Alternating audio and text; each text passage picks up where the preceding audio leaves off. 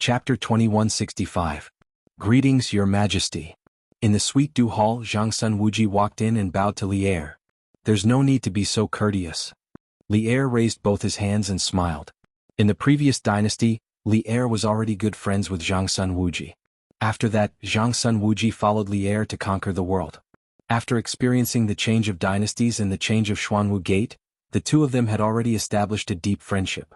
In addition to their relationship with Empress Zhang Sun, the two of them could be said to be even closer. Li Er was naturally quite satisfied with this brother-in-law of his. Not only was he knowledgeable and had outstanding ability, but he also knew how to judge the situation and observe the situation. He wasn't like Wei Zheng, that old fellow who always made him angry to death. The morning court just ended. Why did you return? Is there something important? Li Er put down his brush and sat up straight. He looked at Zhang Sun Wuji and asked. On the way to the palace, Zhang Sun Wuji had already prepared a draft. Now that he heard Li Er's question, he cupped his hands and said, Your Majesty, after I left the morning court, I heard that something strange happened in Chang and City today. The Yanhuang Bank in the city suddenly announced that they would no longer cooperate with the merchants from In Kingdom and Kong Kingdom. As for the money that they had already lent out, the Yanhuang Bank ordered the merchants from In Kingdom and Kong Kingdom to pay it all back within 3 days. If not, they would hand it over to the authorities for investigation. I wonder if Your Majesty has heard of this? So he was here for this matter? Li Er's eyes flashed and he instantly understood. He looked at Zhang Sun Wuji expressionlessly and said, I heard about this from Zhao Song previously. What? Could it be that this is the reason why the auxiliary aircraft is here? Greetings, Your Majesty. In the Suite du Hall, Zhang Sun Wuji walked in and bowed to Li Er. You don't have to be so courteous. Li Er raised both his hands and smiled. In the previous dynasty, Li Er was already good friends with Zhang Sun Wuji. After that, Zhang Sun Wuji followed Li Er to conquer the world. After experiencing the change of dynasties and the change of Xuanwu Gate, the two of them had already established a deep friendship. In addition to their relationship with Empress Zhang Sun, the two of them could be said to be even closer. Li Er was naturally quite satisfied with this brother-in-law of his. Not only was he knowledgeable and had outstanding ability, but he also knew how to judge the situation and observe the situation. He wasn't like that old fellow Wei Zheng who could always anger him half to death. The morning court assembly has just ended. Why did the auxiliary aircraft return? Is there something important? Li Er put down his brush, sat up straight and asked Zhang Sun Wuji. On the way to the palace, Zhang Sun Wuji had already made up his mind. When he heard Li Er's question, he cupped his hands and said, Your Majesty, after I left the court, I heard that something strange happened in Chang and City today. The Yanhuang Bank in the city suddenly announced that they would no longer cooperate with the merchants from In Kingdom and Kong Kingdom. As for the money that they had already lent, the Yanhuang Bank ordered the merchants from In Kingdom and Kong Kingdom to pay it all back within 3 days. Otherwise, they would be handed over to the authorities for investigation. I wonder if Your Majesty has heard of this? So that's why he's here. Li Er's eyes flickered and he understood immediately. He looked at Zhang Sun Wuji expressionlessly and said, I have heard about this from Zhao Song. What? Is this the reason why the auxiliary aircraft is here? Greetings, Your Majesty. In the Suite du Hall, Zhang Sun Wuji walked in and bowed to Li Er. The auxiliary aircraft isn't here. Chapter 2166. In the morning, a horse carriage drove out of the palace and headed towards Chongren Lane. The horse carriage was the second generation, Don't Touch Me from Strange Interest Pavilion. Regardless of speed or comfort, it was much better than the ordinary horse carriages in the market. However, the person sitting in the horse carriage wasn't in the mood to enjoy. He frowned and his old face was so gloomy that water could drip from it. Could it be that I was wrong? Could it be that the king of Shu really didn't have the intention to fight for power? The person sitting in the carriage was Zhang Sun Wuji. Previously he had a conversation with Li Er in the palace, and in the end they naturally parted on bad terms. However, Li Er's last words were deeply engraved in his mind. Nobody knows a son better than a father. I know these few sons of mine better than you. Loves the way of the economy and has no intention of fighting for power. We are only 30 years old. We advise you not to get too involved in the battle for the throne. Recalling the words that Li Er had said in the Ganlu Hall, Zhang Sun Wuji couldn't help but have self-doubt. Impossible. I can't be wrong. The horse carriage moved forward at a moderate speed. The conversations of the pedestrians and the cries of the peddlers didn't seem to reach Zhang Sun Wuji's ears. He sat on the soft leather sofa in the horse carriage in a daze. After an unknown period of time, Zhangsun Wuji shook his head violently.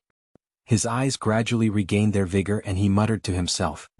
Holding an important position, having money and soldiers, plus the royal bloodline of 2 dynasties, how can he not have ambition? Even if he doesn't have it now, he will have it in the future just like His Majesty back then. Other than Zhangsun Wuji, there was no one else in the horse carriage. Obviously, his words were for himself to hear. He wanted to confirm the thoughts in his heart. He wanted to tell himself that he didn't do anything wrong. In the end, he still didn't believe that Li Er wouldn't have the intention to fight for power when he was in control of the Yanhuang Bank and the gold-robed guards. Putting himself in Li Ku's shoes, Zhangsun Wuji asked himself honestly. If he was Li Ku and was in Li Ku's current situation, he definitely wouldn't have the slightest bit of ambition. Zhangsun Wuji had gone through ups and downs in the officialdom for more than 10 years. Not only was he wise but he also had a sharp eye. He had seen too many people, so he was confident that he wouldn't be wrong this time. Master, we're here. Just like that, amidst Zhangsun Wuji's self-doubt and self-resistance, the carriage stopped after a while. The coachman jumped off the carriage and bowed to Zhangsun Wuji through the curtains. Yes. Zhangsun Wuji finally regained his senses from his chaotic thoughts. He stood up, opened the curtains and jumped down from the carriage. When the servant in front of the Zhangsun residence saw the familiar carriage stop at the entrance, he quickly went up to welcome it. At this moment, Zhangsun Wuji suddenly thought of something and said to the servant who was about to greet him, "Call Ma Cheng to the main hall to see this old man." His voice clearly contained a trace of anger. "Yes, master." When the subordinates heard this, they were instantly shocked. They could also sense that Zhangsun Wuji was angry, so they quickly responded. Zhangsun Wuji nodded and stepped into the mansion, heading towards the main hall. Obviously, he wanted to settle the score with Ma Cheng. If Ma Cheng hadn't come over this morning to bewitch him, he wouldn't have rashly gone to the palace to impeach Li Ku, and he wouldn't have been beaten by Li Er.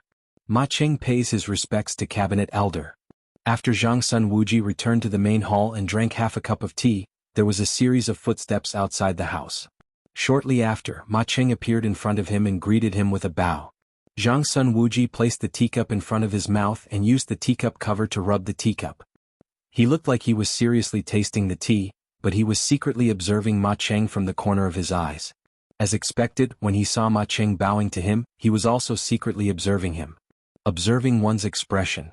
Obviously, Ma Cheng wanted to observe some clues from Zhangsun Wuji's expression to determine the results of Zhangsun Wuji's trip to the palace. Zhangsun Wuji retracted his gaze, but his heart was moved. He placed the teacup on the coffee table beside him and looked at Ma Cheng with a smile. "Zhongming, you don't have to be so courteous." Zhongming was Ma Cheng's courtesy name. Seeing the smile on Zhangsun Wuji's face, Ma Cheng instantly felt relieved.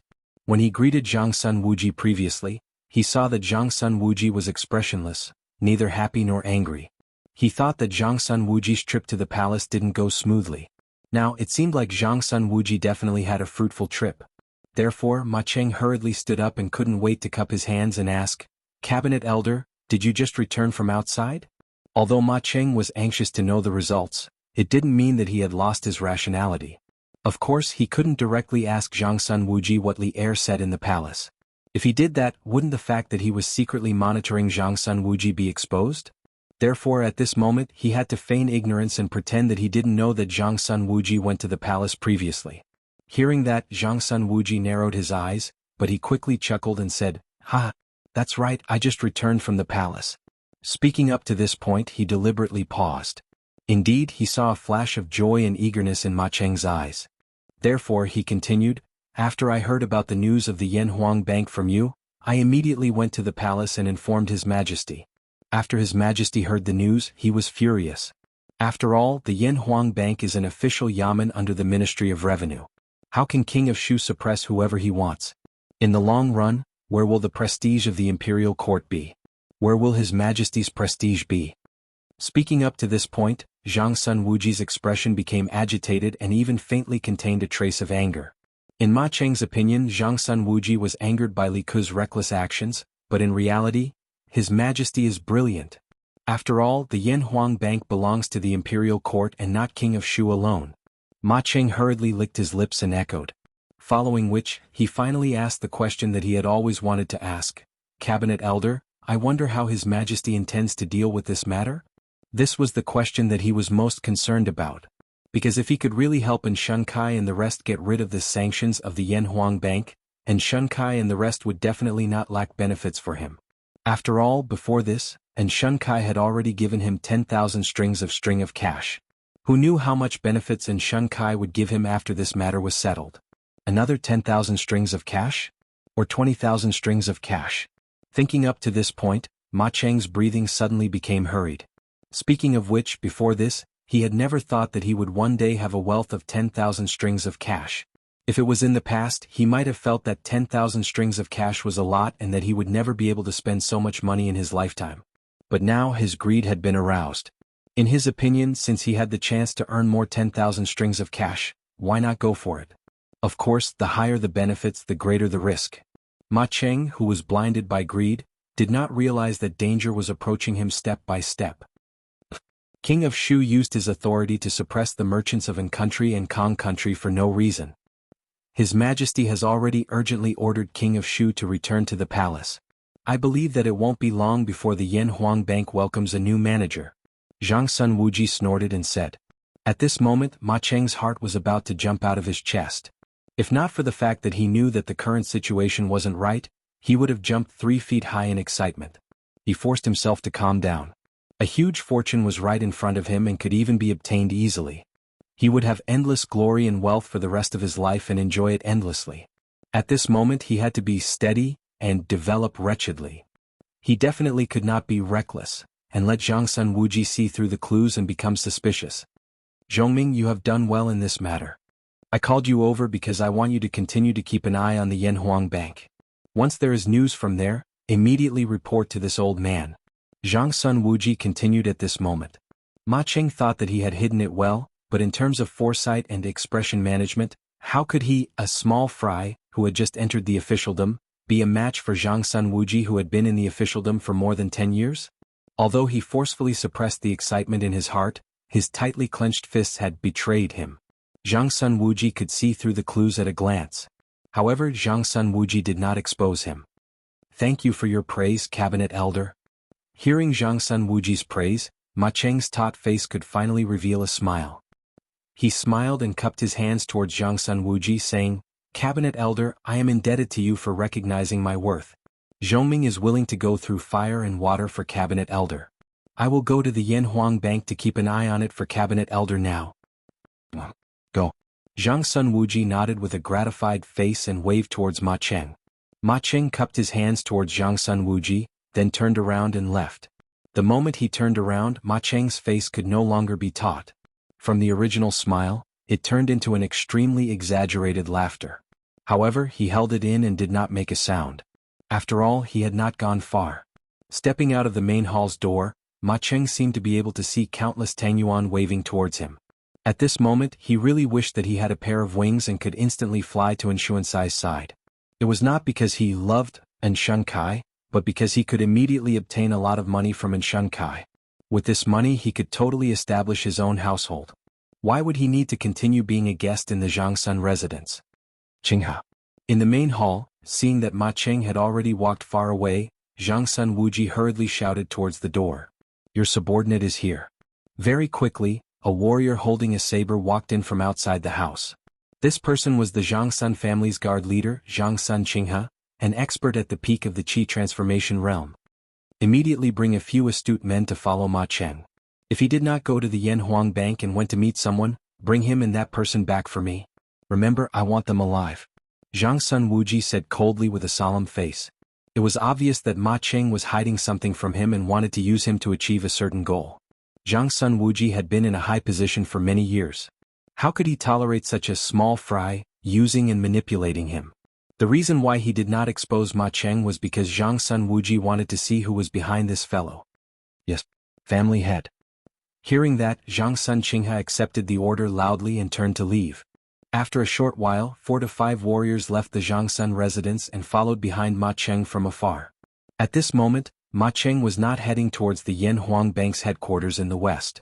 Instead he was heading east. That was the east market of Chang and City. Family head's prediction was indeed correct. This fellow Ma Cheng definitely has some shady business going on. Looking at Ma Cheng's back, Zhang Sun Qinghe muttered to himself. Shopkeeper, quickly call your boss over. Tell him that I have something to tell him. Half an hour later, Ma Cheng arrived at a tea house in the East Market. After entering, he went straight to the counter and spoke to the shopkeeper in a low voice. This tea house was the one where he and Enshun had a discussion over tea in the morning. It was called Enshun Tea House. So it's Ma. Mr. Ma, please come upstairs. This old man will send someone to invite our boss over. The shopkeeper was just about to say, Who the hell are you? Our boss is not someone you can meet whenever you want. But when he looked up and took a closer look, he instantly felt that the person in front of him was somewhat familiar. After a moment, his heart quivered. He thought to himself, isn't this the person who drank tea with the boss on the second floor in the morning? Moreover, before the boss left, he had specially instructed him that if this person came again, not only must he receive him well, but he must also immediately send someone to report to him. Therefore, the shopkeeper's expression changed several times, and he hurriedly changed his words. Hurry up. My time is limited. Ma Cheng nodded and urged the shopkeeper. It was not that he was worried that he would be discovered if he stayed here for too long, but he could not wait to get more benefits that Enshun had promised. Yes. Mr. Ma, please come upstairs first. Our boss should be at the Enshun restaurant in the East Market. He will be here soon. The shopkeeper really thought that Ma Cheng still had urgent matters to attend to. He was afraid that this distinguished guest that his boss had mentioned would not be able to wait and would leave, so he hurriedly pacified him. Ma Cheng nodded and turned to go to the second floor. The shopkeeper's manservant was very perceptive and ran in front of Ma Cheng to lead the way. De Zhuang, you run fast. Quickly go to the restaurant and ask the boss to come over. Just say that Mr. Ma is here. After watching Ma Cheng go upstairs, the shopkeeper hurriedly pulled over a manservant and instructed. Yes, shopkeeper who? The manservant responded, put down the tea tray in his hand, and ran out as if he was flying. Boss, should we go in and capture Ma Cheng now? Under the banyan tree in the west corner of Enshun restaurant, Zhang Sun Qinghe and his group were secretly observing here. At this moment, a slightly smaller Zhang Sun residence guard opened his mouth and asked. Obviously they already knew the mission of this trip, so they also called Ma Cheng Ma Zhanshi, and directly called him by his name. Wait first. Zhang Sun Qinghe frowned and looked at the manservant that ran out of the tea house. He said, this Ma Cheng just entered the tea house and a manservant ran out. Obviously the main character has not arrived yet. Let's wait a little longer. When he spoke up to hear, Zhang Sun Qinghe turned his head and instructed the four people behind him in order to ensure that nothing went wrong. The few of you go and see if there are any other exits from this tea house. If there is a back door, leave 2 people there to guard it. The other 2 come back and guard the front door with me. Yes, boss. Chapter 2167. Good for you, Ma Zhongming. How dare you? How dare you scheme against me? Seems like I have been too merciful all these years. Zhang Sun Wuji said angrily as he looked at Ma Cheng, who was kneeling on the ground with his hands tied up. Actually, Zhang Sun Wuji was already suspicious of Ma Cheng on the way back from the palace. After all, Ma Cheng, as Crown Prince Zhanshi, didn't accompany the Crown Prince to study in the East Palace today. Instead, he specially came over to mention the Yen Huang Bank sanctions against the merchants from the Yin Nation and Kong Nation. Moreover, he intentionally or unintentionally led the topic to Li Ku, making Zhang Sun Wuji fearful of Li Ku's current power and impeach Li Ku. Zhang Sun Wuji, who had been in the officialdom for more than a decade and had fought with countless people in the officialdom, calmed down and thought carefully. He guessed that Ma Cheng didn't come to look for him this morning just to reveal a piece of news to him. There was most likely a conspiracy behind it. So after he returned to his residence, Zhang Sun Wuji wanted to test Ma Cheng. He purposely pretended that the trip to the Imperial Palace earlier was very smooth, causing Ma Cheng to lower his guard and gradually reveal himself. After that, he ordered his men to capture Ma Cheng and the people behind Ma Cheng. An old fox was, after all, an old fox. The reason why Ma Cheng was able to scheme against Zhang Sun Wuji in the morning was because Zhang Sun Wuji didn't have much vigilance against him. Moreover, he grasped Zhang Sun Wuji's weakness very well. He knew that Zhang Sun Wuji was even more concerned about Li Qingqian's position as the crown prince than Li Qingqian himself. As long as someone threatened Li Qingqian's position as the crown prince, Zhang Sun Wuji would definitely eliminate that person at all costs. But in terms of intelligence and methods, Zhang Sun Wuji was miles ahead of Ma Cheng. The moment Zhang Sun Wuji became suspicious of Ma Cheng's failure was already destined. Ma Cheng couldn't win against Zhang Sun Wuji no matter if it was overt or covert methods. However, Zhang Sun Wuji's actions were a little risky. Because he had previously used Li Er's name to deceive Ma Cheng. He had altered Li Er's words. If the imperial censors knew about this, they might impeach him for the crime of tampering with the imperial edict. But Zhang Sun Wuji definitely wouldn't let this happen. At that moment, there was another person kneeling on the right side of Ma Cheng. It was Shun Kai. Previously, Shun had received news that Ma Cheng had come to his tea house. Shun knew that if Ma Cheng had come to find him at this time, it must be that there had been new progress in the matter he had previously requested. Therefore, he hurriedly rushed to the tea house as fast as he could. However, before he could say a few words to Ma Cheng, several saber-wielding warriors rushed in from outside the room. Shun was shocked and hurriedly called for the servants and guards in the tea house. However, who would have thought that the martial arts of the people who rushed in were so high? None of the more than a dozen people under Shun's command were a match for the leading warrior. In a short while they were all beaten down. After that, he and Ma Cheng were tied up and brought here. As for Ma Cheng, he recognized the leading saber-wielding warrior. It was the leader of the Zhang Sun family's guards, Zhang Sun Qinghe. The moment he recognized Zhang Sun Qinghe, Ma Cheng's old face instantly turned ashen. He knew that he had lost. He was completely finished. At this moment, facing Zhang Sun Wuji's fury, Ma Cheng's eyes were dull and he turned a deaf ear to it. His entire person was like a pile of mud, as if he would fall to the ground at any time. He didn't beg for mercy because now that the matter had been exposed, he knew that no matter what he said, he would only be left with a dead end. After all, he had offended Zhang Sun Wuji. He just didn't expect the matter to be exposed so quickly. He also didn't expect that Zhang Sun Wuji would suspect him the moment he returned from the palace and send people to follow him. What exactly happened in Taiyuan? What exactly happened after Zhang Sun Wuji went to the palace previously? This was the biggest doubt in Ma Cheng's heart. Shun Kai had told Ma Cheng some of the reasons why the Yen Huang Bank banned the merchants from country and Kong country. However, it wasn't the whole story. Ma Cheng only knew that there were merchants with 9 surnames causing trouble in Taiyuan City, which was why the Yen Huang Bank did this today. However, from Ma Cheng's point of view, this matter wasn't completely irreversible.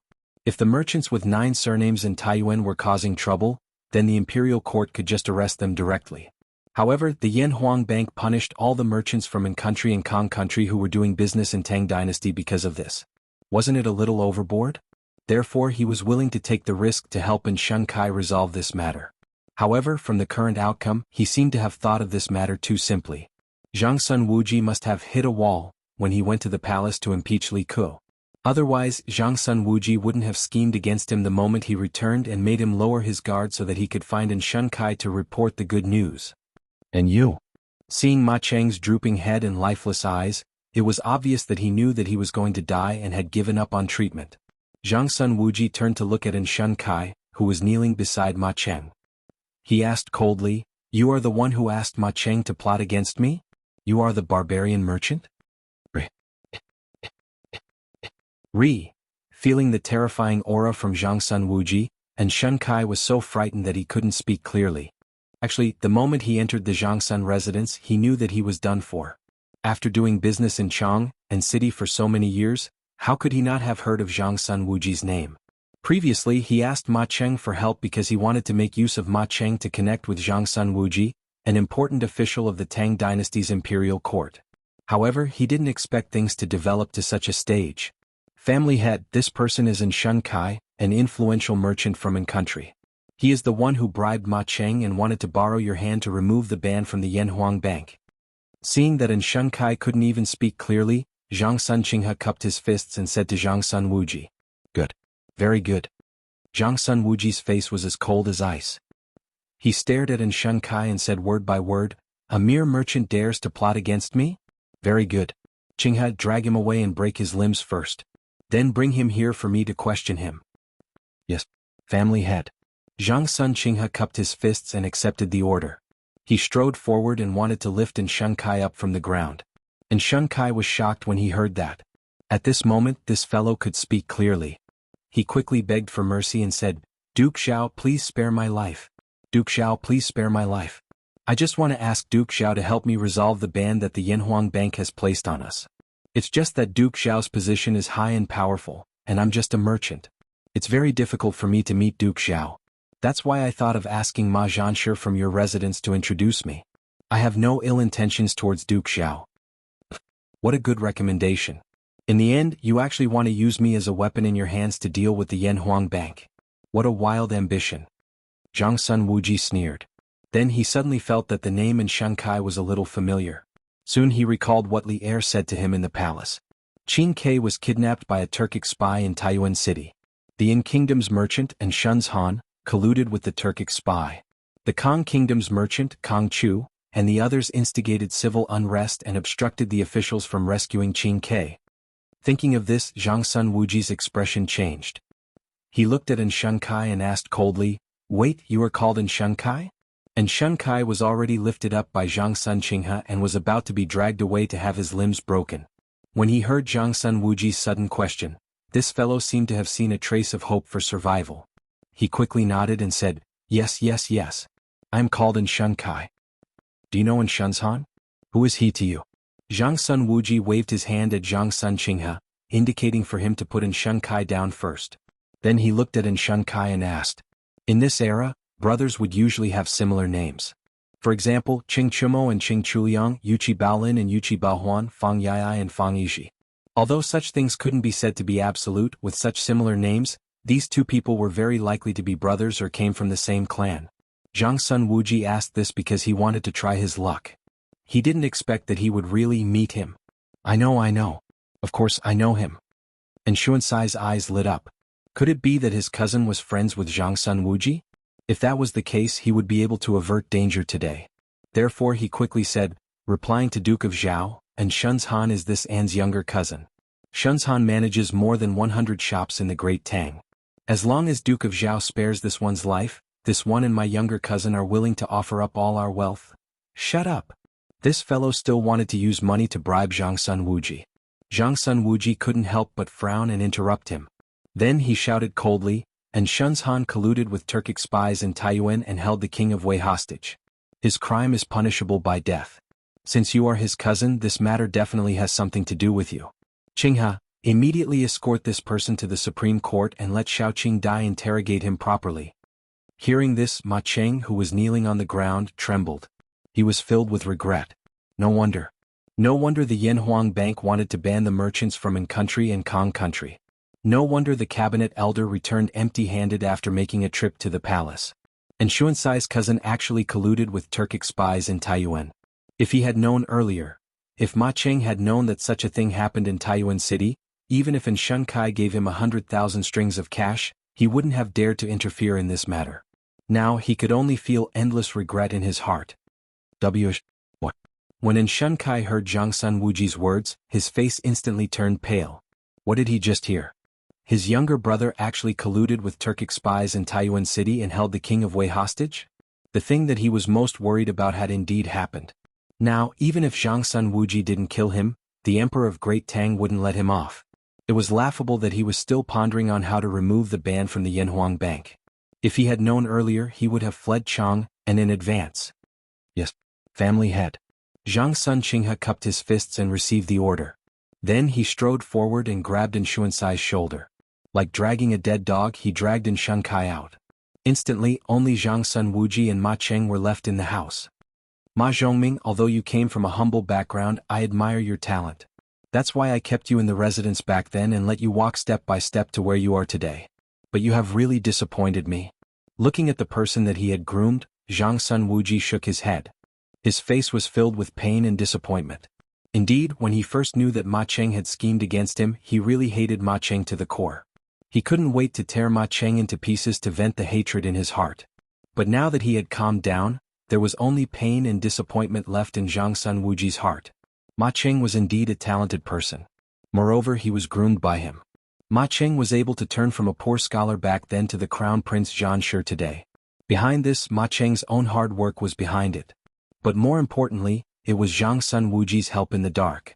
Recommending the person that he had groomed to the East Palace as the Crown Prince Zhan Shi was a move that Zhang Sun Wuji had spent a lot of effort on. He wanted to correct the Crown Prince's wrong thinking of belittling Confucianism and emphasizing engineering. Besides, with Ma Cheng in the East Palace, if anything happened over there, he would be able to know about it immediately. But now, the move that he had put in so much effort into had come to nothing because of the betrayal of his own people. How could he not be heartbroken? How could he not be disappointed? Cabinet Elder, Zhongming is indebted to you for recognizing my worth. Zhongming is deeply grateful. Today I was blinded by greed and did such a foolish thing. Zhongming knows that I have no face to meet Cabinet Elder in the future. I am willing to atone for my sins with death. Ma Cheng's expression was a little moved. He banged his head on the ground and kowtowed heavily to Zhang Sun Wuji. Then he groaned and a large amount of blood flowed out from his mouth. Following that, his neck tilted and his eyes rolled as he fell to the ground. This guy actually bit his tongue to commit suicide. From the perspective of modern medicine, there was no scientific basis for the description of death by biting one's tongue in the novel. Actually, in real life we could often see many people who had their tongues injured or even lost part of their tongues due to various reasons but still survived. But generally speaking, biting one's tongue to commit suicide would usually result in the tongue being severed at the root. The person would usually faint because they couldn't bear the pain. Because the blood vessels at the root of the tongue were larger, and because the tongue was in the mouth, it wasn't easy to use methods such as compressing the blood vessels to stop the bleeding. If the bleeding couldn't be stopped, then the person who bit his tongue to commit suicide would definitely die from excessive blood loss. As for cutting the tongue, because it was cut from the outside, the tongue wouldn't be severed at the root. Only the tip of the tongue would be cut off, so the pain was relatively smaller. When a person bit their tongue, they would bite off the root of the tongue, the root of the part in the mouth. The remaining part would block the trachea, causing the person to suffocate to death. The tongue was rich in blood vessels. After biting the tongue, one would bleed to death. The intense pain after biting the tongue would cause the person to temporarily lose their rationality. The large amount of blood and secretions from the mouth could be inhaled into the trachea, causing choking and coughing. Choking and coughing would further worsen the lack of oxygen. The possibility of death due to mechanical asphyxiation and traumatic coma couldn't be ruled out. The blood vessels on the tongue were rich. Once they were severed, there would be massive bleeding, causing the body to lack blood. Also, the tongue was very close to the brain, so the nerves on it were rich and controlled directly by the brain. Once it was strongly stimulated, it would directly stimulate the central nervous system, causing the central nervous system to be damaged and cause death. Zhang Sun Wuji's gaze turned cold. He knew that Ma Cheng had most likely bit his tongue to commit suicide. He didn't expect that this guy would suddenly wake up at the last moment and have the courage to bite his tongue to commit suicide and atone for his sins with his death.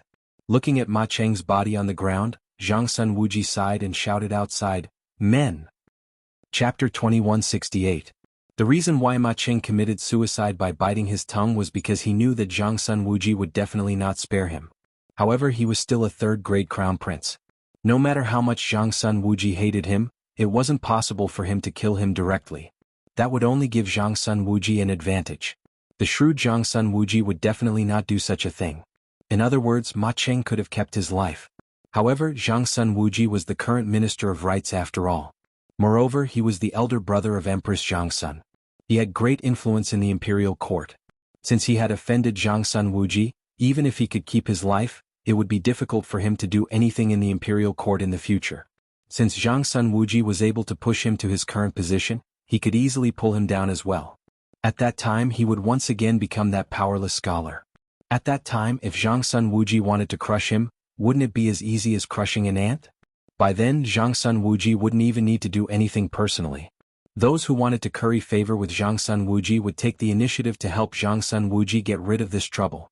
More importantly, after Zhang Sun Wuji killed him, he might even vent his anger on his family. This was what Ma Cheng didn't want to see the most. Therefore, instead of dying in such a sullen manner and implicating his family, Ma Cheng felt that it was better to commit suicide.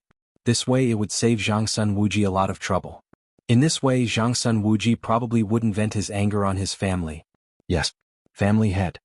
Most of the Zhang Sun residence's guards were soldiers who had retired from the battlefield. They were all experienced. Seeing this scene, a few of them were first shocked, but they quickly calmed down. They cupped their fists towards Zhang Sun Wuji, then carried Ma Cheng, whose face was covered in blood, away and left. Not long later, maids and servants came in to clean up the bloodstains on the ground. Zhang Sun Wuji wasn't willing to continue staying here and was preparing to leave. However, at this moment, a voice came from outside. "Father, you're back?" It was Zhang Sun Chang's voice. Yinhuang College was currently on summer vacation. Only the members of the Trump Card Project team would continue their research activities in the college. The rest of the students had basically gone home. Although Zhang Sun Chang's proficiency in the 4 books and 5 classics was not bad, he was still a layman in the college. Whether it was mathematics, physics, or chemistry, his grades were not considered top-notch in the college. He had always been in the middle and lower levels. Therefore, he was not able to enter the trump card project. During the summer vacation in the college, he naturally stayed at home. Hearing Zhang Sunchang's voice from outside, Zhang Sun Wuji, who was about to stand up and leave, sat back down. After a while, Zhang Sunchong rushed in. The moment this fellow entered, he saw a few servants scrubbing the ground in the middle of the main hall. He was startled at first, but his gaze inadvertently caught a glimpse of a pool of blood on the ground. Zhang Sunchang's expression instantly changed. He looked nervously at Zhang Sun Wuji and asked, "Father, what's wrong?" Zhang Sun Wuji raised his eyelids and lightly reprimanded, "What are you panicking for? It's just a person who died." Zhang Sunchong was born in a time of peace. At least, most of his memories were from the Tang dynasty. He was not like Zhang Sun Wuji, who had experienced the chaotic times at the end of the Sui dynasty. Therefore, when he saw the bloodstains in the main hall of his house, Zhang Sunchong subconsciously panicked. Now that he heard Zhang Sun Wuji say, "Someone died," Zhang Sunchong instantly panicked. He widened his eyes, looked at Zhang Sun Wuji and asked, "Someone died? Who died?" "All of you are dismissed." Seeing that the bloodstains on the ground were almost wiped clean, Zhang Sun Wuji waved his hands at the few servants and said, "Yes, old master." The few of them bowed and accepted the order. They took the cleaning tools and left the main hall, closing the door on their way out. A person who deserved to die, Ma Cheng. When only the father and son were left in the room, Zhang Sun Wuji opened his mouth. "Ma Cheng? The Ma Cheng who just became the crown prince, Zhan Shi? Father, why did you?" As the eldest young master of the Zhang Sun residence, Zhang Sunchong knew some things. When he heard Zhang Sun Wuji say that Ma Cheng was dead, Zhang Sunchong's heart instantly thumped. He thought to himself, why did his father want to kill Zhang Sunchong? Could it be that his father wanted to rebel? And was discovered by Ma Cheng? Thinking of this, Zhang Sunchong's small face instantly turned pale. He, the son of a duke, hadn't had enough of a good life. How could his father rebel? Now that the emperor had so many valiant generals under him, he had a strong army.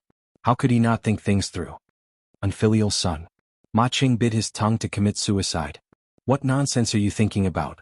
Seeing Zhang Sunchong's pale face and looking at him strangely, Zhang Sun Wuji's face instantly darkened as he scolded angrily.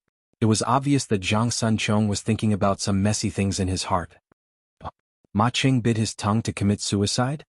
Hearing this, Zhang Sunchong's face was filled with surprise. He couldn't help but heave a sigh of relief. Following which, he asked curiously, "Then father, why did Ma Cheng bite his tongue to commit suicide?" Zhang Sun Wuji's face was gloomy as he said, "This fellow colluded with the merchants of the Yin kingdom and plotted against me. He wanted me to enter the palace to impeach the king of Shu. After the matter was exposed, he bit his tongue to commit suicide."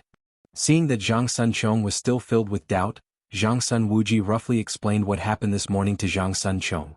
After hearing half of it, Zhang Sunchong exclaimed, "What? There are Turkic spies in Taiyuan City? And they even kidnapped Qing Ke? What about the rest of the teachers and students in the academy? How are they now?" After staying in Yanhuang College for a year, Zhang Sunchong more or less had some feelings for the college. Compared to his home in Chang'an City, he actually preferred to stay in the college. The college gave him a very special feeling. If he really had to describe it, it would be the feeling of freedom. There wasn't a strict hierarchy here, nor was there complicated scheming and fighting for power. Everyone was equal. For knowledge and truth, students could even quarrel with teachers. Under the pure learning atmosphere, the hearts of the teachers and students became purer. He really liked this kind of simple and free atmosphere. Thus, when he heard from Zhang Sun Wuji that Li Tai was kidnapped by a Turkic spy, Zhang Sunchong subconsciously became nervous. Taiyuan City was sealed off 2 days ago. His Majesty sent the cavalry commander Li Junxian to Taiyuan City to personally take charge of the rescue operation. His Majesty didn't receive any news about the other Yanhuang College teachers and students, so they should be fine. Zhang Sun Wuji looked at his son with a complicated gaze and replied expressionlessly. Fortunately. Zhang Sunchong heaved a sigh of relief and muttered to himself. Immediately after, he realized that something was wrong and said, "That's not right. 2 days ago I just went to the college. With such a huge matter happening, how could Teacher Ji and Teacher Kong Gue not know about it? Father, you aren't lying to me, right?" Zhang Sun Wuji's face turned black again. He forcefully resisted the urge to beat this unfilial son in front of him to death and said in a muffled voice, This is what His Majesty said in the palace just now. Do you think His Majesty has the time to lie to you? That shouldn't be the case. Zhang Sun Chong scratched his head and said awkwardly. He knew that he was just a small figure in Li Er's eyes. Naturally, Li Er wouldn't lie to him. Zhang Sun Wuji looked at his prodigal son indifferently and said, Taiyuan City is sealed off. Outsiders can't enter and it's hard for news to spread out. His Majesty should be able to receive the news thanks to the telegraph machine that your college invented. However, since His Majesty didn't inform the officials of this news, it means that His Majesty doesn't want the news to spread. This matter should be classified as a secret. Don't spread it outside. Although Li Er didn't tell Zhang Sun Wuji to keep it a secret, with Zhang Sun Wuji's intelligence, it wasn't difficult for him to deduce this. He was just afraid that his bastard son wouldn't know the severity of this matter and would spread the news everywhere. Oh, I got it, father. Zhang Sun Chong nodded and replied. As for whether he really knew or was faking it, only God would know. Looking at Zhang Sun Chong, who was obviously absent-minded, Zhang Sun Wuji sighed helplessly in his heart. Back then he sent Zhang Sun Chong to Yanhuang College mainly because he thought highly of Li Zixuan's potential. He wanted Zhang Sun Chong to get close to Li Zixuan and express the goodwill of the Zhang Sun family to rope in Li Zixuan. However, a year had passed, and the status of Yanhuang College in Tang Dynasty was getting higher and higher. Li Zixuan's official position was also getting higher and higher. Now he was even conferred a prefecture and became the provincial governor of a prefecture. Moreover, Li Zixuan's attitude towards the Zhang Sun family had always been ambiguous. He was far from being as close as he was to the Cheng, Qin, Yuqi and Niu families.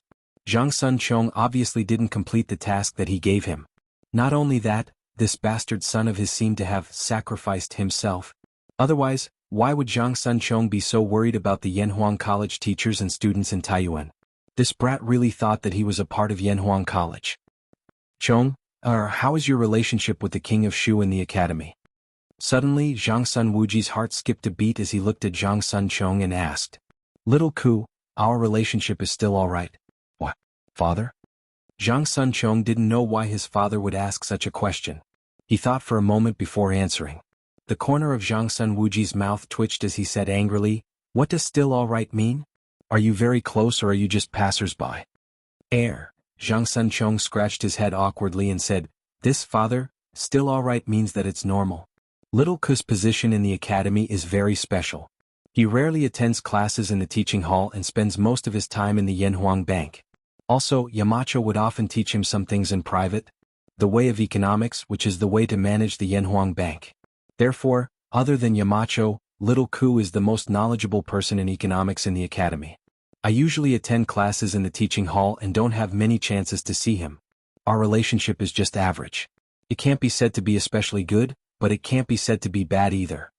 Hearing this, Zhang Sun Wuji pointed at Zhang Sun Chong in disappointment as he felt extremely depressed. Zhang Sun Wuji had been wise all his life and was very intelligent. When he was young he became friends with Li Er and became in-laws with him. After Li Yuan started the war in Jinyang, he went to serve him and followed Li Er to conquer the world. Step by step he became a trusted strategist. Later on he participated in the planning of the Xuanwu Gates Rebellion, which led to his current prominent position in the imperial court. But how did he give birth to such a disappointing son? He led the officials in the imperial court while his son could only be an inconspicuous passerby in the academy. Why was Li Ku able to become Li Zixuan's direct disciple and take charge of the Yanhuang Bank while his son could only obediently stay in the teaching hall and listen to the teachers of the academy? When the academy reopens next month, you don't have to go to school anymore. After a moment of silence, Zhang Sun Wuji said with a tired heart. He felt that he couldn't afford to lose face like this. Father, why is that? Zhang Sun Chong was dumbfounded and immediately said anxiously, Just because I'm not familiar with Little Ku, you don't want me to continue studying in the academy? What kind of logic is this? No. I still want to go to the academy. Unfilial son. What are you going to do in the academy? Are you going to lose face for me? As my son, your results in the academy can only be ranked in the middle. You can't even be compared to some of the commoners, not to mention King Wei and King Shu. I've been wise all my life and can't afford to lose face like this. Hearing Zhang Sun Chong's words, Zhang Sun Wuji couldn't hold it in anymore and roared. Hearing this, Zhang Sun Chong instantly complained, Father, you can't blame me for this. Qin Kei and Little Ku were the first batch of students to learn engineering from the Yamacho. Their foundation is better than mine. Isn't it normal that I can't win against them? Father, don't worry. I'm already familiar with the subjects in the academy. Next semester, my results will definitely be in the top 200, no, top 100. This fellow was afraid that Zhang Sun Wuji wouldn't let him return to the academy to continue studying, so he directly set a goal of being in the top 100. As for whether he could achieve it, to be honest, Zhang Sun Chong wasn't sure himself. Who cares? I have to stabilize my father first, Zhang Sun Chong thought in his heart. Zhang Sun Wuji frowned and didn't say anything. Seeing this, Zhang Sun Chong had no choice but to continue. Father, the children of the various families in the imperial court are basically studying in Yanhuang College. Some of them who aren't here are also planning to enter the academy next year. I've finally entered the academy, but you actually want to kick me out. This is really embarrassing for you. Chapter 2169. When they were in the palace this morning, Li Er had said to Zhang Sun Wuji, "No one knows a son better than a father. I know my son's better than you. Loves economics and has no intention of fighting for power." Zhang Sun Wuji didn't believe it at all. After all, Li Ku was in an important position now. He had money and soldiers. In addition, he had the royal bloodline of 2 dynasties. How could he not have any ambition? Even if he didn't have it now, he would definitely have it in the future, just like the general of heavenly strategies, Li Shimin. However, after Zhang Sun Wuji thought about it carefully, he felt that something wasn't right. Although Li Er had won the coup at the Xuanwu Gate, this coup had caused him to bear the infamy of killing his brother and imprisoning his father. It could be said that it was an eternal pain in his heart. As a father, Li Er shouldn't want his sons to follow in his footsteps. Therefore, since Li Er dared to let Li Ku take charge of the bank and establish the gold-robed guards, it meant that Li Er was sure that Li Ku wouldn't fight for the position of Li Qingqian's heir. If not, no matter how outstanding Li Ku's ability was, Li Er wouldn't have given him such an important position. However, why was Li Er so sure that Li Ku didn't have any intention of fighting for the position of heir? One must know that in this world, a person's heart was the most difficult to guess. Zhang Sun Wuji, who couldn't figure it out, saw his son. He secretly thought that Zhang Sun Chong and Li Ku were schoolmates, so he should be able to get some information from Zhang Sun Chong. However, he didn't expect that this kid had wasted so much time talking and didn't say anything. This really angered him half to death. It was fine that he didn't get any news from Li Ku, but Zhang Sun Wuji also wanted to hear Zhang Sun Chong's opinion of Li Zishuan. Back then he had thrown out an olive branch to Li Zishuan, such as investing in the Yanhuang Bank, or giving the Zhang Sun family's iron mine to Li Zishuan for joint mining. Li Zishuan didn't reject his goodwill, but what made Zhang Sun Wuji depressed was that after Li Zishuan accepted his goodwill, he didn't give any feedback at all. It was as if he was taking benefits but not doing anything. Speaking of which, when Zhang Sun Wuji befriended Li Zishuan, he didn't want Li Zishuan to do anything for him. He just wanted to form a good relationship with him. However, Li Zishuan's attitude towards the Zhang Sun family was always ambiguous. This made Zhang Sun Wuji a little confused about Li Zishuan's attitude. It could only be said that the current Zhang Sun Wuji was still too weak. If he waited until the later period of Zhen Guan or even Li Ye's reign, when he was in power, he might not even care about a young talent like Li Zishuan. If he couldn't get him, he would just destroy him. Father, what do you mean by asking this? Don't tell me you want to deal with Yamacho? In the main hall, Zhang Sun Chong suddenly recovered from his thoughts and looked at Zhang Sun Wuji as he quickly asked. Zhang Sun Wuji frowned and was about to flare up, but Zhang Sun Chong didn't wait for him to speak and continued, "Father, I advise you to give up on this idea as soon as possible. Yamacho is an unfathomable person. Not only is his martial arts extremely high, but the more I understand him, the more I feel that the knowledge in his head doesn't seem to belong to this world. It seems like there's nothing he can't do." The corner of Zhang Sun Wuji's mouth twitched and he couldn't help but scold angrily, "I have no enmity with Yamacho. When did I say I want to deal with him?" However, he couldn't help but be slightly surprised. He didn't expect Zhang Sun Chong to have such a high evaluation of Li Zishuan. This brat had only stayed in the academy for a year, and he already had such an attitude towards Li Zishuan. In the future, wouldn't his brat treat Li Zishuan like a god? "Father, you don't intend to deal with Yamacho? That's good. That's good." When Zhang Sun Chong heard this, he understood that he had misunderstood and couldn't help but awkwardly scratch his head. Zhang Sun Wuji didn't have the energy to complain about his son. He took a deep breath and said to Zhang Sun Chong, "I want to ask you, what is Li Zishuan's attitude towards the Crown Prince, King Wei and King of Shu? Who exactly does he support?" There was no need to doubt Zhang Sun Wuji's position. He would definitely support Li Zixuan unconditionally to be the crown prince. However, Zhang Sun Wuji had always been confused about the attitudes of these three princes. Zhang Sun Wuji couldn't tell which faction Li Zixuan belonged to. Zhang Sun Chong obviously understood the meaning behind Zhang Sun Wuji's question. He also knew the political stance of the Zhang Sun family. If he didn't answer this question well, Zhang Sun Wuji might treat Li Zixuan as a political enemy in the future. This was a situation that Zhang Sun Chong didn't want to see. Father, Yamacho seems to have a very good relationship with the Crown Prince, King Wei and King of Shu. During the military training at Yanhuang College, the Crown Prince, as the Crown Prince, personally participated in the military training at the college. During that time I saw the Crown Prince and Yamacho often chatting and laughing. They were even close to calling each other brothers. As for King Wei and King of Shu, their relationship with Yamacho is needless to say. They admire Yamacho's knowledge from the bottom of their hearts and treat Yamacho with disrespect. Yamacho also taught them wholeheartedly. King Wei is a true disciple of Yamacho in the study of things. His attainments in engineering are even better than many teachers in the college. Therefore, King Wei is personally leading the team to the north. Little Ku is a true disciple of Yamacho in the study of economics. When Yamacho isn't in the bank, Little Ku is the one in charge. Therefore, Father, when you asked me which prince Yamacho supports, it's hard to say. Zhang Sun Chong thought for a while before speaking. Hearing this, Zhang Sun Wuji's expression was a little complicated. Actually, he had heard of the news that Zhang Sun Chong said before, but it was all scattered. Now that Zhang Sun Chong put all the information together, Zhang Sun Wuji suddenly realized that Li Zixuan seemed to be a non-partisan. He didn't explicitly support Li Tai, nor did he choose between Li Tai and Li Ku. This emperor is only 30 years old.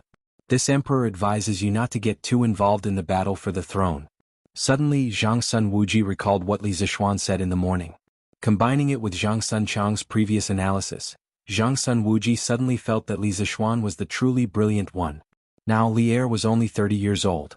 If there were no accidents, he could still sit on the throne for another 20 to 30 years. As a subject, it was too early to take sides now. It would easily arouse the suspicion of the emperor. Someone like Li Zixuan, who didn't side with any of the princes and didn't offend any of them, was a truly brilliant move. At this moment, Zhang Sun Wuji suddenly felt enlightened. He had thought it through. In the past, he was too stubborn to the point of being paranoid. He was too worried that Li Qingqian's position as the crown prince would be snatched away. He was even more worried than Li Qingqian himself. This would easily make Li Er unhappy and suspicious. Moreover, I feel that, Father, you don't have to worry about anyone competing with the crown prince for the throne. In the past, King Wei did have the intention to compete with the crown prince for favor. However, after entering Yanhuang College, King Wei devoted all his attention to engineering research. Now he can't even be bothered to return to the palace. Father, do you think he will still compete with the crown prince for the throne? King Shu's situation is similar to King Wei's. Before going to the academy, King Shu didn't have any open or covert competition with the crown prince. After entering the academy, King Shu was engrossed in economics and didn't have the intention to compete with the crown prince for the throne. Therefore, Father, you don't have to worry about the crown prince's position at all. At this moment, Zhang Sun Chong spoke again. Zhang Sun Wuji frowned. Although he subconsciously felt that Zhang Sun Chong's words were a little too far-fetched, after thinking about it seriously, he felt that Zhang Sun Chong's words made some sense. After a long silence, Zhang Sun Wuji sighed and muttered to himself, if this is the case, then this Yanhuang College is really a magical place. Actually, Li Zixuan's political stance was very clear. He wasn't a non-partisan person like Zhang Sun Wuji thought. There was no doubt that Li Zixuan supported Li Qingqian to be the crown prince. This was because with the current situation in Great Tang, only Li Qingqian as the crown prince would not cause internal turmoil in the imperial court. In history, Li Qingqian's personality was explosive, wild, and arrogant. He even kept male pets, so he was indeed unfit to be the crown prince. However, that was only after Li Qingqian came of age. The current Li Qingqian treated others generously, diligently, and loved the people. He hadn't gone down the wrong path yet. Li Zixuan felt that he was a very good candidate for the crown prince. Moreover, Li Zixuan felt that with his intervention and guidance as a transmigrator, Li Qingqian would definitely not repeat the mistakes of history. Moreover, he would be able to become a wise emperor. Therefore, Li Zixuan supported Li Qingqian to be the crown prince. However, the way he supported Li Qingqian wasn't as extreme as Zhang Sun Wuji's. Zhang Sun Wuji's desire for control was too strong. He wanted everything to be within his control. He wanted Li Qingqian to work hard according to the image of the crown prince in his heart. Moreover, if there was someone who could threaten Li Qingqian's position as the crown prince, Zhang Sun Wuji would do all he could to get rid of that threat. On the other hand, Li Zishuan was different. On one hand, he guided Li Qingqian on the right path. On the other hand, in history, Li Tai and Li Ku, the two princes who were a threat to Li Qingqian's position as the crown prince, Li Zishuan kept them by his side. Through discovering their interests and strengths, he guided them to focus on their respective fields of expertise. Actually, did Li Tai and Li Ku really care about the crown prince's position in the past? Not necessarily. How would a half-grown child know so many things? What they cared about was probably Li Er's favor. Sons fighting for favor in front of their father was a very normal thing. That was why Li Tai and Li Qingqian fought openly and secretly in the palace in the past. However, when the two of them discovered the door to another world, they would realize how childish and boring they were in the past. Thus, they would put more energy into the fields that they were truly interested in. Li Qingqian, Li Tai, and Li Ku were currently moving in the direction that Li Zishuan had predicted. Moreover, their achievements were quite good. Of course, the main reason for this was that Li Tai and Li Ku were really talented in engineering and economics. Otherwise, Li Zishuan wouldn't be able to make bricks without straw. Therefore, compared to Zhang Sun Wuji, Li Zishuan's method of supporting Li Qingqian wasn't simply to suppress or support him. In fact, he was helping Li Qingqian, Li Tai, and Li Ku, who said that when two tigers fight, one of them must be injured. Couldn't it be a win-win situation or a win-win situation? Wasn't it good to be in such a harmonious situation? Li Er's three sons were actually quite talented. If the three brothers could unite and fight against the outside world together, it would definitely be a great blessing for the millions of people in Tang Empire. As for the other countries, it wouldn't be a blessing. It would be a nightmare. The news of Anshuansai's capture quickly spread to many people. Kang Fuyang and the others who had gone to the new workshop with Shun Kai were now all gathered in the main hall of the Inn Mansion. Not only them but all the reputable Hu merchants in Chang, and especially the merchants from the Kang Kingdom and the Yin Kingdom, were also gathered here. It was Shun Kai who had gathered them here. Previously, Shun Kai had given Ma Cheng more than 10,000 strings of coins, which was crowd-funded by these people. After all, the ban of the Yanhuang Bank had a huge impact on the merchants from the Yin and Kang Kingdoms who did business in Tang Empire. As long as the ban could be lifted, they were still willing to fork out money. Oh no. Oh no. My master has been captured in the Inshun tea house. At this moment, a waiter ran in and said while panting. It was the waiter from the Inshun tea house. The Inshun tea house was in the east of Chang'an City, while the Inn residence was in the south of Chang'an City. The distance between the two places was still a little far, so the waiter had only just arrived to report the news. What? Everyone in the room was shocked. Kang Fuyang stood up and said, "What did you say? Bosson has been captured? Did you see who the other party was?"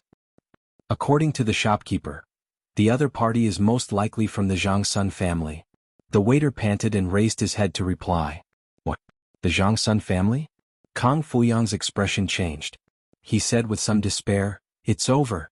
Could it be that Duke Zhao saw through Bosson's plan, so he sent people to capture Bosson?" When the others heard this, their expressions also changed.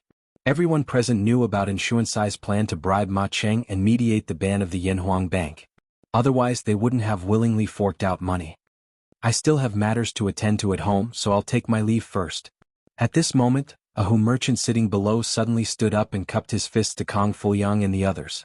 Since Zhang Sun Wuji had captured Shun Kai, it meant that the Zhang Sun family was likely to attack the Yin family next. They couldn't care less about the ban of the Yanhuang Bank. At this moment, it was more important for them to protect themselves. They couldn't have anything to do with Shun Kai. I just remembered that my wife is about to give birth today, so I'll take my leave first. When there was a first, there would be a second. Almost as soon as the first Hu merchant finished speaking, another Hu merchant stood up and cupped his fists. My house caught fire, so I'll take my leave first. After a while, most of the Hu merchants in the main hall left, leaving only Kang Fuyang and the others who were closer to Shun Kai. Chapter 2170. Brother Fuyang, Mr. N has been captured by Zhao Guogong. What should we do now? In the main hall of the Inn Mansion, those fence-sitters had all run away after learning that Shun Kai had been captured. Only the 8 Hu merchants who had gone to the workshop with Shun Kai were left. At this moment, Shirnansho frowned and looked at Kang Fuyang. Alas, we can only wait. Kang Fuyang sighed and said, "Let's wait for news from Zhangsun Manor." Brother Xuansai's plan originally had a certain amount of risk, but I didn't expect it to be exposed so quickly. Duke Zhao isn't someone we can offend. We can only hope that he can be magnanimous towards Brother Shun Kai. Also, when I returned from the workshop of the Curious Pavilion this morning, I have already written a letter to inform the Kong Kingdom of this matter. When the king learns of this matter, he will most likely send an envoy to negotiate with the Great Tang Imperial Court. But Changguan is far away from the Kong Kingdom. Even if he gallops, I'm afraid it will take more than a month for news. Shirnansho nodded and said, I have also written a letter and sent it back to the Stone Kingdom. The 9 families of Zhaowu are united. I believe the monarch of the 9 countries will not allow the Tang Empire to humiliate us. That's right. The others nodded. Kong Fuyang said, since Brother Shun Kai has been captured, we can't stay here for long. You should go back first. Just send someone to keep an eye on the Zhangsun mansion. Fuyang is right. Let's go back first. They did not hesitate. They only said a few words to the steward of the inn mansion and left under the steward's aggrieved and resentful eyes. It was not that they did not want to save Shun Kai, but that they did not have the ability to do so. It was obvious that Xuansai's plan had been exposed and had angered Zhang Sun Wuji. But who was Zhang Sun Wuji? He was the Minister of Official Personnel Affairs of the Tang Empire and the elder brother of the Tang Empress. How could they afford to offend him? So even though the old steward of the inn mansion begged them to help save Shun Kai, they could only pretend not to hear and leave in a hurry. The arms were no match for the thighs. Your Majesty, the Zhangsun clan has sent an in-kingdom merchant to the Supreme Court, claiming that he is Xuanshan's cousin. They hope that the Supreme Court will properly interrogate him and see if he is colluding with Turkic spies. In the Sweet Nectar Hall, Li Er had just finished dealing with administrative matters and was about to leave when Zhao Song walked in quickly and whispered to Li Er. Oh, merchants from in-kingdom? And he's Xuanshan's cousin? When Li Er first heard this news, he did not pay much attention to it. However, he suddenly felt that the name, Shunzhan, sounded familiar. Then he thought of the latter half of Zhao Song's sentence about Zhang Sun Wuji wanting the Supreme Court to investigate whether the in-kingdom merchant had colluded with the Turk spies. Li Er instantly recalled the identity of Shunzhan. His eyes focused, and after pondering for a moment, he instructed Zhao Song, go to the Supreme Court and bring this person out, then hand him over to the 100 Cavalry Department for interrogation. For the time being, Li Er did not want more people to know about what had happened in Taiyuan City. Firstly, even if others knew about what had happened in Taiyuan City, it would be useless to save Li Tai. Secondly, since there were Turkic spies in Taiyuan City, who could guarantee that there weren't any in Chang'an City? If the Turkic spies in Chang'an City learned of what had happened in Taiyuan City, there was no telling what sort of trouble they might cause to prevent Li Junxian from saving Li Tai. Li Er was rather satisfied with the current situation in Taiyuan City. He believed that as long as Li Junxian slowly and steadily worked his way through, he would have a high chance of successfully rescuing Li Tai. And the Supreme Court naturally did not know what had happened in Taiyuan City. If they were to interrogate Shunzhan for colluding with the Turkic spies, Daizhou would probably be filled with question marks and wouldn't even know how to interrogate him. Thus, Li Er planned to have the 100 Cavalry Department properly interrogate this Shunzhan. Because Li Junxian was in Taiyuan City, the 100 Cavalry Department knew what had happened in Taiyuan City. Moreover, the 100 Cavalry Department was Li Er's most trusted unit. This old slave obeys the decree. Zhao Song clasped his hands in acknowledgement, but he did not turn to leave. After a few moments of hesitation, he said, Your Majesty, the Zhangsun clan also sent a person to the Supreme Court. To be more precise, they sent a corpse. Oh. Li Er's expression froze as he sternly asked, could it be that Zhang Sun Wuji had suffered a setback in the imperial palace, so he went back and killed someone to vent his anger? That shouldn't be the case. Zhang Sun Wuji was a smart man. He wouldn't make such a low-level mistake. It's the Crown Prince of the Eastern Palace, Ma Cheng. Zhao Song bowed as he softly reported. Ma Cheng? The Crown Prince Zhan Shi who was elected last month? Li Er asked in confusion. He knew of the relationship between Ma Cheng and Zhang Sun Wuji. Logically speaking, Zhang Sun Wuji had pushed Ma Cheng to the position of Crown Prince Zhan Shi with great difficulty. It was impossible for Zhang Sun Wuji to kill him, right? Wouldn't that be a waste of effort and self-destruction? Precisely. Zhang Song nodded and clasped his hands. The Zhang Sun clan said that Ma Cheng secretly colluded with Shun Kai and received huge benefits from the other party. After the matter was exposed, he knew that he had committed a grave sin, so he bit his tongue and committed suicide. The Supreme Court's coroner conducted a preliminary examination of the corpse. Ma Cheng's tongue was severed from the root. He really bit his tongue and committed suicide. It doesn't look like a homicide. Ma Cheng colluded with An Shun Kai? This is interesting. Later, let the 100 Cavalry Department investigate this matter as well. Li Er's eyes flashed as he instructed Zhao Song. Yes, Your Majesty. Zhao Song clasped his hands and left after receiving the order. Time for lunch. Time for lunch. When it was close to noon, on the Black Armored Military Academy, where the Wu Battalion was located, Sun Jiping's announcement of disbandment caused the soldiers of the Wu Battalion to erupt in cheers. After training for the entire morning, the soldiers who were originally exhausted seemed to have been revived with full blood at this moment. Everyone rushed to their own tents as fast as they could. Their food was there. They were going to eat. Of course, the reason why they were so excited was that there was enough meat for all the soldiers of the Wu Battalion today. Due to the Black Armored Army's martial arts competition yesterday, Team 1 of the Wu Battalion and Team 1 of the 1st Battalion had both suffered heavy losses. Team 2 of the Wu Battalion won without a fight and obtained the first place. According to the rules of the competition, the team that obtained the first place would be able to enjoy an unlimited supply of meat for a day. This was incredible. In this era, there was no complete animal husbandry industry. The supply of meat was not as plentiful as it was in the modern era.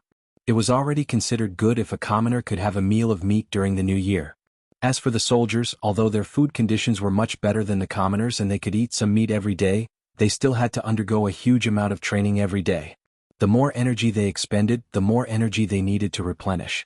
This was especially true for the soldiers of the Black Armored Army. The amount of training for the Black Armored Army was definitely several times that of the other battalions in the capital. Under such circumstances, how could the meager amount of meat provided by the Black Armored Army be enough for them? It wasn't even enough to fill the gaps between their teeth. Now that there was such a good opportunity to eat as much meat as they wanted, how could the soldiers let it go? Each of them wished that they could grow wings and fly directly to the kitchen. Everyone swore in their hearts, "Today we must eat until the sky turns dark and the earth turns dark. After all, there won't be another opportunity like this if we miss this village. Oh, I old Ching want to eat a pig today. No one is allowed to stop me." Ching Chimo wailed like a ghost and howled like a wolf. He was the first to get his rice bowl and galloped towards the kitchen of the Wu camp. Following closely behind him was Bao Lin.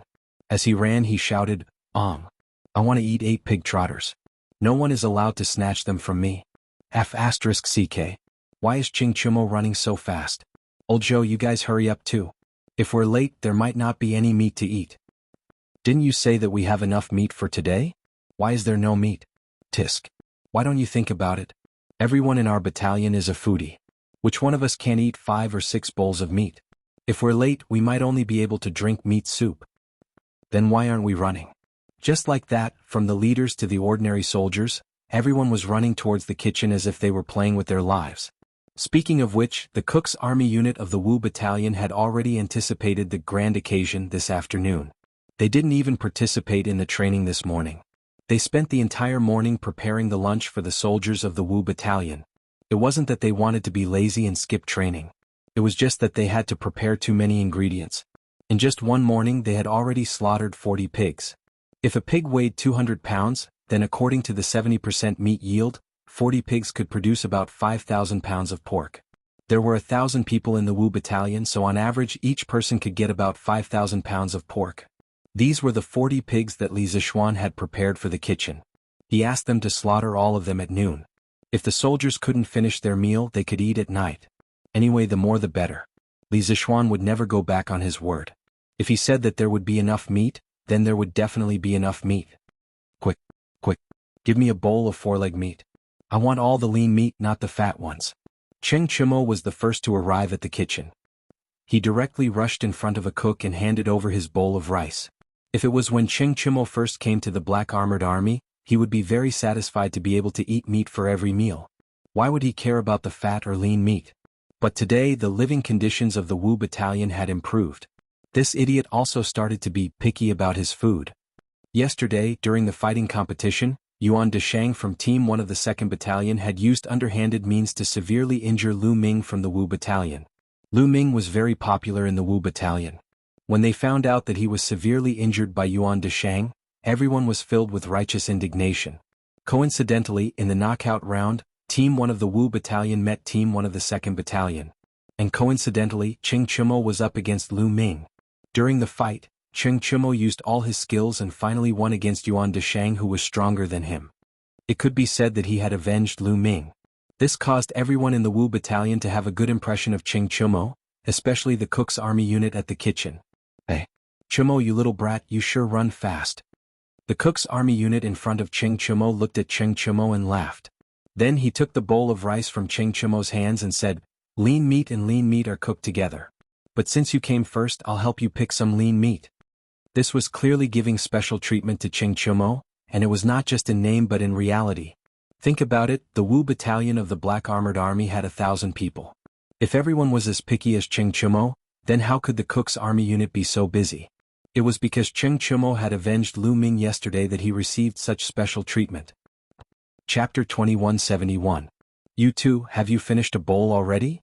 Outside the Wu Battalion's kitchen, Li Zixuan and Sun Jiping had just arrived at the queue when they saw Cheng Chimo and Yuqi Baolin holding rice bowls that were still dripping with soup as they walked towards the end of the queue. Li Zixuan stared with his eyes wide open as he said in shock. The living conditions in the military camp were definitely not as good as the outside, not to mention the delicious food in the Ho's mansion. Li Zixuan had stayed in the military camp for so many days, in fact, his taste buds had long been bland. Today he took advantage of the unlimited supply of meat in the Wu Battalion to come over and have a good meal. But after all, he was a high-ranking officer. If he were to follow Cheng Chimo and run madly to the kitchen to snatch meat, it would be too bad for his image. Although in the military camp, no one would pay attention to this aspect of image, but if Li Zixuan were to run madly to snatch meat like Cheng Chimo, he would still be in a difficult position. Furthermore, Li Zixuan knew that the kitchen had slaughtered 40 pigs today, close to 5,000 pounds of pork. He didn't have to worry about not having meat to eat if he was late, so he and Sun Jiping took their time to come over. "Hey, why are you still running so slow when eating meat? Why are you still eating meat? Little Xian, old son, you guys are too late." When Cheng Chimo saw Li Zixuan and Sun Jiping, Cheng Chimo laughed and then shamelessly cut in front of Li Zixuan. The corner of Li Zixuan's mouth twitched slightly, but at this moment, there was only Sun Jiping behind him. There were no other soldiers in the queue, because no one would come later than him and Sun Jiping, so he simply didn't care about Cheng Chimo's action of cutting the queue. If Cheng Chimo were to cut the queue during normal times, he would definitely kick this guy out of the queue. "Yamacho, Commandant's son." Baolin was not as mischievous as Cheng Chimo. He did not dare to cut in line. The child obediently greeted Li Zixuan and Sun Jiping before lining up behind Sun Jiping. "You haven't eaten meat in 8 lifetimes, haven't you? How long has it been since the training ended? Not only did you get a bowl of meat, you even finished it? I've told you before, we have enough meat for today. Look at you, Uncle Cheng, you look like a reincarnated hungry ghost. If he sees you, he will definitely vomit blood." Nodding at Baolin, Li Zixuan pointed at Cheng Chimo and laughed. "Hey, my father won't scold me." Cheng Chimo pursed his lips and said, "If he sees me like this, he might even praise me. I can be considered to have inherited his excellent style. Little Shin, you don't know, but back in the day my father ate the same amount of food as 4 people in the military camp. What am I doing now?" Li Zixuan's mouth twitched. He thought to himself, if your father finds out that you're talking about your father like this, he will definitely beat you up. "Little Shin, you said that we have enough meat for today. You are underestimating the soldiers in our camp. Look, there are already people who have finished their first bowl and are lining up. At this rate, I estimate that everyone in our camp can eat at least 5 to 6 bowls of meat. There are only so few people in our kitchen, how much meat can we prepare? So, we definitely don't have enough meat for today." Cheng Chimo patted Li Zixuan's shoulder with a confident look on his face. This guy usually didn't like to use his brain, but when it came to things that he cared about, he liked to use his brain more than anyone else. Just like now. Li Zixuan's forehead was full of black lines. He really wanted to slap this idiot in front of him to the ground. Holding back his impulse, Li Zixuan snorted at Cheng Chimo and said, "Ugly ox, remember your confidence and arrogance now. If the kitchen still doesn't cook the meat, you have to finish the remaining meat in the pot yourself." He knew that the kitchen of the Wu camp prepared a total of 5,600 pounds of pork. After 5,000 pounds of pork was boiled, it would be more than 5,000 pounds. Furthermore, when the pork was cooked, there would definitely be some vegetables mixed in. Therefore, the amount of meat prepared by the kitchen of the Wu camp would definitely be more than 7,000 pounds. Even if the soldiers of the Wu camp were all big eaters, Li Zixuan believed that they wouldn't be able to finish all the meat he prepared in one meal. Forget about that. I was just joking with you. Just joking. Seeing that Li Zixuan wanted to make a bet with him, Ching Chumo was instantly terrified. Although he didn't think that he was stupid, he didn't think that he was smarter than Li Zixuan. Therefore he didn't dare to make a bet with Li Zixuan. Hearing that, Li Zixuan curled his lips and looked at Ching Chumo with disdain. Ching Chumo naturally saw the disdain in Li Zixuan's eyes. However, he wasn't stupid and didn't fall for Li Zixuan's provocation. This was because he really didn't know how much meat was prepared in the kitchen today. Therefore, no matter what, he wouldn't make a bet with Li Zixuan. The few of them chatted and laughed. Soon the line reached the kitchen. Yo, Kenjunli, you're finally here? The army cook who was getting the food was Ho Tai, the one who scooped the meat for Ching Chumo earlier. When he saw Li Zixuan who was behind Ching Chumo, he quickly greeted him with enthusiasm. Kenjunli, hurry up and bring your bowl over. I'll scoop it for you first. Although Ching Chumo was the main reason why the Wu Battalion was able to win the battle yesterday, everyone knew that the biggest hero of the Wu Battalion was Li Zixuan. Back then, the Wu Battalion was the weakest among the 5 battalions of the Black Armored Army. Li Zixuan's arrival not only gave the Wu Battalion a new training manual, but also completely united the soldiers of the Wu Battalion. If it wasn't for Li Zixuan, the Wu Battalion would probably still be a pile of loose sand, not to mention winning the battle yesterday. Therefore, when Ho Tai saw Li Zixuan, he was naturally more excited than when he saw Ching Chumo. Before Li Zixuan could say anything, Ching Chumo suddenly said with dissatisfaction, "Hey, old Ho, I'm the one who's in front of you. Why don't you scoop it for me first?" Ho Tai then noticed Ching Chumo in front of him. He immediately said with an embarrassed face, "Cough. Chumo, didn't you already eat a bowl? Kanjunli hasn't eaten yet. He must be hungry. I'll scoop the meat for Kanjunli first. After that I'll scoop it for you. Don't worry, I'll scoop up some lean meat for you later. It'll definitely be enough." Old Ho, you're a good friend. Let Xiao Xian scoop it first. Ching Chumo's eyes lit up when he heard that. If there was lean meat to eat, he definitely wouldn't want to eat fatty meat. Wasn't it just a matter of getting the meat later? It doesn't matter, it doesn't matter. He completely forgot that he was the one who cut the line in front of Li Zixuan. If he really wanted to talk about first come, first served, he should be behind Li Zixuan. Oh no, he should be behind Sun Jiping. Li Zixuan didn't really care about eating earlier or later. However, when he saw Ho Tai's enthusiastic face, he didn't want to reject his kindness. So he passed by Ching Chumo, handed over the rice bowl in his hand and said, "Thank you for your trouble." You're welcome, Kanjunli. Ho Tai smiled and took the rice bowl in Li Zixuan's hand. However, he didn't bend over to scoop meat from the pot next to him for Li Zixuan. Instead, he turned around and walked into the kitchen. Old Ho, where are you going? Didn't you say you'll get me some food later? Ching Chumo didn't know what was going on and couldn't help but shout. However, Ho Tai didn't have time to answer Ching Chumo's question. Li Zixuan and Ching Chumo could only stand outside the window and wait. Not long after, Ho Tai came out with a bowl of meat. Ching Chumo stuck his neck out and looked into the bowl. He immediately sucked in a breath of cold air. Turtle. This bowl was filled with good quality pork ribs and half of a pig's trotter. This. Ho Tai was obviously giving special treatment to Li Zixuan. Ching Chumo couldn't help but point at Ho Tai and said, "Good. Old Ho. How can you still have such good food at this time? You hid it really well." Ho Tai quickly shook his head and said, "I didn't hide it. This was specially prepared by our brothers in the kitchen for Adjunct Li. This time, Adjunct Li played a big role in our victory over the other battalions. Everyone wants to thank Adjunct Li." After that, he handed the bowl full of good meat to Li Zixuan and said embarrassedly, "Adjunct Li, this meat has been in the room for a long time. It's not hot anymore. We didn't expect you to come so late." Chapter 2172. In the next martial arts competition, we the Wu Battalion will get first place again. It was supposed to be a carnival of meat, but because of Li Zixuan's actions and half-joking words, the outside of the Wu Battalion's kitchen was filled with cheers and shouts.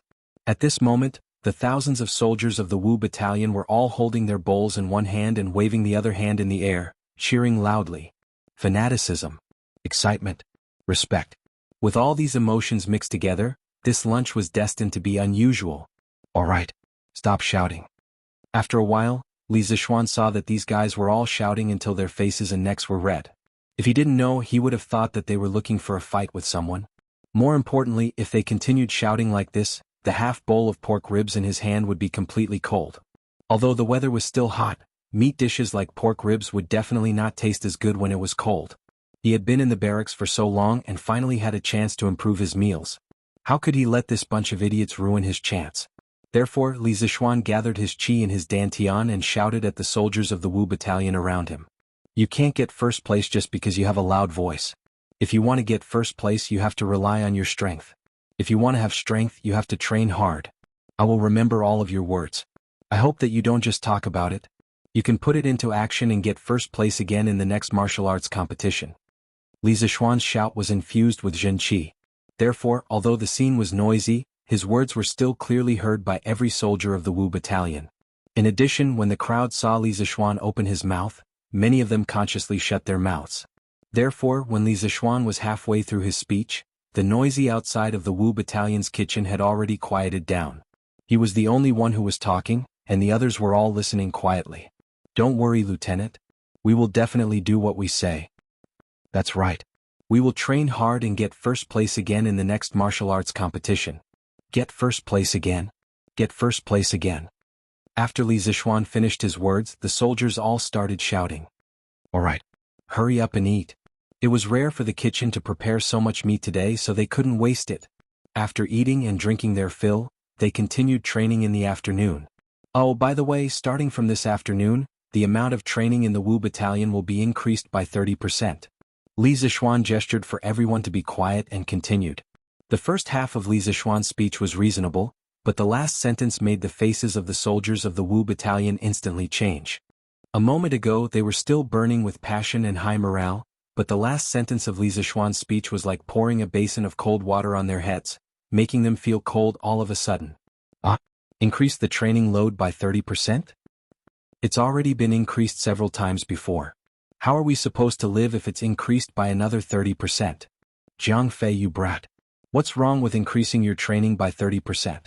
If we don't increase our training volume, how are we going to get first place in the next fighting competition? Exactly. How can you get first place if you don't train hard? Eat meat. Quick, eat the meat.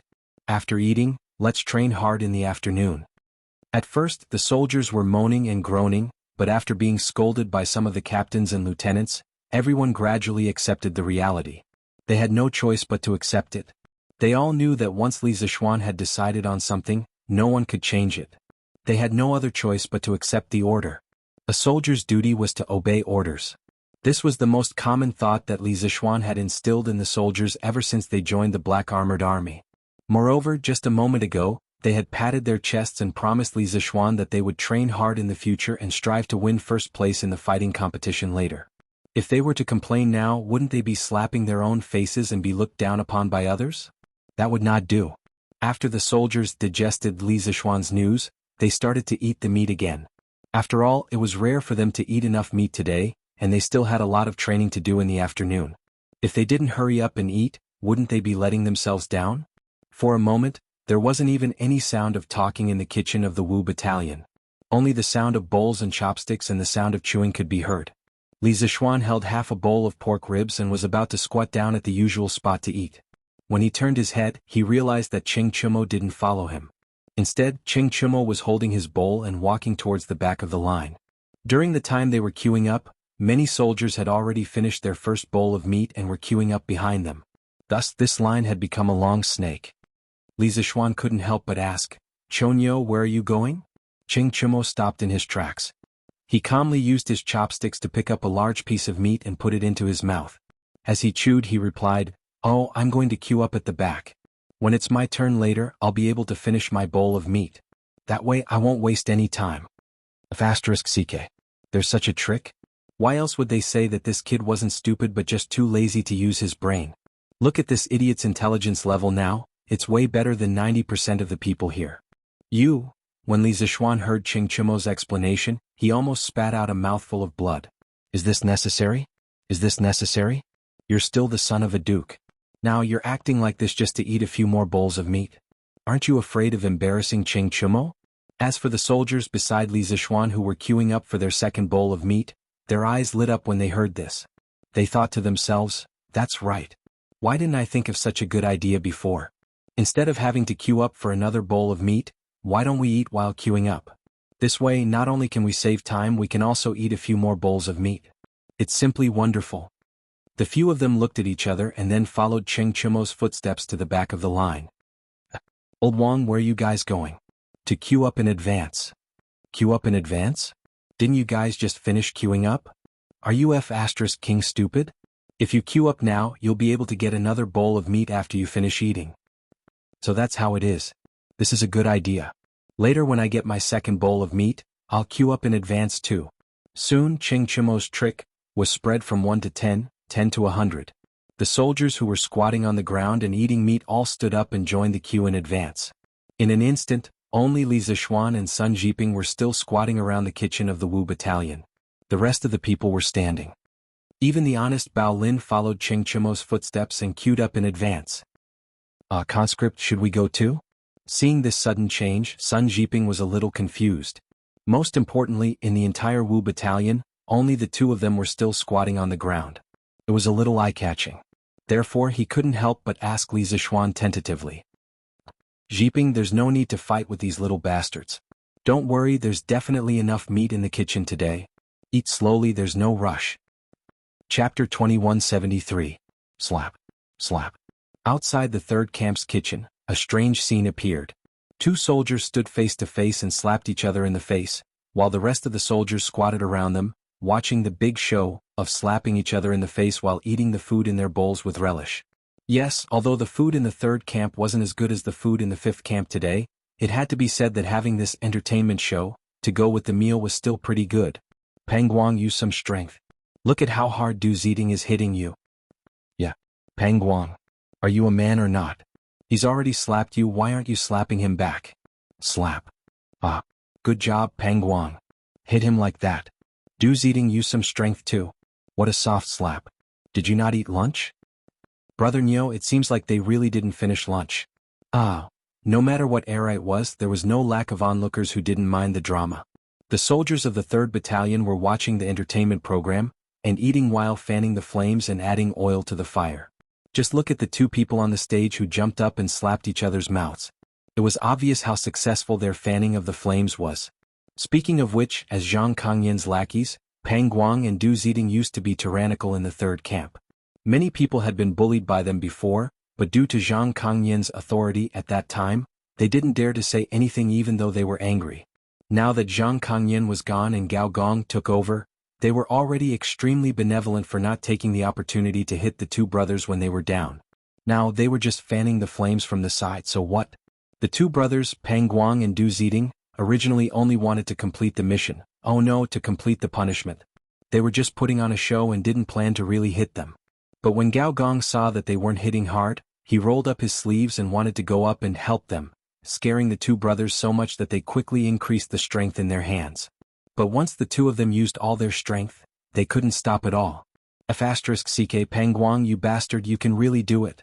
Using so much strength, see if I don't beat you to death. Roar. I was just putting on an act. Do you know what an act is? You mother f***er dare to use your inner force? I'll fight you to the death. Oh. You with the surname Pang, very well, if I don't beat you to death today, I'll take your surname. Surname Du, I will not live under the same sky as you. Just like that, the two of them slapped each other harder and harder. Their eyes became redder and redder. Neither of them was willing to give in to the other. Of course, their faces became more and more swollen. It was obvious that he was really angry. Hey. Pang Guang, Du Ziding, you can stop now. All of a sudden, someone shouted, don't worry about it. Only then did the onlookers suddenly wake up. Right, didn't Deputy General Gao just ask them to slap each other 30 times? But these two guys had been slapping each other for more than a quarter of an hour, and they had already eaten 2 bowls of rice. Well, it couldn't be helped, this entertainment program was really too appetizing. Let alone 30 slaps, even 50 slaps would have been enough. Why didn't these two idiots stop? Alright. Pang Guang, Du Ziding, you two stop. The advice of the onlookers didn't make Pang Guang and Du Ziding stop because the two of them were arguing about a problem. Pang Guang, you're the one who F***king started it. Let's both stop after I finish the last slap. Slap. Bullsh**t. You're the one who started it. I should be the one to slap the last one. Slap. You're the one who started it. Slap. You're the one who started it. Slap. Just like that, the two of them still slapped each other even though they knew that the punishment was over. After all, no one wanted to be slapped more than once and no one wanted to be at a disadvantage. Qin Duan Zhangde, go and separate them. Seeing that the two brothers, Pang Guang and Du Ziding, were obviously in a frenzy, Gao Gong hurriedly ordered the two sergeants beside him. If they continued to slap each other, the two of them would probably get a concussion, although Gao Gong didn't know the term concussion. Although Gao Gong usually disliked the two of them, he didn't want them to get seriously injured because of this. The Black Armored Army should fight with their lives on the battlefield. Why would they fight among themselves in the barracks? Yes.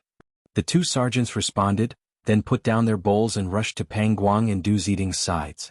Each of them pulled one of them and forcibly separated the two brothers. All right. Stop hitting them. We've counted enough. That's right. You guys must be hungry after slapping for so long, right? Hurry up and go back to eat. Look, your food is getting cold. Qin Duan and Zhang De tried to stop the fight while comforting them. Our food is getting cold. Pang Guang and Du Ziding couldn't help but look at their bowls on the ground. Their noses turned sour and they almost cried. Speaking of which, they were having a good meal. Why did they suddenly start slapping each other? It's all because of their cheap mouths. They can't be cheap in the future. Field Officer Zhang is dead. They can't be so arrogant anymore. They have to tuck their tails between their legs. It would have been better if they didn't mention it. Now that they said it, they did feel a little hungry. Eat and change. Pang Guang and Du Ziding broke free from Qin Duan and Zhang Da's restraints. They looked at each other, then turned around at the same time and went to eat their bowls. However, because their faces were swollen, they couldn't speak clearly. Seeing this, the onlookers couldn't help but be amused. Gao Gong was quite satisfied with this punishment. After this incident, there would definitely be animosity between Pang Guang and Du Ziding. These two guys wouldn't be able to play tricks together in the future. He had broken up a small group, which was really a pleasant surprise. You all know why the Wu Battalion is so lively today, right? A moment later, most of the soldiers had finished eating. Of course, this didn't include Pang Guang and Du Ziding. These two brothers were still in pain as they sucked in cold air while carefully shoving the food in their bowls into their mouths. They were afraid that it would affect the wound on their cheeks. Gao Gong shouted in a deep voice. Hearing this, all the soldiers lowered their heads and didn't say anything. Of course, they knew why the Wu Battalion was so lively. However, they also knew that Gao Gong must have something else to say. They just needed to listen quietly. Who asked Gao Gong to turn over a new leaf and become the second in command of the Wu Battalion? Of course, other than the identity of the lieutenant, Gao Gong had a high prestige in the Black Armored Army. He was also an old member of the Black Armored Army. If it wasn't for his straightforward personality that often offended people, he wouldn't have been suppressed by Zhang Kangyin, that flatterer. Gao Gong was silent for a moment. Seeing that everyone was looking at him, he then continued, "The reason why the Wu Battalion is so lively now is because their kitchen has an unlimited supply of meat today. It is also because they won the first place in the martial arts competition yesterday. As for us, the Wu Battalion, we didn't even make it to the finals yesterday. Could it be that everyone in the Wu Battalion is a coward?" According to the rules of the fighting competition, the members of the top 5 teams would receive an unlimited supply of meat for 7 days. For the first place of the fighting competition, all the officers and soldiers in their respective camps would be able to enjoy an unlimited supply of meat for 1 day. In addition, the members of their respective teams would receive a third-class merit for once. As for the 4 teams in the Wu Battalion, they all lost in the elimination round yesterday. None of them made it to the finals. This meant that no one in the Wu Battalion received any rewards. After hearing this, all the soldiers' expressions changed. Not long after, someone angrily retorted, "No, we are not cowards." Yes, there are no cowards in the Wu Battalion. We are not cowards. Very quickly the crowd became angry. After all, the Black Armored Army was the #1 heavy cavalry in the world. Those who could join the Black Armored Army were either 1 in 100 or even 1 in 1,000 elites. These people all had pride in their hearts. How could they be willing to be called cowards? Gao Gong was very satisfied with the crowd's reaction. He pressed his hand down and said, "Yes. No one in the Wu Battalion is a coward." Before Li Kanjun came, the Wu Battalion was the weakest among the 5 battalions. But after Li Kanjun came, in less than 10 days, the Wu Battalion defeated all the other battalions in the martial arts competition. Have you ever thought about why? Hearing this, everyone couldn't help but fall into deep thought. Actually, they had thought about this question before. It was just that, The result was a little scary and unbelievable. They didn't dare to say it out loud. It is because of the new drill. It is because the soldiers of the Wu battalion are training harder than anyone else. Gao Gong didn't have any scruples. He looked at everyone and said loudly, "Now, not only the Wu battalion is using the new drill, almost all the other 4 battalions of the Black Armored Army are using it. Even General Chiu is using it." Chapter 2174. Li Zixuan had great respect for Duan Zixuan. Putting aside their ranks, Duan Zixuan had led the Black Armored Army to fight alongside Li Zixuan and defeated 18 rebellious kings. After that, he had fought with the Turkic Wolf cavalry many times. He had created countless miracles and contributed greatly to the establishment of the Tang Empire. Just based on this alone, Duan Zixuan and the other veterans in the Black Armored Army were worthy of Li Zixuan's respect. It was the same reason why he respected Qin Qiong and Qing Yaojin. Furthermore, after being in the Black Armored Army for so long, Li Zixuan had a basic understanding of the relationships between factions.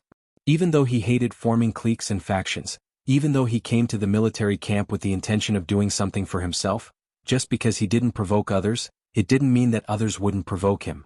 Qiu Xingong was a veteran in the Black Armored Army. In terms of seniority, he was about the same as Duan Zixuan. Li Zixuan was a newbie who had just joined the Black Armored Army. He definitely wouldn't be able to defeat Qiu Xingong. Fortunately, Duan Zixuan had always been on his side. Regardless of whether it was in the open or in the dark, Duan Zixuan had helped him solve many problems. Thus, Li Zixuan was still grateful to Duan Zixuan. He wasn't good at fighting factions. Fortunately, with old Duan's protection, he could spend most of his energy on researching how to train and improve the combat strength of the soldiers. Even though Li Zixuan was a transmigrator and had received more than 20 years of modern education, he had never been a soldier before. He had never been an officer. It was his first time training soldiers. He was trying to cross the river by feeling the stones. Thus, he needed a lot of time to research and experiment. Fortunately, in the field of military affairs, Great General, haven't the rewards for the martial arts competition been decided? The members of the top 5 teams would receive an unlimited supply of meat for 7 days. The first place of the fighting competition would receive an unlimited supply of meat for 1 day for all the officers and soldiers in their respective battalions. Furthermore, the members of their respective battalions would receive a third-class merit for 1 day. Since the second team of the 5th Battalion has won the first place in the fighting competition, all the soldiers of the 5th Battalion should be able to enjoy an unlimited supply of meat for 1 day. It's true that I have asked the quartermaster for 40 live pigs, but as long as the soldiers can finish these 40 live pigs without wasting any food, then they are not violating the military rules and no one can blame them. Towards Duan Zixuan, Li Zixuan was still very respectful. Putting aside the difference in rank, Duan Zixuan had led the Black Armored Army to fight alongside Li Zixuan and defeated 18 rebellious kings. Later on, he had clashed with the Turkic Wolf cavalry many times, creating countless miracles. He had contributed greatly to the establishment of the Great Tang and the peace of the world. Just based on this alone, Duan Zixuan and the other veterans of the Black Armored Army were worthy of Li Zixuan's respect. It was the same reason why he respected Qin Qiong, Qing Yaojin and the others. Besides, after being in the Black Armored Army for so long, Li Zixuan had a basic understanding of the relationships between factions. Even though he hated forming factions and even though he came to the military camp with the intention of doing something, it didn't mean that others wouldn't provoke him even if he didn't provoke others. For example, Qiu Xingong. Qiu Xingong was an old man in the Black Armored Army. Chapter 2175. Yesterday, frost fell from the sky on the prairie. It can be said that the rumor circulating on the prairie has come true. Today I have invited all of you here to listen to your opinions. What do you all think of this rumor? On the prairie, in the main tent of Shui Yintua's division, Shui Yintua's leader Yinan sat at the head of the table. To his left and right sat the leaders of the various tribes of Tiela, including Qian tribe, Hueha tribe, Bagu tribe, Tongluo tribe and so on. Yesterday the abnormal weather of midsummer frost had appeared on the prairie.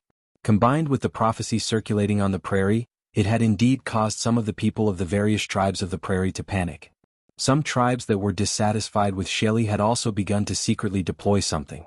Although the situation on the prairie seemed to be surging with undercurrents, without exception, from yesterday morning until today, not a single tribe had dared to make things difficult for Shelly.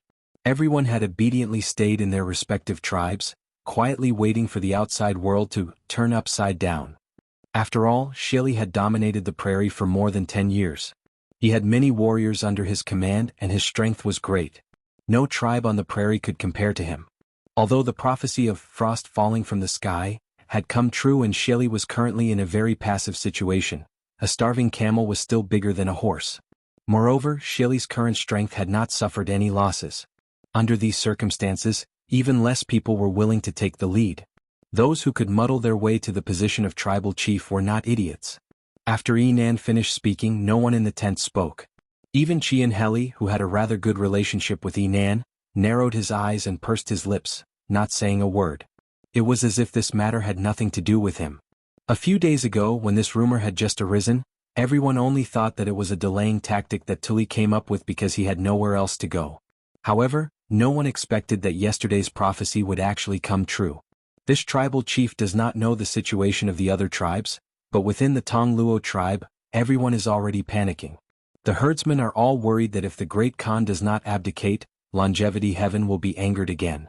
Yesterday there was frost.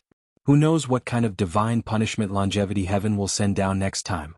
In any case, several leaders of the Tongluo tribe have already suggested to me that the Great Khan should abdicate. After waiting for a long while, no one spoke and the atmosphere in the tent became extremely awkward. Seated at the head of the table, the face of the barbarian man had also turned from that of a spring breeze to that of a dark cloud.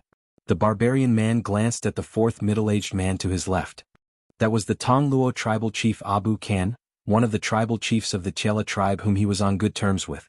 Abu Khan felt the foreign man's gaze on him. He pondered for a moment, then braced himself and spoke. "Ah, the situation in the Tongluo tribe is similar to the situation in my Shuayentua tribe. Brother Chiefing, how is the situation in your Chiefing tribe?" Now that someone had spoken, the barbarian man could take the initiative to continue the topic. His expression was somewhat better. At this moment, he looked at Qigong Heli who was sitting beside him and asked. Qigong Heli's gaze focused. After scanning the people in the tent, he said indifferently, "The situation in each tribe should be similar. Brother Chiefing, just tell us why you have invited us to your tribe today. Everyone here is not an outsider, so you don't need to beat around the bush. Moreover, the situation in the grassland is complicated and confusing. Although we have come here secretly, if we stay for too long, the Great Khan's wolf guards might notice." "That's right.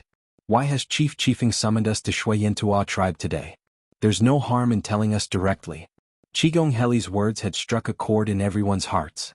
They naturally did not believe that the barbarian man had gone through so much trouble to invite them here just to talk about the frost that fell from the sky yesterday. There had to be a deeper meaning. After all, this was a special period.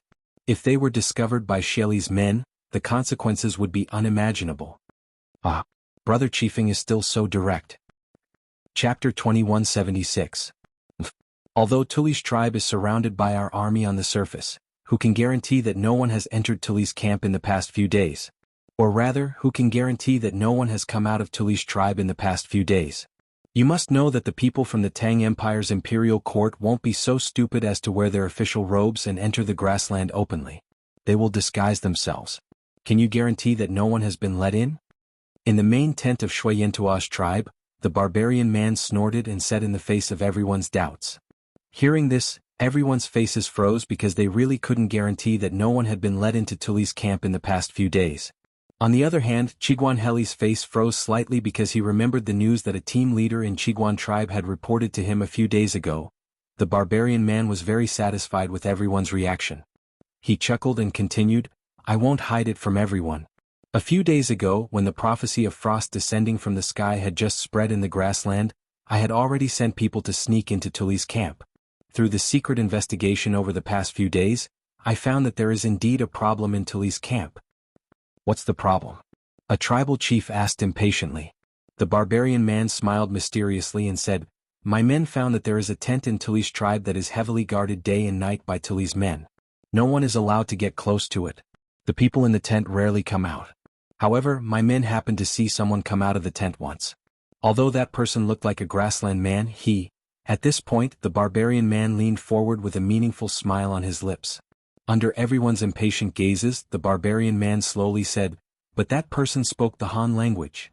Was. Although many people had guessed that the person the barbarian man was talking about was a Han person, they couldn't sit still when they heard the barbarian man say it himself. The people from the Tang Empire's imperial court had already infiltrated the grassland and were secretly colluding with Tuli? Was the Tang Empire preparing to attack the grassland? No wonder Tuli's tribe had been resisting desperately these days. It turned out that they had already contacted the Tang people. Were they waiting for the Tang Empire's reinforcements? If the Tang Empire really attacked the grassland, would Shelley send his tribe's warriors to the front line to fight the Tang army? There was no need to think about it. He definitely knew how to do it. It was just like how the warriors of their tribe were sent by Shelley to encircle and annihilate the remnants of Tuli's tribe. At this moment, many thoughts flashed through the minds of the tribal chiefs present. The more they thought, the more frightened they became. A layer of cold sweat involuntarily seeped out of their backs. Therefore, I speculate that there must be someone from the Tang Empire's imperial court in Tuli's camp. Moreover, this person's status must not be low. Otherwise, he wouldn't be able to gain Tuli's trust. Previously, Tuli ordered people to spread the prophecy of the frost in the 7th month on the prairie. It was very likely that it was this Tang Empire official who provided the stratagem. In their Han people's language, this was called the stratagem of sowing discord. There was a master in the Tang Empire's imperial court who wanted to use this stratagem of sowing discord to divide the prairie's power, so that Shelley would lose the popular will of the people. As for why the people of the Tang Empire could predict that frost would fall on the grassland at the end of the 7th month, this was even simpler. The Tang Empire has many capable people with special abilities. Among them, there was no lack of capable people who were good at deduction and astrology. The Tang Empire even has a government office that specializes in astrology, called the Imperial Astronomer. If they could calculate in advance that frost would fall on the grassland at the end of the 7th month, it shouldn't be a difficult thing. Seeing that different degrees of panic flashed across everyone's faces, the barbarian man couldn't help but chuckle in his heart. He felt that everything was under his control. At this moment, it was as if he was possessed by Zhuge Kongming. He was unraveling the truth of the matter one by one. After hearing this, everyone in the tent believed him without a doubt. It had to be said that the barbarian man's analysis was infinitely close to the truth. If Li Zishuan was present, he would definitely exclaim, "My goodness, when I was discussing the stratagem of dividing the Turks with Li Er and the others, was the barbarian man eavesdropping on us?" But in reality, most of what the barbarian man said was his own imagination and conjecture. He didn't have a single shred of evidence. Previously, when he told everyone that the spy he sent to Tuli's camp saw a person speaking Chinese in the tent, it was all a bluff. He did send someone to infiltrate Tuli's camp, and his people did indeed see a tent heavily guarded by soldiers. However, his people didn't see the person in the tent, nor did they hear the person speaking Chinese in the tent. Because the defense there was too tight, the spy he sent didn't dare to stay any longer and left. The barbarian man didn't expect that he would be able to scare this group of people with his lies. He couldn't help but feel proud of his outstanding intelligence. Tuli actually colluded with the people of the Tang Empire's imperial court. Now that Tuli has achieved his goal, the situation on the grassland has become unclear because of the prophecy he spread. Clearly, turmoil is about to occur. Brother Inan, what should our Chela tribes do now? Tong Luo tribal chief Abu Kan asked with a frown. Obviously, he already believed the nonsense the barbarian man said earlier. Not only did he believe it, almost all the other tribal chiefs present believed it, including Chilean tribal chief Chilean Heli. I've already told everyone earlier that in the upcoming chaos on the grassland, the Chela tribes can only comply with the will of the people and unite all the tribes on the grassland who are dissatisfied with Shelley. Only then can we completely defeat Shelley and wipe away our previous disgrace. The barbarian man looked at Abu Kan with satisfaction. Then he looked at everyone and said in a deep voice, "Of course, the most important thing now is to think of a way to withdraw the people we sent to surround Tuli as soon as possible. At this time, Shelley may attack us at any time. The strength in our hands must not be too scattered. Only by concentrating our strength can we have the strength to protect ourselves. In addition, let's secretly release Tuli's remaining troops. Firstly, we can let Tuli join up with the Tang army. With Tuli's hatred for Shelley and the help of the Tang army, he is likely to quickly bring the Tang army back to the grassland to attack Shelley. Secondly, if Tuli escapes, Shelley will definitely send people to pursue him. This can also weaken a part of Shelley's strength." The barbarian man's words made everyone nod inwardly. At this time, Chilean Heli frowned and said, "But if we let Tuli go, Shelley's side will definitely attack us immediately. With our current strength, I'm afraid it will be very difficult to contend with Shelley directly." Brother Healy is right. Previously, Shelley ordered us to annihilate the remnants of Tuli's troops within 2 days. Now that 2 days have passed, Shili has already wanted to find trouble with us. If we let the remnants of Tuli's troops go, I'm afraid he will directly send troops to attack us. Another tribal chief echoed. The barbarian man chuckled and said, "That's why I said just now that we have to gather all our strength. I suggest that after the Chela 10 tribes withdraw their troops that surrounded Tuli's remaining troops, they immediately gather in 2 places. The 4 tribes in the south will join up with Chilean tribe, and the 4 tribes in the north will join up with my Shuayentua tribe. We should first gather the elites of each tribe together as soon as possible, forming 2 main forces in the north and south that will cooperate with each other.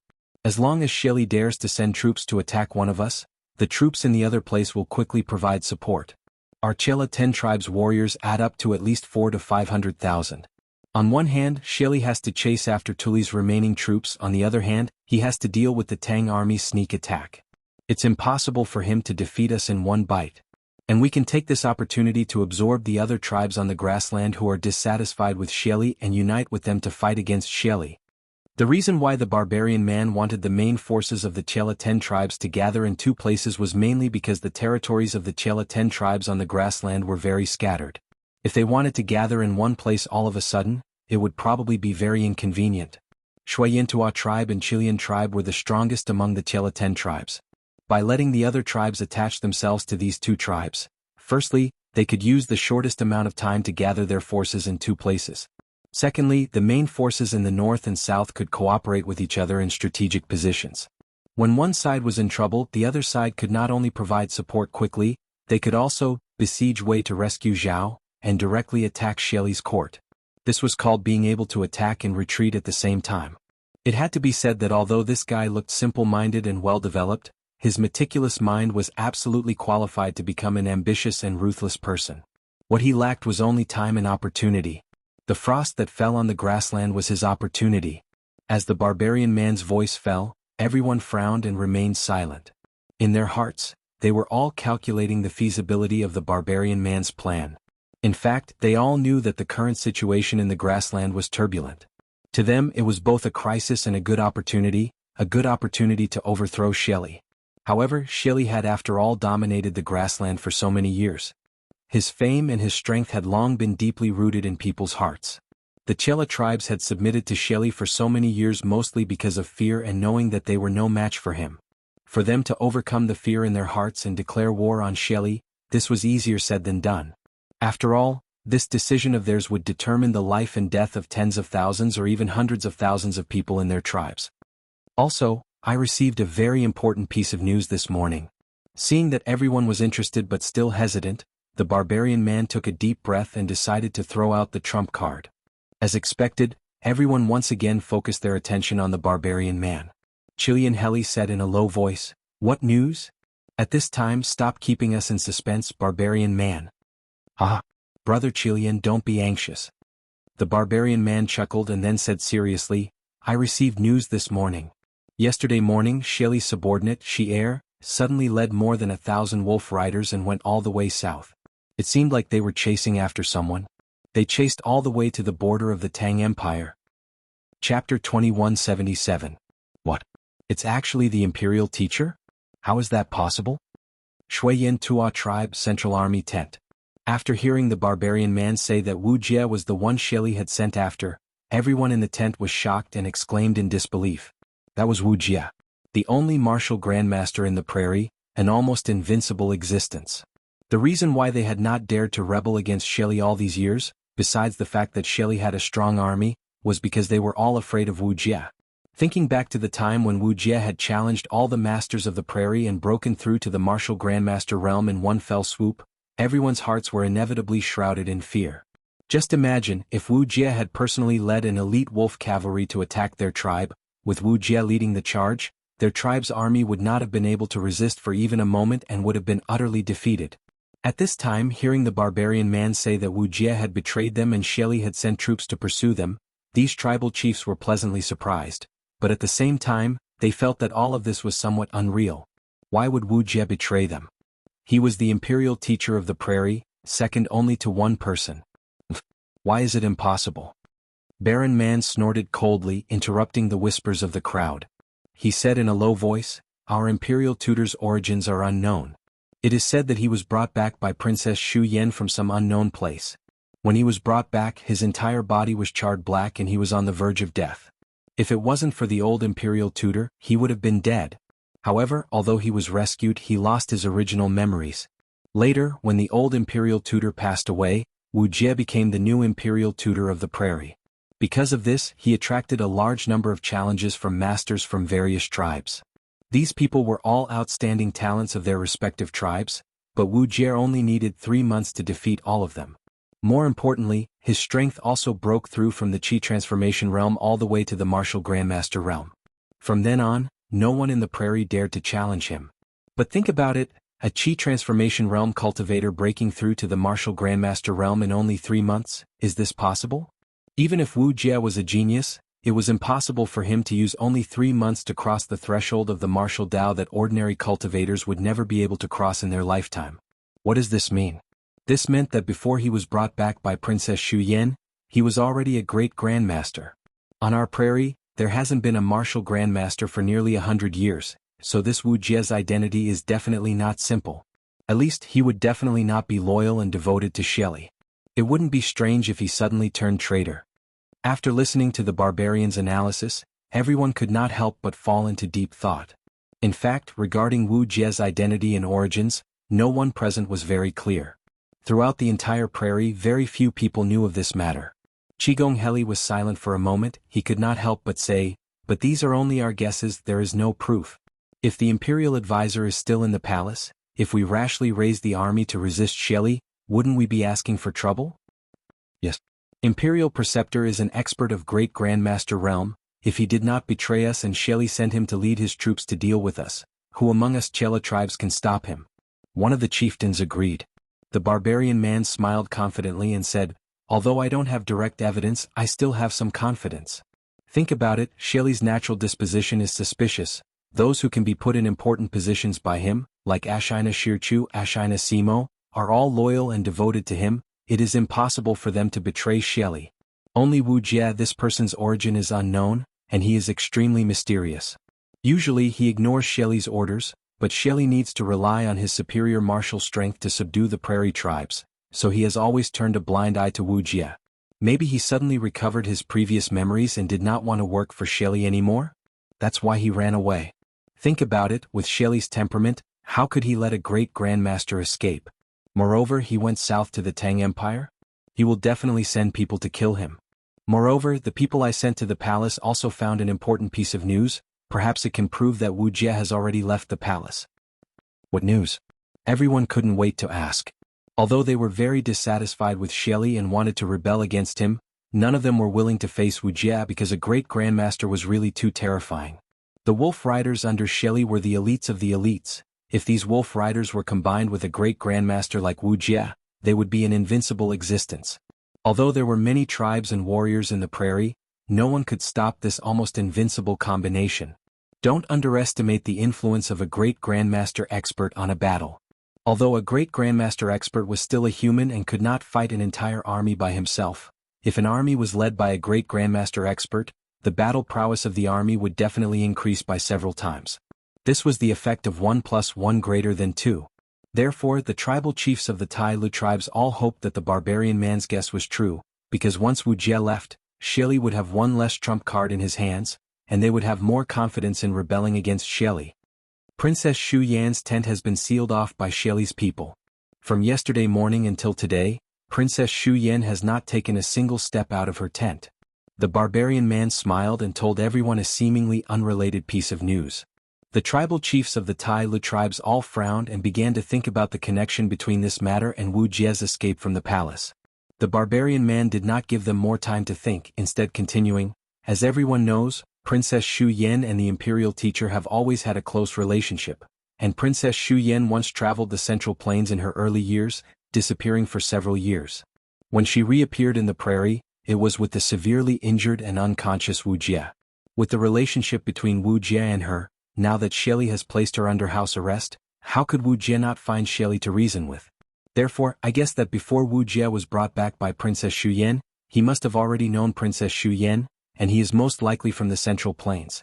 Moreover, the reason why Princess Xu Yan is currently under house arrest may be because Xie knows that Wu Jie has betrayed the imperial court and does not want Princess Xu Yan to follow him. Or perhaps, Xie wants to use Princess Xu Yan as a hostage to threaten Wu Jie in the future. Regardless of which possibility it is, Wu Jie is definitely no longer in the imperial court. At this time, the prairie is filled with undercurrents, and Xie is surrounded by enemies. This is the best time for us to rise up. If everyone continues to hesitate, our Tai Luten tribes will no longer have a chance to rise up in the prairie. Hearing this, everyone could not help but think of the oppression and humiliation their tribes had suffered over the years when they submitted to Xie. The eyes of some of the less shrewd tribal chiefs instantly turned red. The Tong Luo tribal chief, Abu Khan, clenched his fists and took the lead to speak. Brother Yinan is right. Xie's days are numbered, and he has lost the hearts of the people. If we do not rise up against him now, we will not have a chance in the future.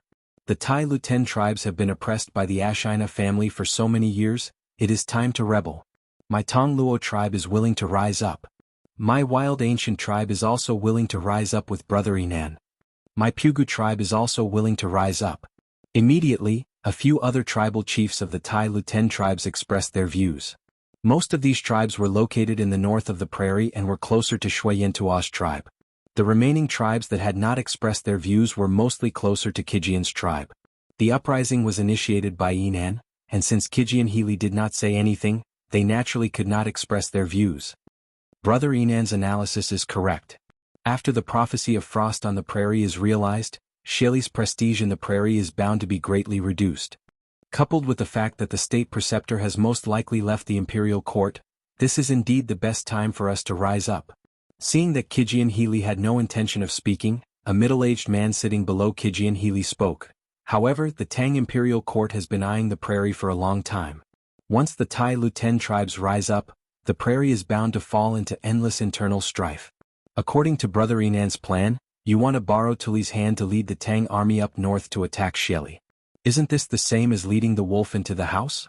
At that time the Tang army will not only attack Xie but also us. I'm afraid the vast prairie will completely fall into the hands of the Tang Empire. This man's name was Yao Luogu Bodhisattva, and he was the current tribal chief of the Hueha tribe. Among the 10 tribes of Tai Luten tribes, Hueha tribe's strength was in the upper tier with hundreds of thousands of tribe members, second only to Kijian and Shuiyantua tribes. If forced to choose a side, Yao Luogu Bodhisattva would definitely be willing to stand on the side of Kijian Healy. However, in reality Yao Luogu Bodhisattva would not easily choose a side between Kijian Healy and Yinan. After all, his Hueha tribe was ranked third among the 10 tribes of Tai Luten tribes. Only by remaining neutral and watching the tigers fight could he maximize his benefits. Hearing this, everyone then remembered that Yinan said he wanted to let Tuli go and then wait for him to lead the Tang army back to the prairie to attack Xie. All the tribal chiefs once again cast their gaze on Yinan. Indeed, with their current strength, even if they joined forces with the other tribes of the prairie who were dissatisfied with Xie, it would still be difficult for them to contend against Xie. It seemed that it was only a matter of time before they were defeated by Xie. Using Tuli as a chess piece to lead the Tang army into the prairie to attack Xie was indeed the only feasible method they could use to defeat Xie. However, if Xie was a tiger, then wasn't the Tang Empire a wolf? After defeating Xie, the strength of the tribes of the prairie was bound to be greatly reduced. At that time, facing the wolf of the Tang Empire, how should they, the Tai Luten tribes, deal with it? Bodhisattva, you're wrong. I'm not leading the wolf into the house. I'm driving the tiger to devour the wolf. Yinan took a deep look at Yao Luogu Bodhisattva, then sneered and said with awe-inspiring killing intent. At this moment his entire body was overflowing with domineering aura. His eyes were bursting with dazzling light, making people unnaturally believe that he was not joking. Jia Healy's eyes flashed. He knew Yinan's ambition. At this moment it was completely exposed. His ambition was not only to seek revenge on Xie, he wanted to be the king of the prairie and even the ruler of the world. I do want to borrow the hands of the Tang Empire to help us get rid of Xie. However, if the Tang Empire wants to touch the prairie, it's impossible. Yinan took a deep breath, looked at everyone and continued, think about it carefully. Looking at history for the past 1,000 years, the dynasties of the Central Plains have been replaced. Even if there were a few wise monarchs in the middle, the prairie still belonged to us prairie people. Even if the emperors of the Central Plains used all the power of the country, they could not completely control the prairie. In the past, Qin Shi Huang was an unparalleled hero.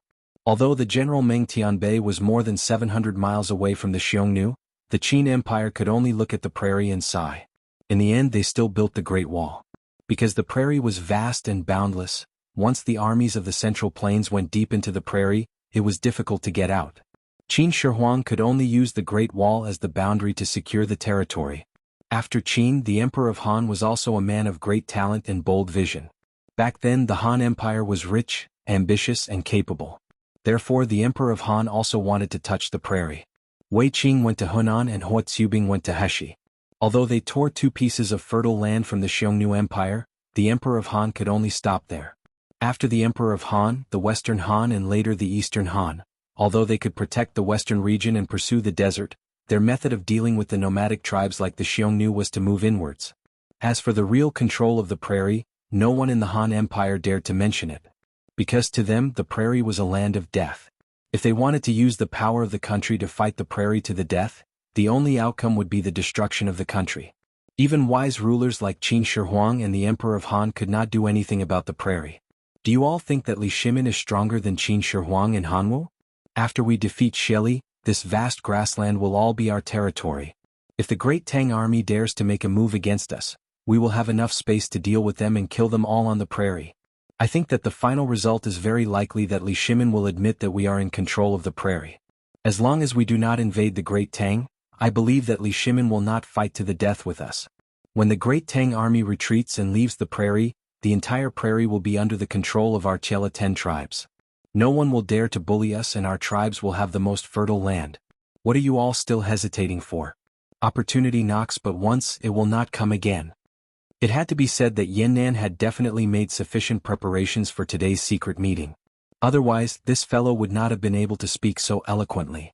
Not only did he reveal the secret between Wu Jie and Ashina Shuyan, he even specially researched the history of the war between the Central Plains and the tribes of the prairie, scaring the tribal chiefs of the Chela 10 tribes into a daze. His words were truly too provocative. At the same time, it completely dispelled the last trace of doubt in the hearts of the Chela 10 tribes' tribal chiefs. Tong Luo tribe chief Abu Kan said emotionally, "Brother Yannan is right. Opportunity knocks but once, it will not come again. 100,000 Tong Luo tribe is willing to follow Yannan chief to overthrow Shili. 80,000 wild ancient tribe is willing to follow Yannan chief to revolt. 80,000 Bogu tribe is also willing to revolt. 200,000 Hueha tribe is also willing to follow everyone to overthrow Shili." In the end, even Hueha tribe chief Yao Luaga Bodhisattva expressed his stance. 200,000 elite troops of my Qian tribe are ready to fight with Shili at any time. Qian Heli knew that he could not remain silent anymore. Even though he knew that Yannan was ambitious and would definitely make other moves after overthrowing Shili, he had to express his stance now. Otherwise he would be committing suicide in the Chela 10 tribes. Chapter 2178. Actually, there was nothing wrong with Yinan's earlier analysis. For thousands of years, the dynasties of the Central Plains had been replaced. There had been emperors throughout the ages, and there had also been muddle-headed emperors. However, there had never been a case where the Central Plains had complete control over the grasslands. On the other hand, the nomadic tribes in the north had always been a formidable enemy of the dynasties in the Central Plains. Sometimes, they would make peace with the dynasties in the Central Plains to obtain large amounts of living materials. Other times, they would go down south to plunder and bring great disasters to the dynasties in the Central Plains, sometimes even annihilating them. Back then, when Qin Huang swept through the 6 directions, how majestic was he! But facing the grassland, Qin Shi Huang could only look on and sigh. Even though Meng Tianbei was 700 miles away from the Xiongnu Empire, which greatly reduced their morale, the Qin Empire still built the Great Wall. The Great Wall symbolized defense. Usually, only when offense was not enough would one build a defense. The Great Wall also symbolized a boundary. The Great Wall was the boundary of the Central Plains dynasty in the north. Although the southern server was located in Lingnan, the Qin Empire's strategy in the north was to defend and stabilize their borders. Since the Qin dynasty had followed the Qin dynasty's political system for 100 generations, the later dynasties of the Central Plains could only follow suit. It could be said that they relied on the route, but it could also be said that they copied it because of the ambush. However, the Central Plains dynasty was unable to break through the Great Wall and had always been in a defensive position in the north. Emperor Wu of Han was like this, and the Western Han and Eastern Han after him were also like this. Later on, the Northern Wei dynasty appeared and unified the entire northern grasslands. However, the Northern Wei dynasty was established by the nomadic Xinbei people. Furthermore, the Northern Wei dynasty also started to build a great wall in the north. Hence, the moment Northern Wei became a dynasty, they would have to play according to Qin Shi Huang's plan. Following the long river of history, according to the original historical script, the Tang Emperor Li Shimin was the emperor of the Central Plains and the heavenly Khan of the grasslands. The Tang Empire opened up the Yenisei River and the 10,000 Li grasslands. However, the Tang Empire's strategy in the grasslands was not to rule the grasslands completely. Instead, it was to support the pro-Tang forces and gradually assimilate the grassland tribes. Li Shimin's strategy was wise and his method was correct. However, the Great Tang's progress had already come to an end when Emperor Xuanzong arrived, not to mention the Song dynasty after the Tang dynasty. The northern Song dynasty even lost the land of Hunan, which was the modern Ningxia, which was taken by Emperor Wu of Han. Therefore, the northern Song had basically returned to the era of the Qin Empire. Nuzhan Daijin was also a nomadic tribe. Before they entered the Central Plains, they were the overlord of the grassland. But what about after they took over the Central Plains? The new Xinren quickly became Chinese. She didn't even go back to her hometown in the northeast. She slaughtered the grasslands in the north at first. Then she relied on the Tata people to restrain them. In the end, she still built the Great Wall. The Mongols were the fiercest, but the Yuan dynasty was only a part of the Great Mongol Empire. Hence, the Mongol nobles did not totally become Chinese and maintain their grassland nature. Therefore, although the emperor of Deyuan was in the Central Plains, his heart was tied to the grasslands.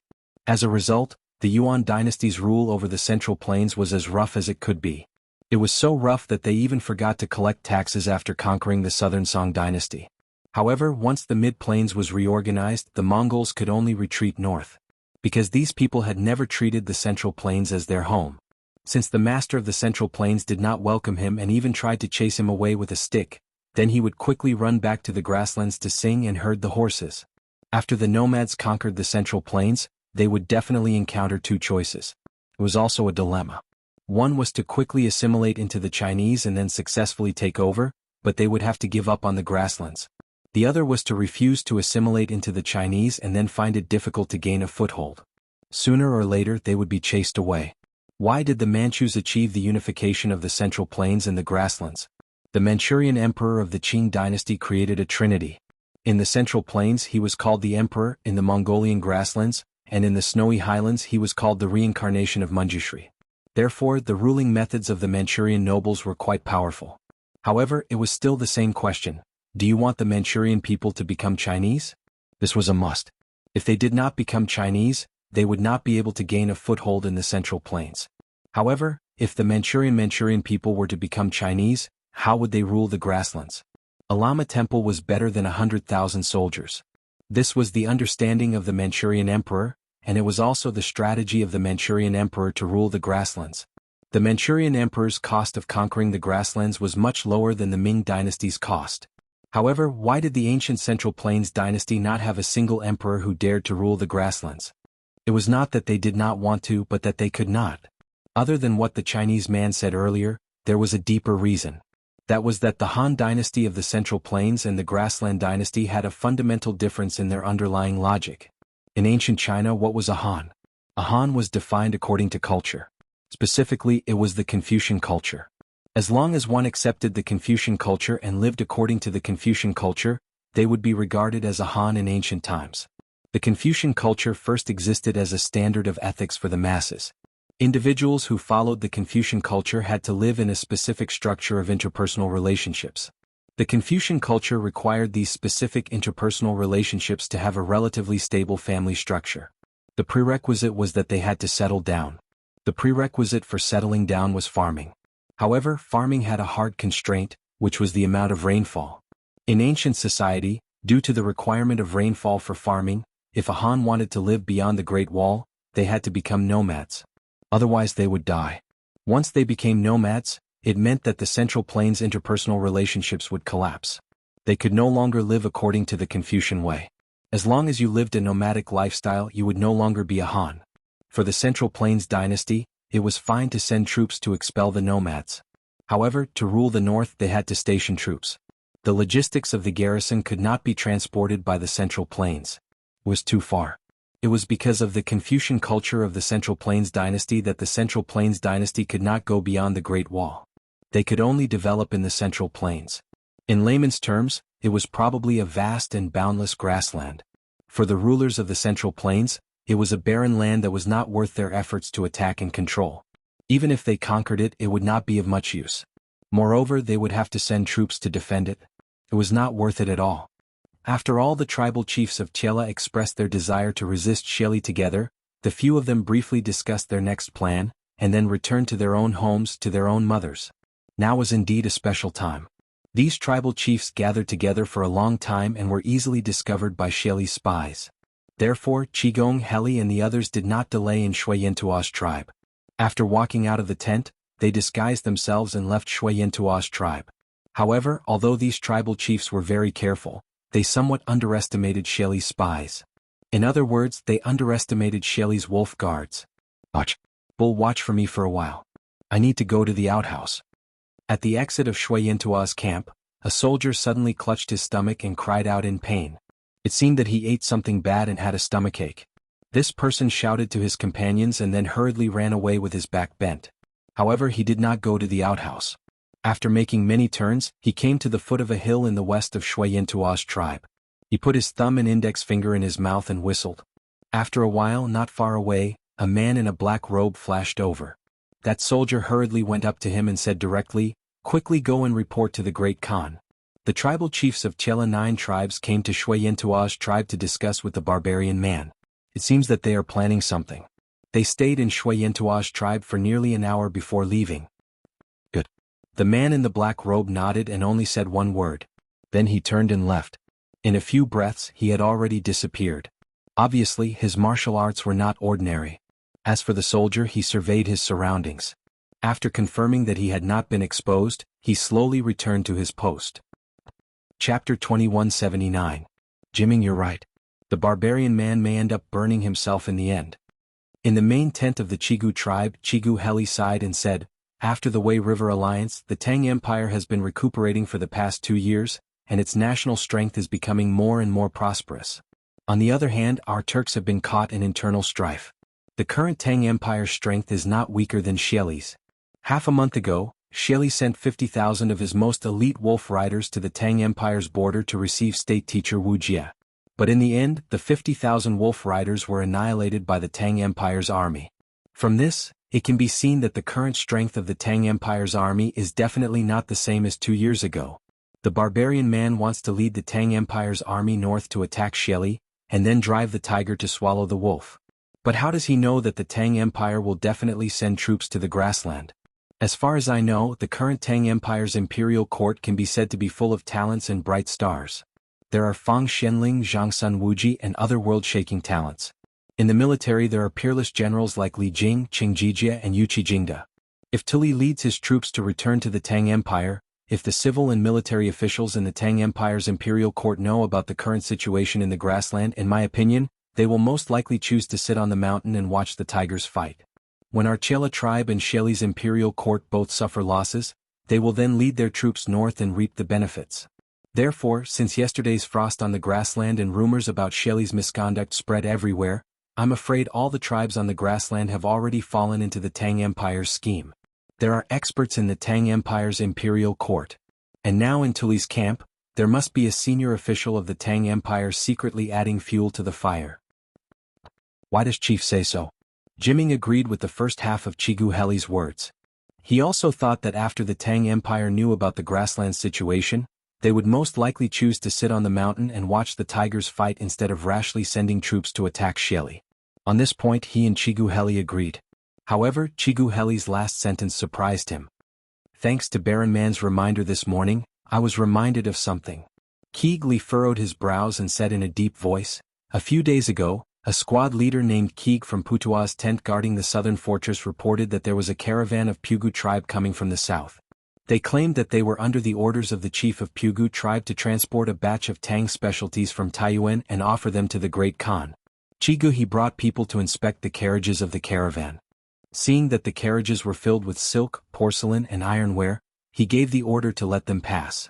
Not long after that, there was a prophecy on the grassland that Shelley's misconduct incurred the wrath of Tingri. At the end of July, there will be frost in midsummer. At first, no one believed it, but unexpectedly there was frost yesterday morning. The situation on the grassland instantly became delicate. Later on, I asked the chief of Pugu tribe. He said that their tribe had not sent out any caravan recently, and no caravan came back from outside. So, I guess that the caravan that Keeg let go was most likely an envoy sent by the Tang Empire to help Tuli.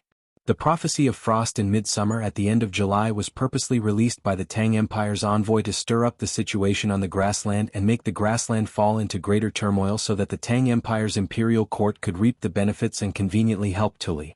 Brilliant. Really brilliant.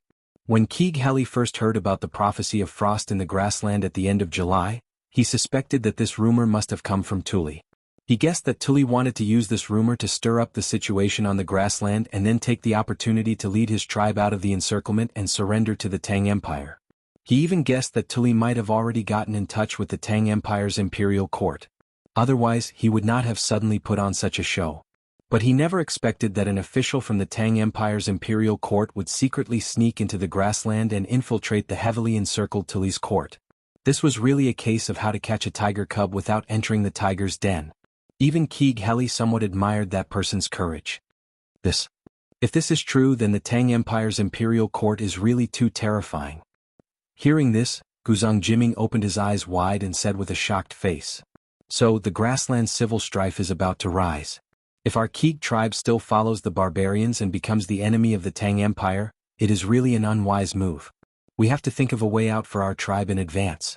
Keeg Heli sighed and then looked at Guzheng Jiming and said in a deep voice, "These years, the grassland civil strife has not stopped. The Keeg tribe has been suppressed by Shelley. The warriors in the tribe are often sent to the front line by Shelley. In just over 2 years, more than 10,000 warriors of our Keeg tribe have been killed or injured. In the long run, even if our little family property is not exhausted by Shelley, it will be lost in the endless civil strife. As the chief, I have to think of a way out for my tribesmen." Chapter 2180. Now that the rumors have been spread and the frost has fallen, the herdsmen on the grassland are all restless and discussing Shelley in private. But why haven't the leaders of the other tribes made any moves? Especially the 10-tribe coalition that has surrounded us. They still show no signs of withdrawing. In Tuli's tent, Enai Shirtua and Tuli were analyzing the current situation of the grassland. At this time, Enai Shirtua said with some melancholy. After seeing the vast expanse of white frost on the grassland yesterday morning, he and Tuli were so happy that they almost jumped up. If it weren't for the fact that the timing was not right, they would have held a banquet to reward the 3 armies and not return until they were drunk. But their excitement didn't last long because as time went by, the situation they had expected at first didn't appear. The tribes on the grassland who were dissatisfied with Shelley didn't take the opportunity to launch an attack. At most, the herdsmen in the tribes were discussing Shelley because of the frost falling from the sky. Not a single tribe made any real moves. This made Tuli and Enai Shirtua very anxious. Because whether the grassland could fall into chaos because of this was directly related to whether they could escape the encirclement and smoothly go south to seek refuge with the Tang Empire. Therefore, their state of mind changed from the excitement yesterday morning to the slight uneasiness in the afternoon. And today they were even a little anxious. Chioli has ruled the grassland for many years. The strength under his command is far from what any tribe can compare to. In addition, in order to unify the grassland, he has destroyed countless tribes. His methods are extremely cruel. Which tribe on the grassland isn't afraid of him now? Although the prophecy of frost falling from the sky has come true and Chioli has lost all the people on the grassland and some tribes have become restless because of this, the power of one or several tribes is still too insignificant. Before they have enough power to unite, the tribal chiefs of those tribes don't dare to openly rebel against Chioli. Tuli looked out of the tent with a gloomy gaze and couldn't help but sigh as he spoke slowly. In fact, he had been waiting for the people outside to send news of the turmoil on the grassland. But reason told him that things couldn't progress so fast because Shelley's strength was really too strong. The tribal chiefs of those tribes weren't fools. They couldn't jump up to rebel against Shelley just because of a prophecy. That was no different from courting death. Now everyone was waiting. Waiting for someone to take the lead and raise their arms. At that time, the grassland might fall into true turmoil. Khan, you mean we have to keep waiting? When Enai Shirtua heard this, his eyes widened and he said anxiously.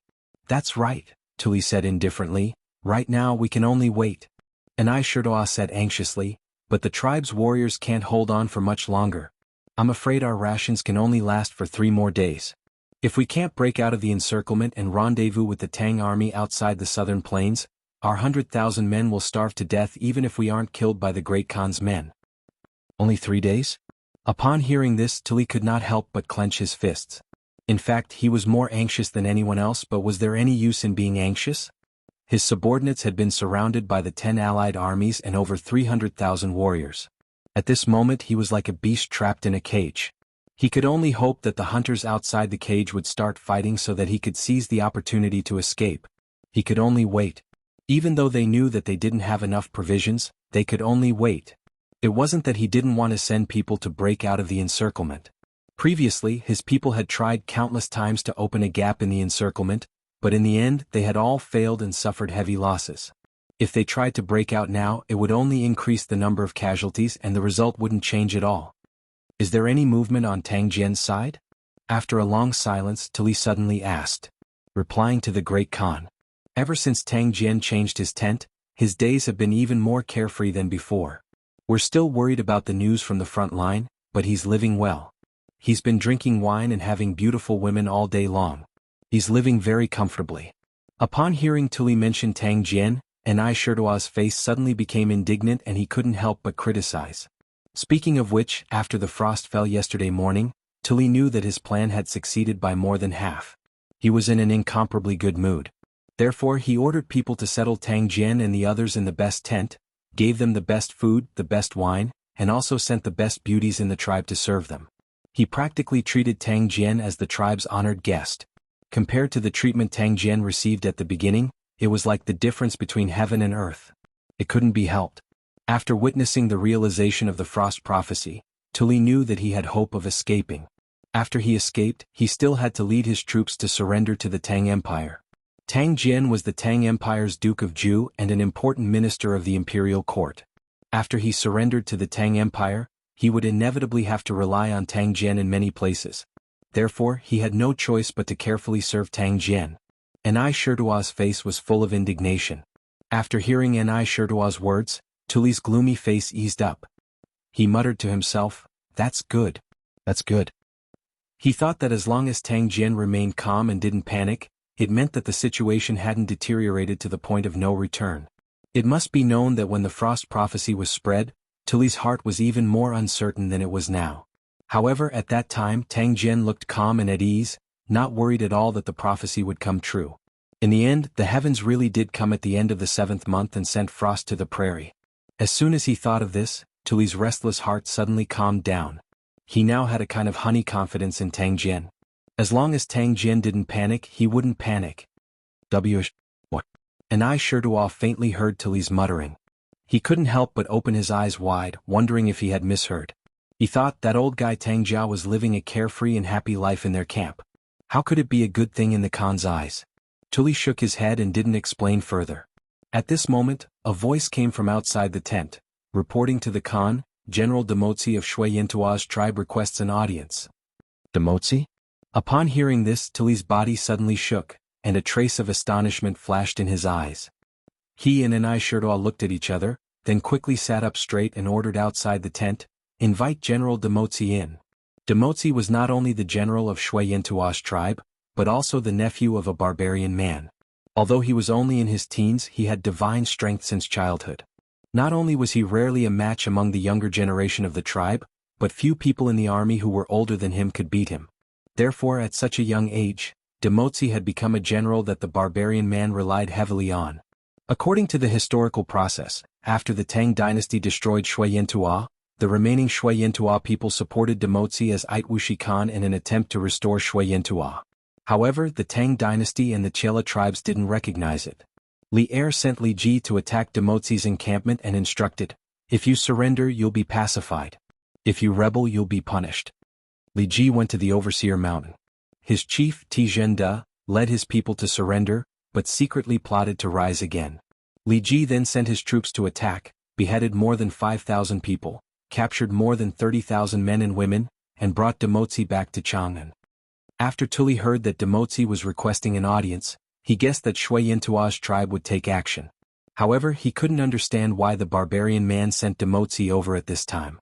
Could it be that the other party was now ready to confront Shelly? Otherwise, why would the barbarian man dare to send people here so openly? Demotzi greets Little Khan. Tilly didn't have to wait for long. While he was deep in thought, the curtain of the tent was lifted, and a young man with braids and slightly bronzed skin walked in. It was Demotzi. Demotzi entered the tent and bowed to Tully in a manner that was neither servile nor overbearing. "General Demotzi, you don't have to be so polite." Tully raised his right hand. After Demotzi straightened up, he went straight to the point and asked, "I wonder what General Demotzi is here for?"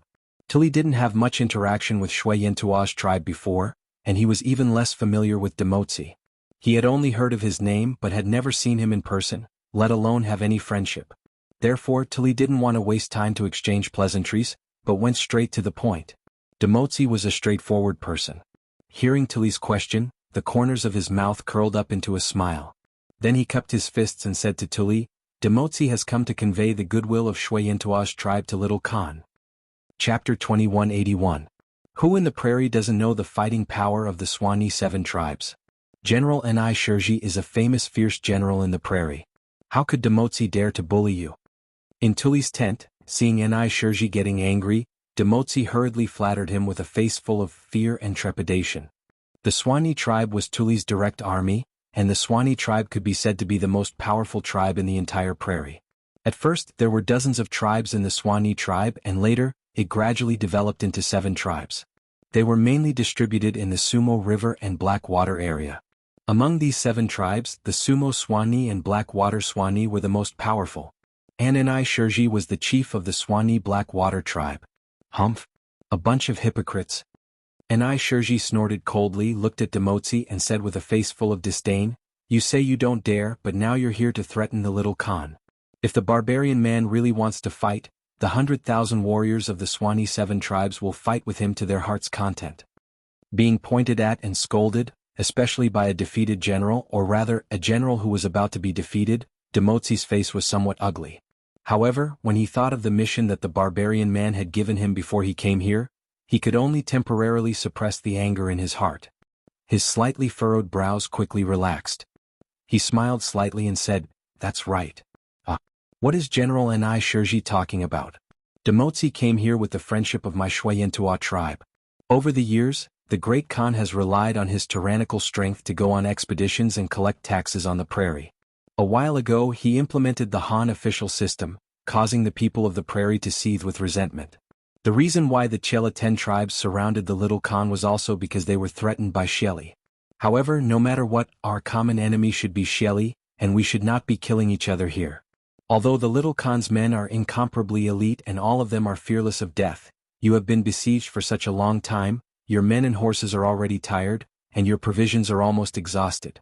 My chief can't bear to harm his own people, so he tried to find a way to survive for the Little Khan. In the end, after many persuasions, all the chiefs of the Chela 10 tribes agreed to take the risk and let the Little Khan's men leave the prairie.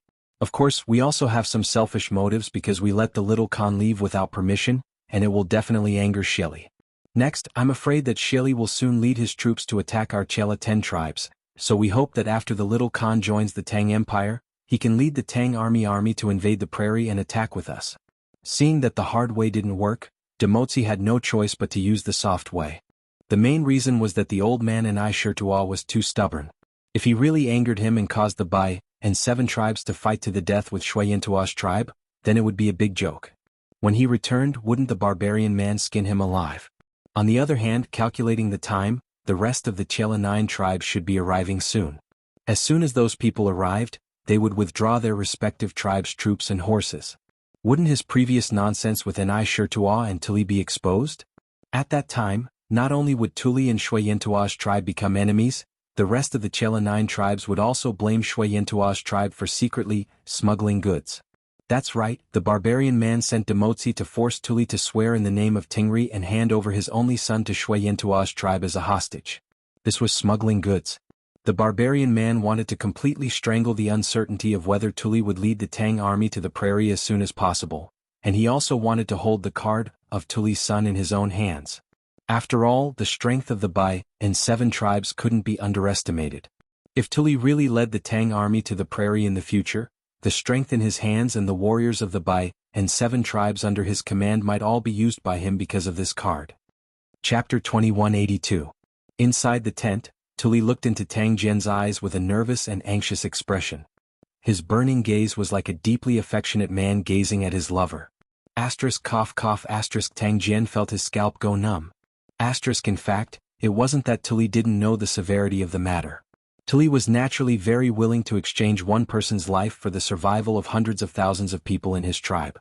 However, that person was his only son, so he was somewhat hesitant. After all, he only had one son. Although he was not yet 30 years old, he was still in the prime of his life. Even if he lost this son, he could still have another one in the future. In any case, as long as he escaped to the Tang Empire, Li Er would give him a lot of rewards based on his status. He could still live a life of 3 wives and 4 concubines, living a life of luxury. However, who could guarantee that he would really be able to have another son in the future? The medical conditions of this era were not as developed as those of modern society. Whether it was the probability of pregnancy or the probability of a newborn being born smoothly and growing healthily, they were all not very high. In the current situation where he didn't have a second son to guarantee, Tuli didn't want to risk his only son. If Tang Jian really had a way to save his son, then Tuli was even willing to treat Tang Jian as his savior, for the rest of his life, the benefactor who saved his son's life. Cough cough. Khan, you're confused because you're too concerned. Tang Jian, who felt uncomfortable being stared at by Tuli, hurriedly coughed to break the awkwardness in the air. With a serious expression he said, Khan, you might as well think about it carefully.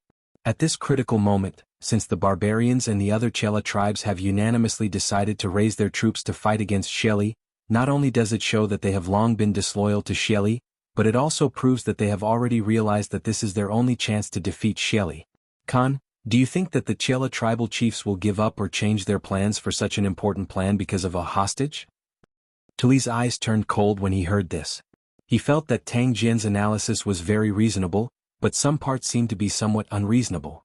After a moment of silence, he couldn't help but frown and ask, if that's the case, then wouldn't it be superfluous for the barbarians to send Demotzi here to sing this song? No. Tang Jian shook his head and said, if my guess is correct, the barbarian man's action is more of a probe. If he can successfully persuade Khan to send the hostage to Shui Yintua's tribe, it will be equivalent to him gaining a loyal ally like Khan who can advance and retreat together with him. In the future, Shui Yintua's tribe will become even more powerful among the Tai Lu tribes, even suppressing Qian tribe. Once the Tai Lu tribe's rebellion against Sheli succeeds, the barbarian man will replace Sheli and become the new master of this prairie. If Yu Khan did not agree to his request, he would not suffer any loss. The plan of Tai Li's tribes to resist Sheli could still be carried out smoothly. The only regret he had was that he could not borrow your power to achieve his goal of dominating Tai Li's tribes and even the entire prairie. But from this point of view, this person's ambition isn't small. Even if he loses this opportunity, he will sooner or later become a formidable person. The barbarian man is indeed ambitious. Tuli nodded in agreement. Soon after, he said with a worried expression, but if this Khan doesn't agree to their request, won't the barbarians fly into a rage out of humiliation and continue to attack our troops? Definitely not. Tang Jian's gaze was calm as he said with certainty, this Tang has said before that the plan of Tai Li's tribes to resist Shili definitely did not originate from the barbarian man alone. It is also not something that the barbarian man alone can change. In terms of strength, the strength of Tai Li's 10 tribes is far inferior to Shili. And Khan, you have more than 100,000 elite soldiers under your command. The current situation in the prairie is delicate. No matter which side wants to fight with you, they will have to knock out at least a few teeth. Therefore, if the barbarian man feels apologetic towards Khan over such a small matter and even confronts you with weapons, then in the eyes of Tai Li's 10 tribes, he is disregarding the overall situation. The other chiefs of Tai Lu tribes will definitely not allow him to act so recklessly. However, with the nature of the barbarian man, I'm afraid he will not do such a foolish thing. Later on, you can find an excuse to reject Demotzi and give the barbarian man a way out. I believe the barbarian man will not hold on to this matter and the Tai Lu army near Yiting should also disperse soon. Tuli nodded thoughtfully. Although Tang Jian's analysis was very reasonable, there was still some uneasiness in his heart. After all, this was the only chance for him and the 100,000 soldiers under his command to break out of the encirclement. For this, they could be said to have planned carefully and waited for such a result with great difficulty. If they were to be completely ruined because of his selfishness, he would not be able to feel at ease for the rest of his life. However, when he thought of his most beloved son, and thought of the current delicate situation in the prairie, in theory the barbarian man and the rest of Tai Li's tribes would naturally not be so stupid as to waste their military strength to fight with him head-on. After hesitating and struggling in his heart for a long time, Tuli finally made up his mind. He raised his head and said with a firm gaze, "Duke Ju's discerning eyes are like torches. You saw through the barbarian man's evil scheme at a glance. This Khan admires you. Many thanks to Duke Ju for pointing out the right path for this Khan. This Khan will now find a reason to reject Demotsi." Finished speaking, Tuli solemnly cupped his fists and bowed to Tang Jian. Perhaps when Tang Jian had just arrived at the grasslands, he had indeed looked down on Tang Jian, this weak and scholarly old man. After all, at that time the situation was like fire to him. The men under his command could be wiped out by Shelly at any time. He did not believe that a mere Tang Jian could change anything. But today the prophecy of frost falling from the sky had come true. The people of the prairie were panic-stricken. Rumors were spreading everywhere. Tai Li's tribes took advantage of the situation to rise up and rebel against Shelly. All of this started because of Tang Jian. What was originally a dead chess game seemed to have been completely revived by Tang Jian. Even if Tuli did not say it out loud in his heart, he gradually respected and admired Tang Jian. Today, Tang Jian even indirectly saved his son's life. Tuli believed that Tang Jian was completely worthy of this bow. You can't. Tang Jian hurriedly waved his hand and stepped aside. He smiled and said to Tuli, "Khan is too polite. When we reach the Great Tang, you and I will be colleagues in the imperial court. Why should we be so polite?" Colleagues? Hearing this, Tuli was startled. Then he laughed and said, "Ha! Duke Ju's words are reasonable. When we leave the prairie, you and I will be colleagues. When we reach Chang, and Shinbo Ao will definitely have a good drink with Duke Ju." Unknowingly, Tuli had changed the way he addressed Tang Jian from Ben Khan to his own name. This also showed that Tuli had regarded Tang Jian as a friend. "Ah! When the time comes, we will not return until we are drunk." Tang Jian laughed and said. Tuli knew that he could not delay Timozi for too long. So he bid farewell to Tang Jian and quickly went to the central tent. As soon as he arrived outside the tent, he heard Timozi's impatient voice coming from inside the tent. "General Ni Shirshir, when will little Khan give me an answer? My chief is still waiting for me to return and report." Soon. Such a big matter, Khan and heir apparent must have a good discussion. "Why are you in such a hurry?" This was Ni Shirshir's voice.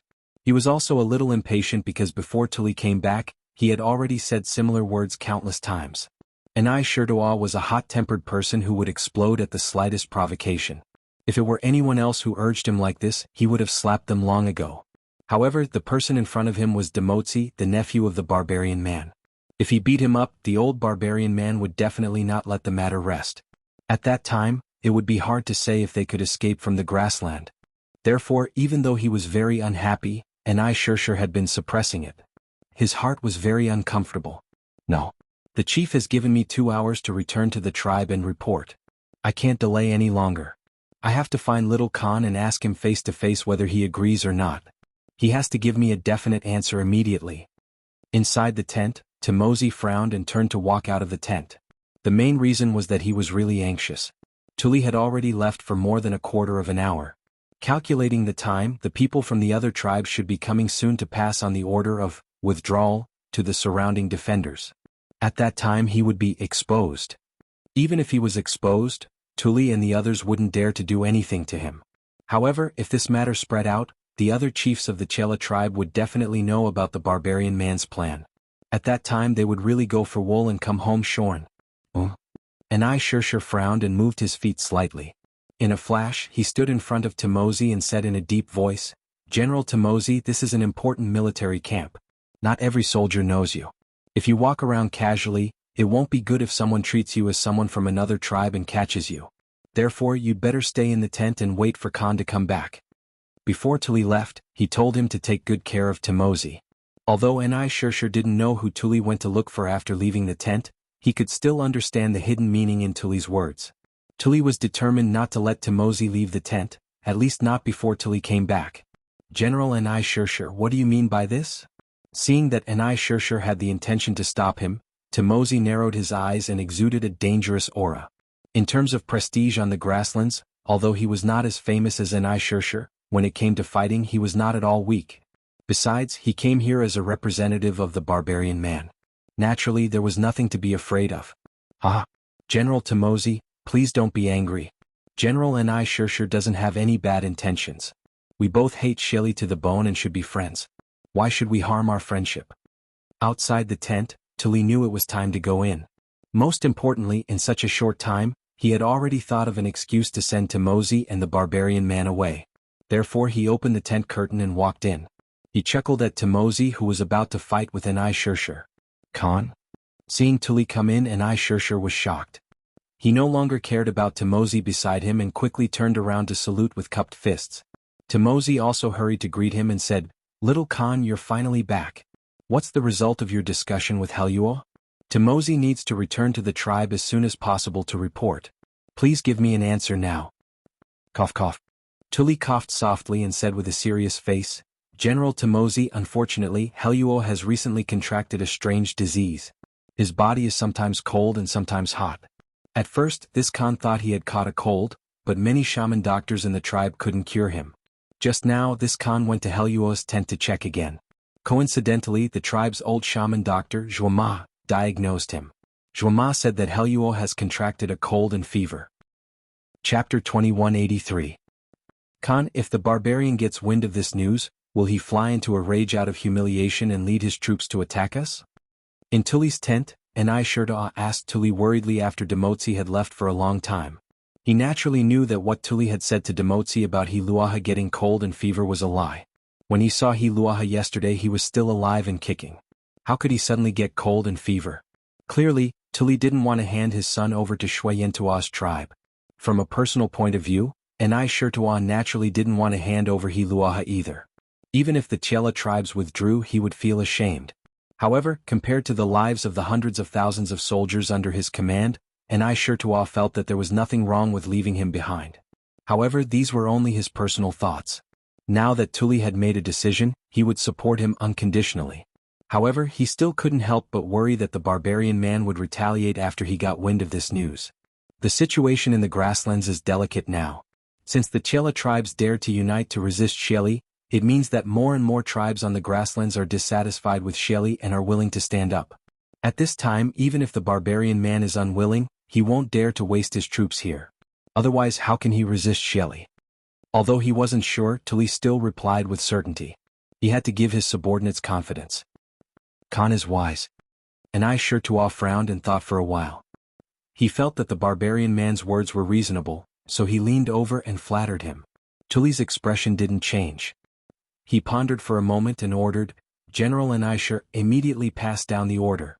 Tell all the generals to count their men and horses, pack up, and be ready to set out at any time. In addition, send a group of people out to pay attention to the movements of the troops around Yiting. Once the troops in one direction retreat, we will immediately break out from that direction and leave the grasslands." Enai Shirtua was shocked when he heard this.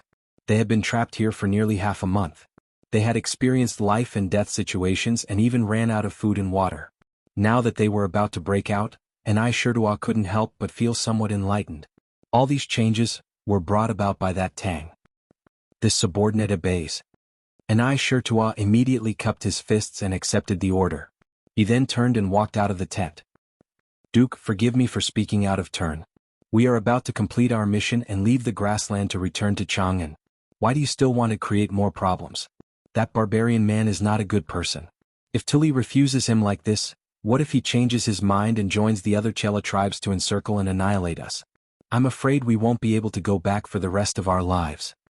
On the other side, in Tang Jian's tent, Yu Minghu's face turned bitter when he heard about the discussion between Tang Jian and Tully. If it weren't for the fact that Tang Jian's status was higher than his, Yu Minghu would have smashed his fist on Tang Jian's face already. "Who asked you to meddle in other people's business? Who asked you to meddle in other people's business? It's obvious that Chela's troops are planning to withdraw, it's obvious that our mission in the prairie is about to be completed, yet you insist on instigating Tully to play with that barbarian man. Is that barbarian man someone to be trifled with? What if the other party changed his mind in a fit of anger and joined forces with the rest of the Chela tribe to attack Tully's tribe? Wouldn't they all be finished?" "Minghu, calm down. Don't be impatient." Seeing that Yu Minghu was really anxious, Tang Jian quickly put away his smile and said with a serious face, "After this incident, we can see that this barbarian man is indeed someone. But you don't have to worry. Since the Chela tribes have decided to join forces to resist Sheli, the barbarian man won't choose to waste his troops to encircle and annihilate Tuli at this time. Besides, as far as this old man knows, the most powerful tribe among the Chela tribes should be the Qian tribe. Even if the barbarian man loses his head in a fit of anger and wants to do something foolish, the chief of the Qian tribe won't let him do as he pleases. But what if? What if the barbarian man doesn't play by the rules and attacks Tuli with all his might in a fit of anger?" Yu Minghu didn't buy it at all. Mainly, he felt that Tang Jian's action was completely superfluous. Since the barbarian man wanted Tuli to hand over He Luoya as a hostage, why not just let Tuli hand him over? What did it have to do with them? As long as the barbarian man kept his word and promised to withdraw the troops, this deal was very worthwhile. Tang Jian didn't need to interfere and instigate Tuli to reject the barbarian man. Wasn't this adding more variables to their escape from the grasslands? At this time, Yu Minghu's emotions were somewhat out of control. With reddened eyes he said, "I still have a 60-year-old father and mother at home. I was thinking that after this mission is completed, I can earn some military merits. I was planning to return to Chang and marry a wife to make them happy. If we can have a boy or a girl, our Yu family will have descendants and they won't have to worry about me all the time. But you did this. If the Chela tribes really change their minds because of this, none of us can go back." Not everyone had a heart as big as Tang Jian's. For example, Yu Minghu and the other imperial guards who escorted Tang Jian to the grasslands, although they were all elites in the army, they were isolated and helpless after coming to the vast grasslands with Tang Jian. Every day they went through life and death trials and were constantly on tenterhooks.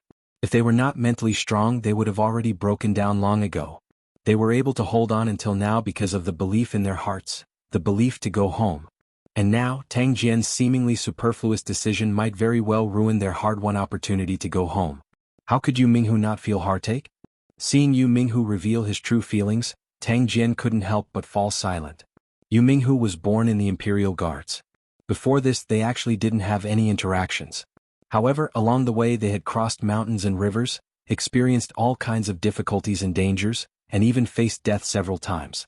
The relationship between Tang Jian and Yu Minghu and the others had gradually lost the boundary of superiority and inferiority. They were more like friends. However, before this, Yu Minghu had always obeyed Tang Jian's orders and never raised any objections. Now, his abnormal behavior was really because Tang Jian instigated Tuli to reject the barbarian man. This move was too risky. Moreover, it was risking everyone's lives.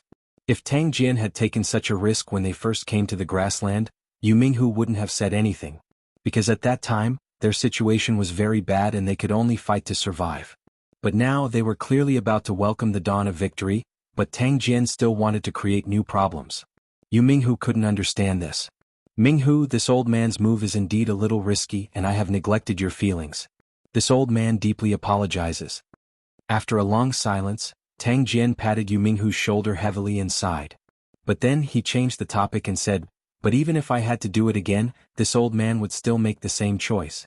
It's not that this old man is superfluous and creating new problems. This barbarian man is very ambitious.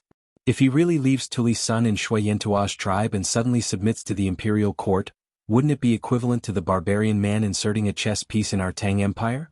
I believe that His Majesty also doesn't want to see this situation. It's true that our Tang Empire wants to attack the grassland, but when and how to attack, only the Tang Empire has the final say. The Tang Empire can't become the barbarian man's knife to eliminate Sheli. Otherwise, even if Sheli falls, the barbarian man will become the next Sheli. For our Tang Empire, there will be no end of trouble." Tang Jian was truly far-sighted. Not only was he Li Er's subject, but he was also Li Er's close friend. Otherwise, he wouldn't have taken on this dangerous mission. As a close friend, he naturally had to clear all obstacles and hidden dangers for Li Er, so he couldn't let the barbarian man take He Luoha hostage to threaten Tuli. This was because Tuli would soon become a citizen of the Tang Empire. If the barbarian man used He Luoha to threaten Tuli, it would be the same as threatening the Tang Empire. This was a situation that Tang Jian absolutely didn't want to see. If not for Yu Minghu's loss of composure, Tang Jian definitely wouldn't have said these words out loud. Yu Minghu couldn't help but tremble when he heard this. Although he didn't completely understand what Tang Jian said, he still roughly understood the meaning. He knew that he had misunderstood Tang Jian. Tang Jian's previous actions weren't superfluous and creating new problems, but had a deeper meaning. Duke, you have great foresight. This subordinate was short-sighted and lost composure for a moment. Please punish me, Duke. Yu Minghu knelt on one knee and cupped his fist to Tang Jian in shame. He was a soldier, and a soldier's mission was to protect the country. As long as Tang Jian's previous actions weren't aimless and were beneficial to the Tang Empire, even if it put them in danger, Yu Minghu wouldn't have any complaints because this was their mission. His previous loss of composure was mainly because he didn't understand the deeper meaning behind Tang Jian's actions. Now that he knew, he naturally wouldn't have any complaints in his heart. Get up. This isn't your fault. Tang Jian bent over and helped Yu Minghu up, then said, "This old man is to blame for not considering your feelings beforehand. However, if this old man isn't wrong, even if the barbarian man knows that his plan didn't succeed, the Chela troops near Tuli will withdraw very soon. Pass down the order and let our men prepare. Before the sky turns dark today, we should be able to leave the grassland." Seeing Tang Jian so confident, Yu Minghu couldn't help but feel relieved. He cupped his fist and said, "Yes. This subordinate will pass down the order now. Those bastards have been in the grassland for so long and have been waiting for this day for a long time." After saying that, Yu Minghu turned around and left the tent. In fact, the changes in the situation were much faster than Tang Jian had expected. Not long after Demoji left Tuli, about a quarter of an hour, a small group of cavalry came from the north. The leader was a man with a strong back and a bearded face. It was Kiji Heli's younger brother, Kiji Shaman. This small group of cavalry came down from the west side of Tuli and quickly arrived at a garrison camp in the south. Second leader is here. Although Kiji Shaman wasn't very well liked by Kiji Heli, at least not as well as Guzang Jiming, but among the soldiers of Kiji tribe, Kiji Shaman's prestige was still very high. This guy was straightforward and didn't put on airs. Moreover, he was often at the forefront of battles. Such a general would naturally be supported by the soldiers. Therefore, when Kiji Shaman arrived, the soldiers in the camp who had nothing to do all gathered around and greeted him warmly. Kiji Shaman reined in his horse and skillfully dismounted. He first looked around and then asked a soldier in front of him, "Where is your General Goer?" Kiji Goer was the general of Kiji tribe and one of the most capable generals under Kiji Heli. Second leader, General Goer went to patrol the front lines. According to the time, he should be back soon. Do you want to rest in the tent for a while? Hearing Kiji Shaman's question, the soldier quickly replied, "No need. Bring me to him." Kiji Shaman shook his head and prepared to get back on his horse. At this moment, the sound of horse hooves came from the north of the camp. Then, a soldier in the camp shouted, "General Goer is back." Kiji Shaman was stunned when he heard this. Then he grinned and laughed, "Ha! Looks like I came at the right time." Then he strode towards the group of people. "Second leader, why are you here?" Chibi Guer was a tall and skinny middle-aged man with a thick beard. When he saw Chibi Sha men approaching, he hurriedly went forward and bowed respectfully. Goer. We brothers don't need to be so polite." Kiji Shaman laughed and put a hand on Kiji Goer's shoulder. Then he said, "Goer, I'm here to pass on my big brother's orders." Kiji Goer was stunned. He motioned for the soldiers on his left and right to withdraw. Then he quickly asked, "What orders does the chief have?" Kiji Shaman said, "My big brother orders you to immediately gather all the men here and withdraw to the tribe. No delay." "What? Withdraw all the men? But if the Great Khan knows?" Hearing this, Chitagur was greatly shocked. He knew that a few days ago, Sheli had given the tribal chiefs of Tiela a death order. If they withdrew their troops, how could Sheli spare Chitagur tribe? Kiji Shaman smiled mysteriously and whispered to Kiji Goer, "Big brother wants you to withdraw the men to get rid of Sheli. Don't worry, the other tribes have already agreed that they will withdraw their troops today. While Sheli hasn't reacted yet, we have to withdraw all the men." "What?" Kiji Goer's eyes widened when he heard this. His heart could not help but tremble violently. At this moment he only had one thought in his mind: the sky has changed, the sky of the grassland is about to change. All right. This subordinate will gather the soldiers and withdraw to the tribe. After being shocked for a while, Kiji Goer finally came back to his senses. He took a deep breath and cupped his fists at Kiji Shaman. Fighting against the powerful Sheli, although the outcome was hard to predict, but since this was Kiji Heli's decision, he could only support it. Moreover, all the herders and soldiers of the Chela tribes did not have a good impression of Sheli. Now that he could fight Sheli openly, not only did Kiji Goer not have the slightest fear, He even had a trace of excitement. Chapter 2184. Quick. Quick. Everyone must rush back to the tribe before noon. Those behind hurry up. When it was close to noon, the unavoidable Qigong clan army of Tuli suddenly began to move.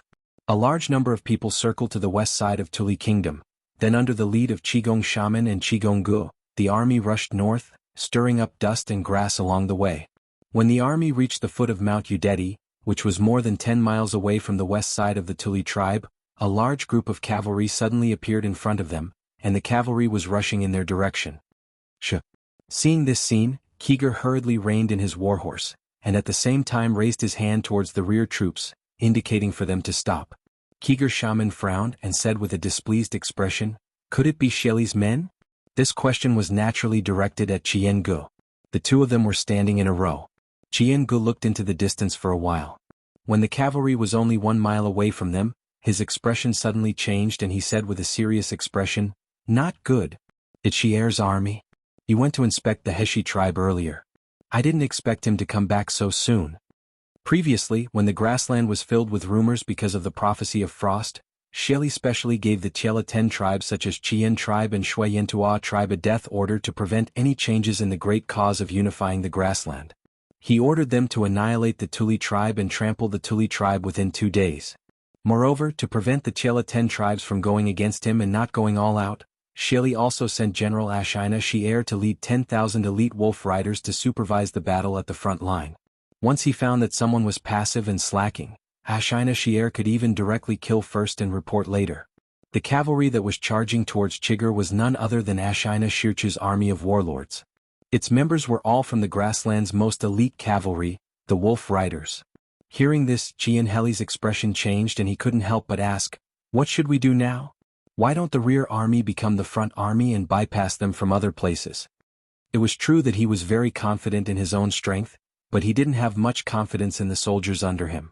To be precise, he didn't have much confidence in the warriors of the Chien tribe when facing the elite Wolf Riders. No. The Wolf Riders were too fast, we couldn't get around them in time.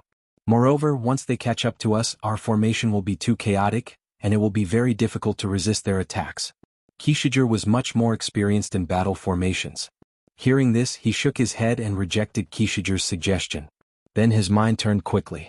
A moment later he turned to Kishiger and said, "Second leader, please take a detour with you and search for the nearby Gogu tribe, Tongluo tribe and Huihi tribe.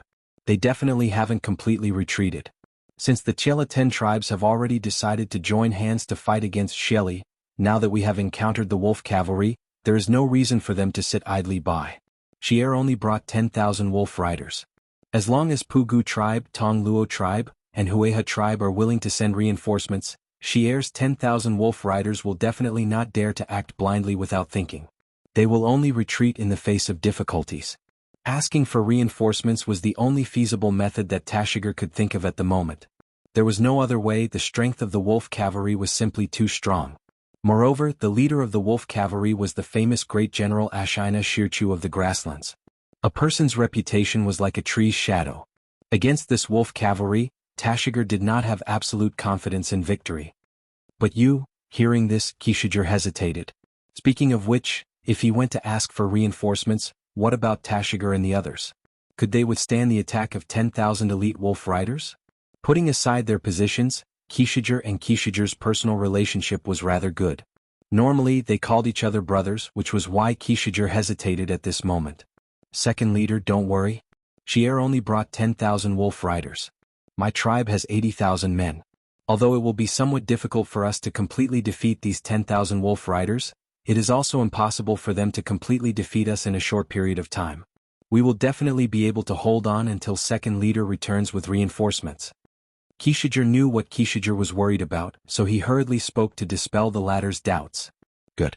Guer, you must hold on until I return with reinforcements." Kishiger knew that time was of the essence, so he did not waste any more words. He stepped forward and patted Guer's shoulder heavily, then turned around without hesitation. He picked a small group of men and horses, and then rushed madly towards the rear of the army. Shucks. General Guer. Not long after Qigong Shaman left with his men, Ashina Shi and his wolf riders arrived in front of Qigong Gu. Seeing the dense horde of cavalry behind Gur, Ashina Shir frowned and asked, "What are you doing here instead of clearing out the rebels in the south of Tuli?"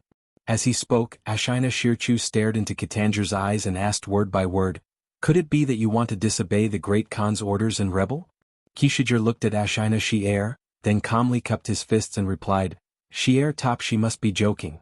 The Kishijer tribe will always be loyal to the Great Khan. How could we rebel?" Gu'er only returned to the Kishijer tribe after receiving the tribal chief's order to change the defense. "Once we return to the Kishijer tribe, it won't be long before a new force comes to surround Tuli." Ashina Shir glanced at the army behind Kishijer and couldn't help but frown. It was clear that Kishijer was lying. There were at least 60 to 70,000 soldiers, and this wasn't a normal change of defense. Kishijer had very likely withdrawn all of the Kishijer tribe soldiers stationed in the south of Tuli. It seemed that the Kishijer tribe really couldn't hold back and wanted to rebel. Ashina Shirchi thought to himself, "What a change of defense. General Gu'er has withdrawn all of the Kishijer tribe soldiers stationed in the south of Tuli. Are you not worried that the remnants of Tuli will take this opportunity to break out of your southern defense line and flee to the Great Tang?" Ashina Shir coldly snorted and said. At the same time, his right hand was already on the hilt of the scimitar at his waist. The aura of a martial arts expert instantly rose. Ashina Shirchu understood in his heart that the Qian tribe was most likely already preparing to rebel, and as Shelley's right-hand general, he naturally had to nip these rebel forces in the bud at the very beginning. He wanted to make sure that the main force of the Kishijer tribe was left behind. Even if the opponent's numbers were several times his own, Ashina Shir was not afraid at all. This was because the army under his command was the elite wolf cavalry that Shelley had carefully cultivated, and each one of them could fight against 10. "This is a matter of my Kishijer tribe. There's no need for you to say anything. If Tuli really does take this opportunity to escape, my tribal chief will think of a way to give the Great Khan an explanation." Seeing Ashina Shir's expression suddenly change and his hand on the hilt of his scimitar, Kishijer knew that today's matter could not be settled peacefully, so he no longer spoke kindly to Ashina Shir. "No need. Taking you all down is the best explanation the Kishijer tribe can give to the Great Khan."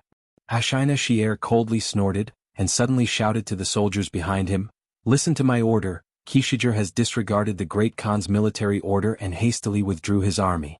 Take him down. Kill." The 10,000 wolf cavalry behind Ashina Shir suddenly burst into a battle cry. Their cries were like thunder and their momentum was like a rainbow. Facing an enemy that was several times their number, these wolf cavalry did not have the slightest trace of fear on their faces. This was a true elite army. On the other hand, when the Kishijer tribe's army heard the battle cry of these 10,000 wolf cavalry, many people's faces had already changed slightly. It was not that they were cowards, but the wolf cavalry's reputation in the grasslands was really too great. These years, the wolf cavalry under Shelley's command on the grasslands, and even in the Central Plains, had established illustrious military exploits, and no army dared to compete with them. "How dare you? Shir, are you trying to stir up a dispute between the Kishijer tribe and the Great Khan? Listen to my order, take Shir down." Kishijer knew that this battle was unavoidable, so he shouted to the soldiers behind him. He was not afraid of fighting with the wolf cavalry.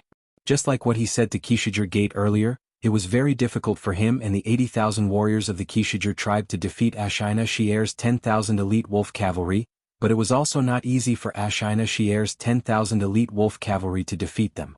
At least, it was almost impossible in a short period of time. What he needed to do was to stall for time and wait for the reinforcements called by Kishijer Gate. Kill? The two sides soon clashed. The moment the two armies came into contact, the wolf cavalry exploded with a terrifying impact and lethality. They actually tore a hole in the middle of the Kishijer tribe's army. Ashina Shir wanted to tear the 80,000 Kishijer tribe's army in half, and then divide and destroy them. But after all, the Kishijer tribe had the absolute advantage in terms of numbers. After the initial panic, the Kishijer tribe's soldiers became braver and braver as they fought. Soon the gap was filled and the battle gradually entered a stalemate. Reporting. On the other side in Tuli's Yiting, a sergeant quickly ran into the main tent. He bowed to Tuli inside the tent and reported. Reporting to Khan, the Chiga tribe's garrison troops to the south of Yiting have suddenly retreated to the west. What?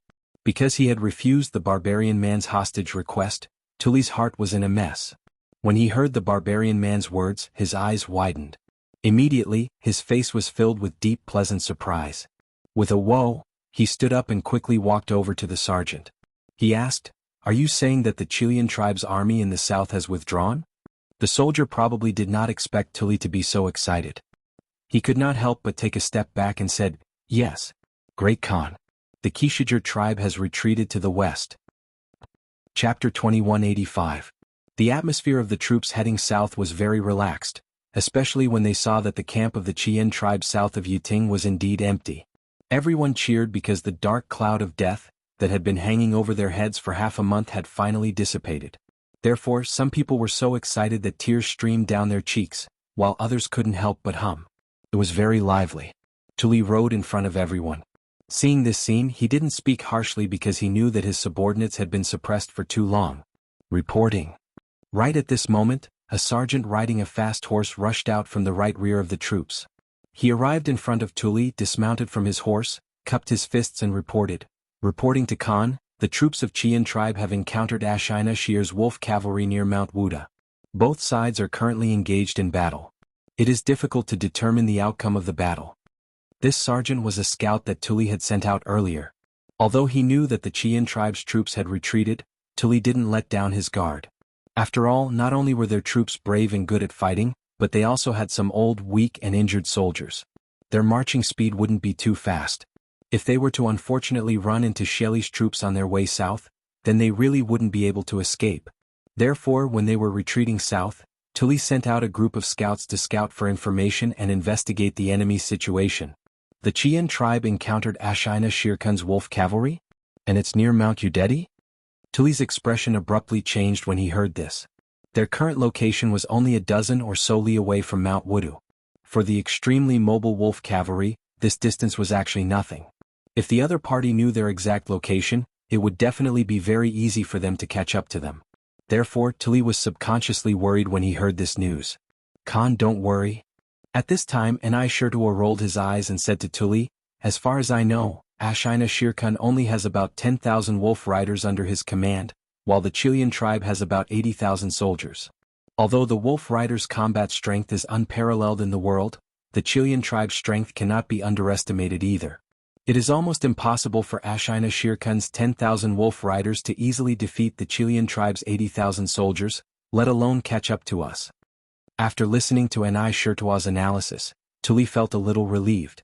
But soon after, he said with some worry, "But in this way the Chien tribe is bound to suffer heavy losses. I'm afraid the Chela 10 tribe's plan to unite against the Mengchu will come to an end." Although Chien tribe used to be a tribe under Sheli, Tuli still admired Chien Heli quite a bit. So much so that before he had a falling out with Sheli, Tuli and Chien Heli had a very good personal relationship. Because their personalities and political views were similar, they could be considered half-bosom friends. Now that the Chien tribe's 80,000 warriors were up against Ashina Shir's 10,000 elite wolf riders, it was very likely that the Chien tribe's vitality would be greatly damaged. Tuli couldn't help but sigh with regret. If it wasn't for the fact that he couldn't even protect himself now, he might still send some troops to help the Chien tribe. But Tuli turned around and looked at the exhausted officers and soldiers behind him. He couldn't help but shake his head. In the current situation, he obviously didn't have the spare energy to care about the Chien tribe. "Little Khan, you worry too much." At this time, Tang Jian, who was standing beside Tuli, opened his mouth and said, "Since the Chela 10 tribes have decided to unite against Sheli, now that the Chien tribe has encountered Sheli's wolf riders, the other Chela 10 tribes naturally won't sit idly by. As long as the Chien tribe's generals aren't stupid, they will certainly send someone to send a message to the other Chela tribe's armies that had previously surrounded us. When the time comes, these 10,000 wolf riders will most likely become the Chela tribe's first sacrifice to Sheli. Our top priority now is to go south as soon as possible and escape from the control of Sheli's army. Because even if the Chela 10 tribes can annihilate Ashina Shir's 10,000 wolf riders, the news of the Chela 10 tribes' betrayal and letting us go will quickly reach Sheli's ears. We must take advantage of this time to escape as far as possible." What Duke Ju said makes sense. Tuli nodded his head upon hearing that. Then he instructed Anai Shirtua. General Anai Shirtua passed down the order. "The entire army must speed up. Before nightfall we must leave the grassland." Anai Shirtua's brows slightly creased. He thought for a moment and said, "Khan, if we march at a normal speed, it won't be a problem to leave the grassland before nightfall. But we have a large number of people accompanying us. Moreover, there are many old, weak and injured soldiers in the troop. This will certainly affect the marching speed. Therefore, this subordinate suggests that we divide the troops into two groups. One group will escort Khan to leave the grassland at the fastest speed possible, while the other group will escort the old, weak and injured soldiers and chase after us with all our might. This place is no more than 100 li away from Shako Mountain. Once we pass Shako Mountain, we will arrive at the Great Tang's territory. Even if Sheli's troops have more guts, they won't dare to pursue us any further. Our two groups will converge there. Hearing that, Tuli was slightly moved. But after thinking for a moment, he shook his head and said, "No." When this Khan was trapped in a tight encirclement, all the officers and soldiers did not leave and did not abandon me. They fought alongside this Khan, bathed in blood. Now that there is hope to escape from the grassland, how can this Khan abandon my own people? Tuli was a person who cherished old friendships and attached great importance to relationships. Otherwise, he would not have gathered around him a group of troops who were loyal and devoted to him and would never abandon him. Even under the desperate situation of being heavily encircled by Sheli's 300,000-strong army, not a single tribe or even a single troop betrayed him. This point had a lot to do with the way Tuli usually treated people and handled affairs. Of course, a large part of the reason was that most of the tribes loyal to Tuli were the old subordinates of the previous generation Turkic Khan, Shibi Khan. As Shibi Khan's son, Tuli himself had quite a bit of Shibi Khan's style. Therefore, he was able to gather a group of loyal and devoted subordinates around him. Although Anai Shirtoa's proposal was very tempting to Tuli, he knew that if he really took his people and left just like that, the remaining old, weak and injured soldiers would certainly have some ideas. His subordinates would also have some criticism toward him. He must refuse, at least on the surface. Sure enough, as soon as Tuli's voice fell, the eyes of the officers and soldiers behind him, especially those who were wounded and lying on the handcarts, instantly turned red. One after another, they opened their mouths and said, "Khan, please leave first. We will meet up with you later. Khan, please leave first. We are willing to cover the rear for Khan. Khan, please leave first. Don't worry about us. We'll definitely meet up with you." The subordinates behind Tuli were all moved by Tuli's words.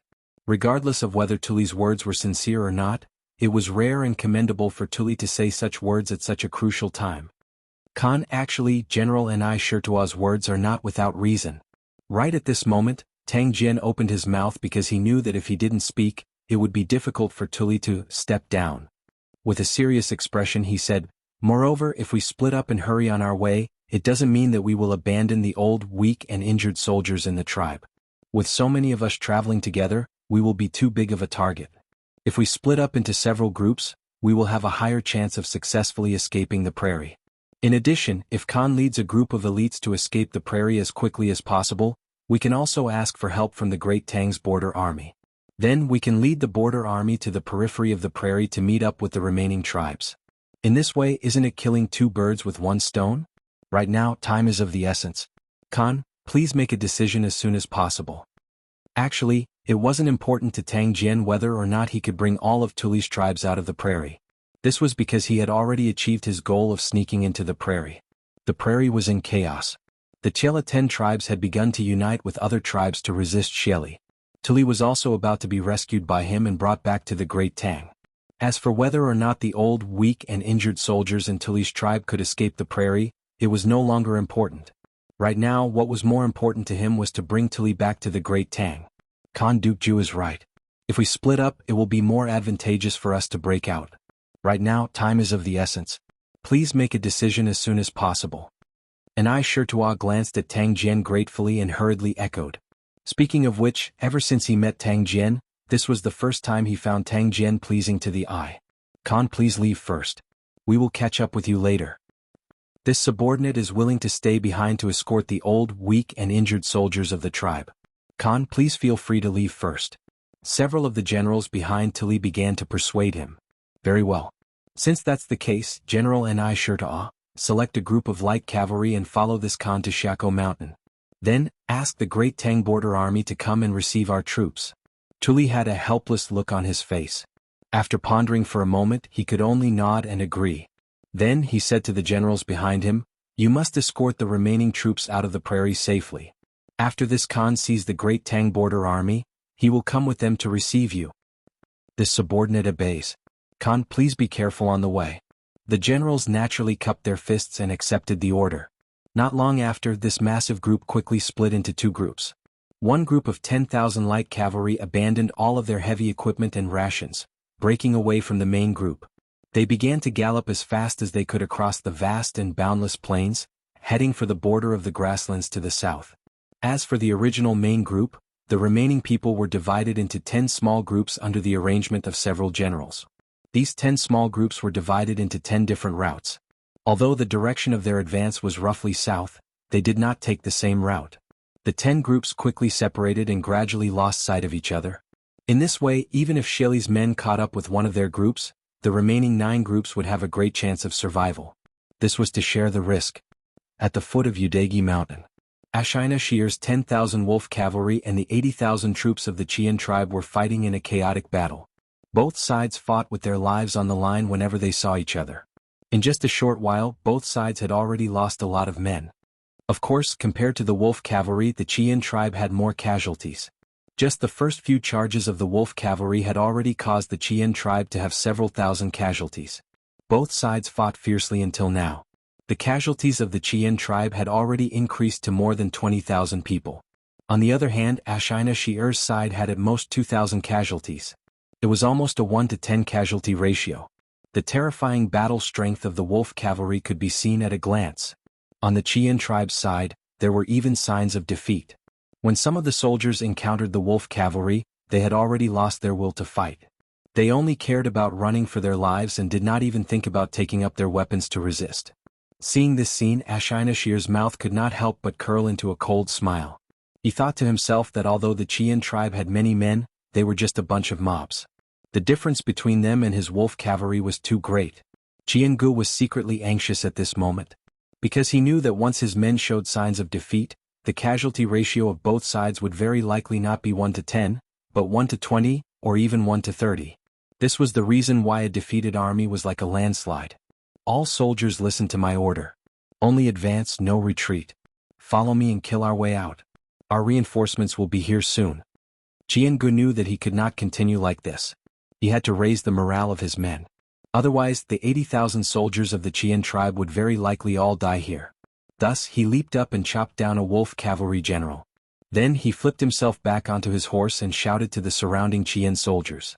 Sure enough, when they heard Qiangu say that reinforcements would be here soon, the morale of the Qian soldiers instantly rose. Furthermore, when they saw the valiant Qiangu taking the lead and chopping down several wolf cavalry, the soldiers all roared and once again charged towards the wolf cavalry. Reinforcements? Ashina Shir frowned when he heard this. This place was still tens of miles away from the headquarters of the Qian tribe. Not to mention whether the Qian tribe knew about this. Even if they did, the reinforcements they sent would not be able to arrive so quickly. Did Qiangu say this to boost the morale of the troops, or did they really have reinforcements? Just when Ashina Shir was bewildered, on the grassland to the east of Wuda Mountain, an army of tens of thousands suddenly appeared. It was a black mass that covered the sky and covered the earth. Tuache, there is a large group of cavalry 5 li to the east. They are coming towards us. A wolf cavalry rider quickly arrived in front of Ashina Shir and hurriedly reported. Ashina Shir Chu also noticed the movement in the east. When he heard what was said, he quickly turned his head to look.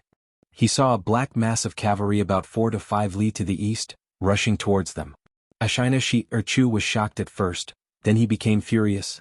This is the Hueha tribe's troops stationed in the east of Tuli's remaining troops. Damn it.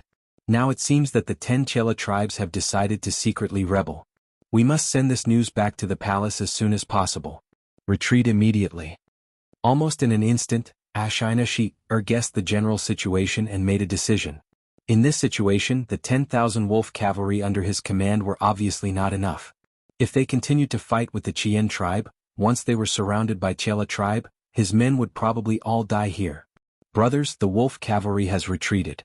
Our reinforcements are here. Don't let them go. Let's kill them and avenge our dead brothers.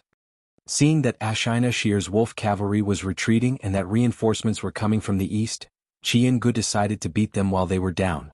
The main reason was that he knew that in the future, the Qian tribe would have to face Shelley's wolf cavalry. If he could take the opportunity to kill a few more wolf cavalry today, it would not be a loss. Chapter 2186. Reporting to the Great Khan, News has just come from the dark section.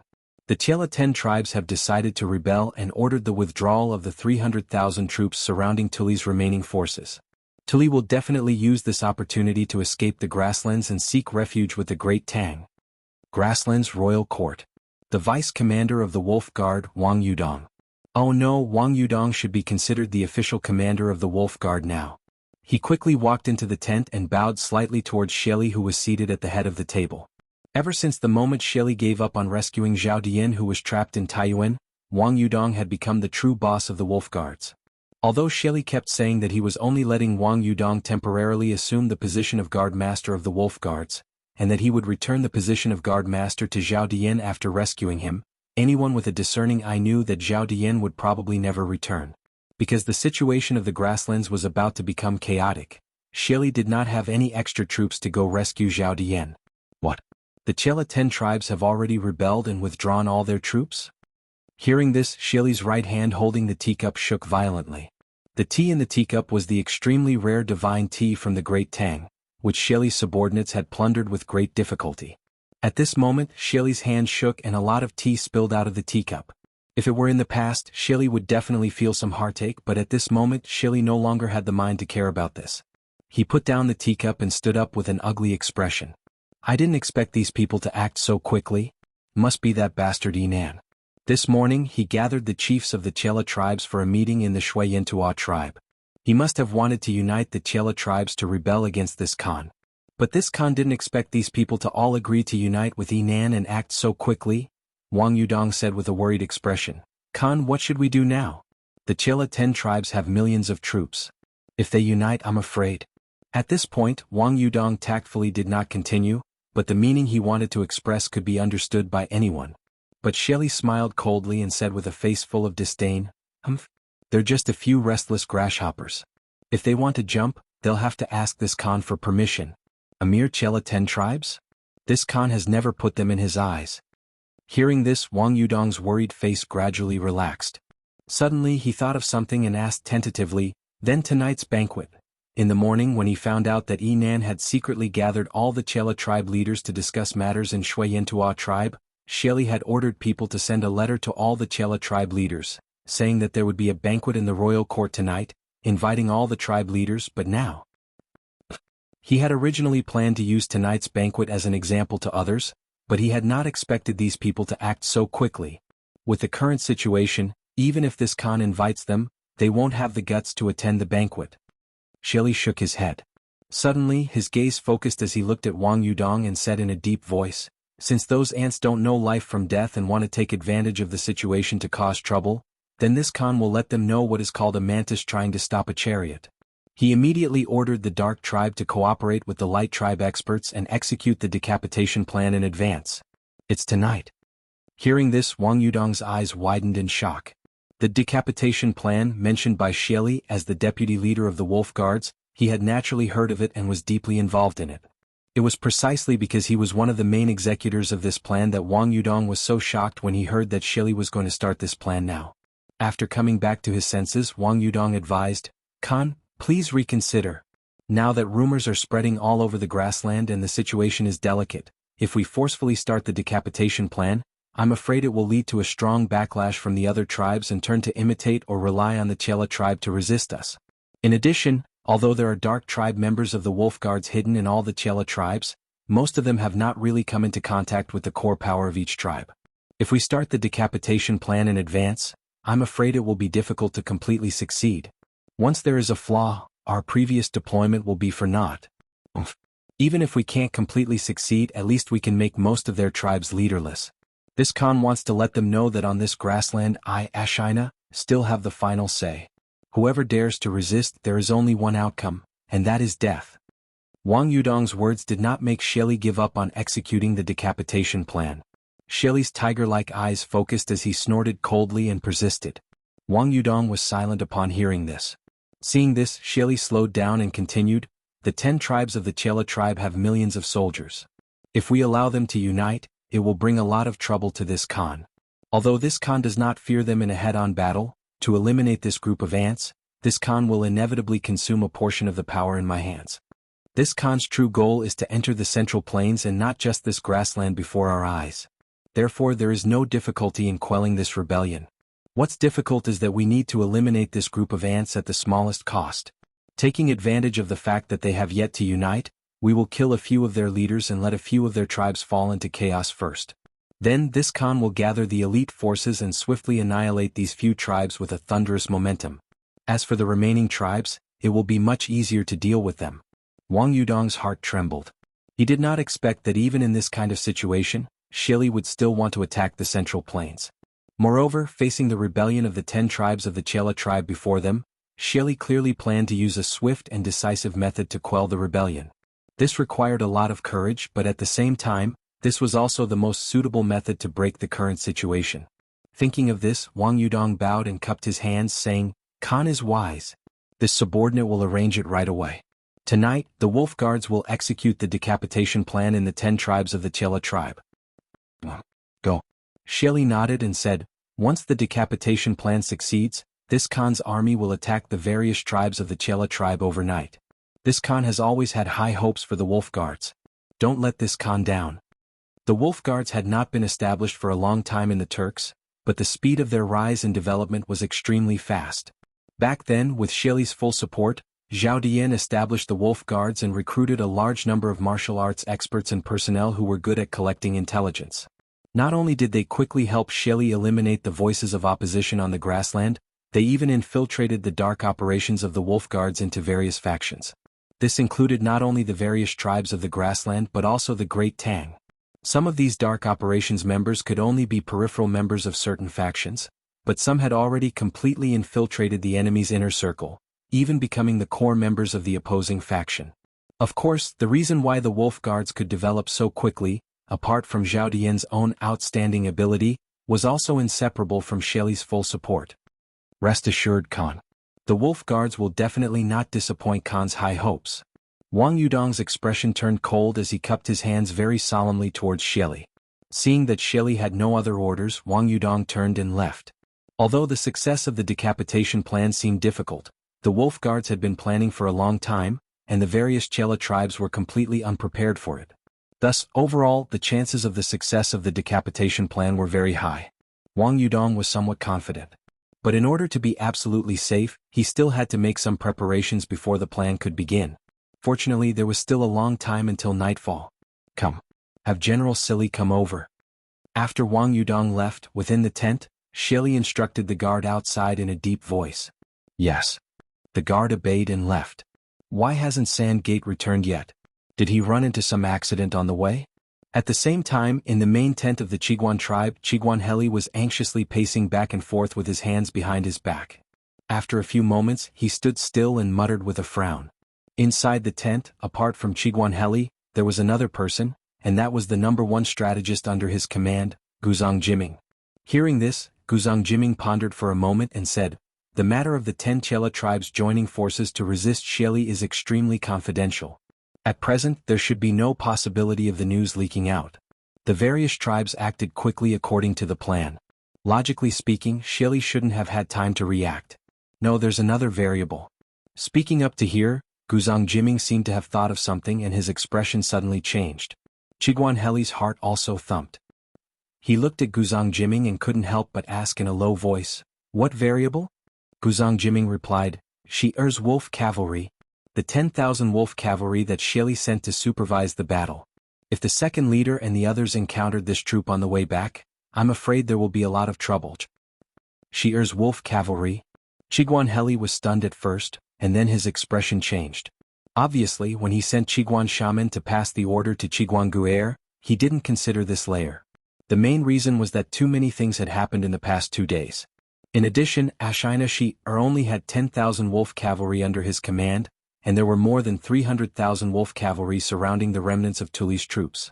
10,000 supervising troops were 300,000, so much so that Chiguan Heli had almost forgotten about this troop. Now that he heard Guzang Jiming mention it, his heart sank. Guer has 80,000 elites of my Chiguan tribe under his command. If they encounter Shi'er's 10,000 wolf cavalry, they will be able to protect themselves. However, if the two sides really fight to the death regardless of the cost, I'm afraid my tribe will suffer heavy losses. Jiming, you Qiguan Heli was about to let Guzang Jiming lead a group of people to rescue Qiguan Shaman and Qiguan Gu'er. At this moment, a soldier outside the tent shouted, reporting to the chief, "The scouts at the front have reported that General Gu'er's troops have encountered Shier's 10,000 elite wolf cavalry at the foot of Mount Udeti. Both sides are fighting fiercely." What? Qiguan Heli's expression changed greatly. Previously those were only their guesses. However, now that their guesses were true, the 80,000 elites of Qiguan tribe were already fighting with Ashina Shier's 10,000 wolf cavalry.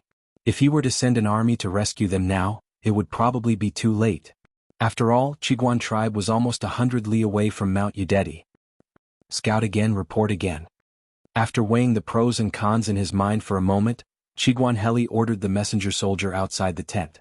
At this moment, it was obviously too late to send an army to rescue them.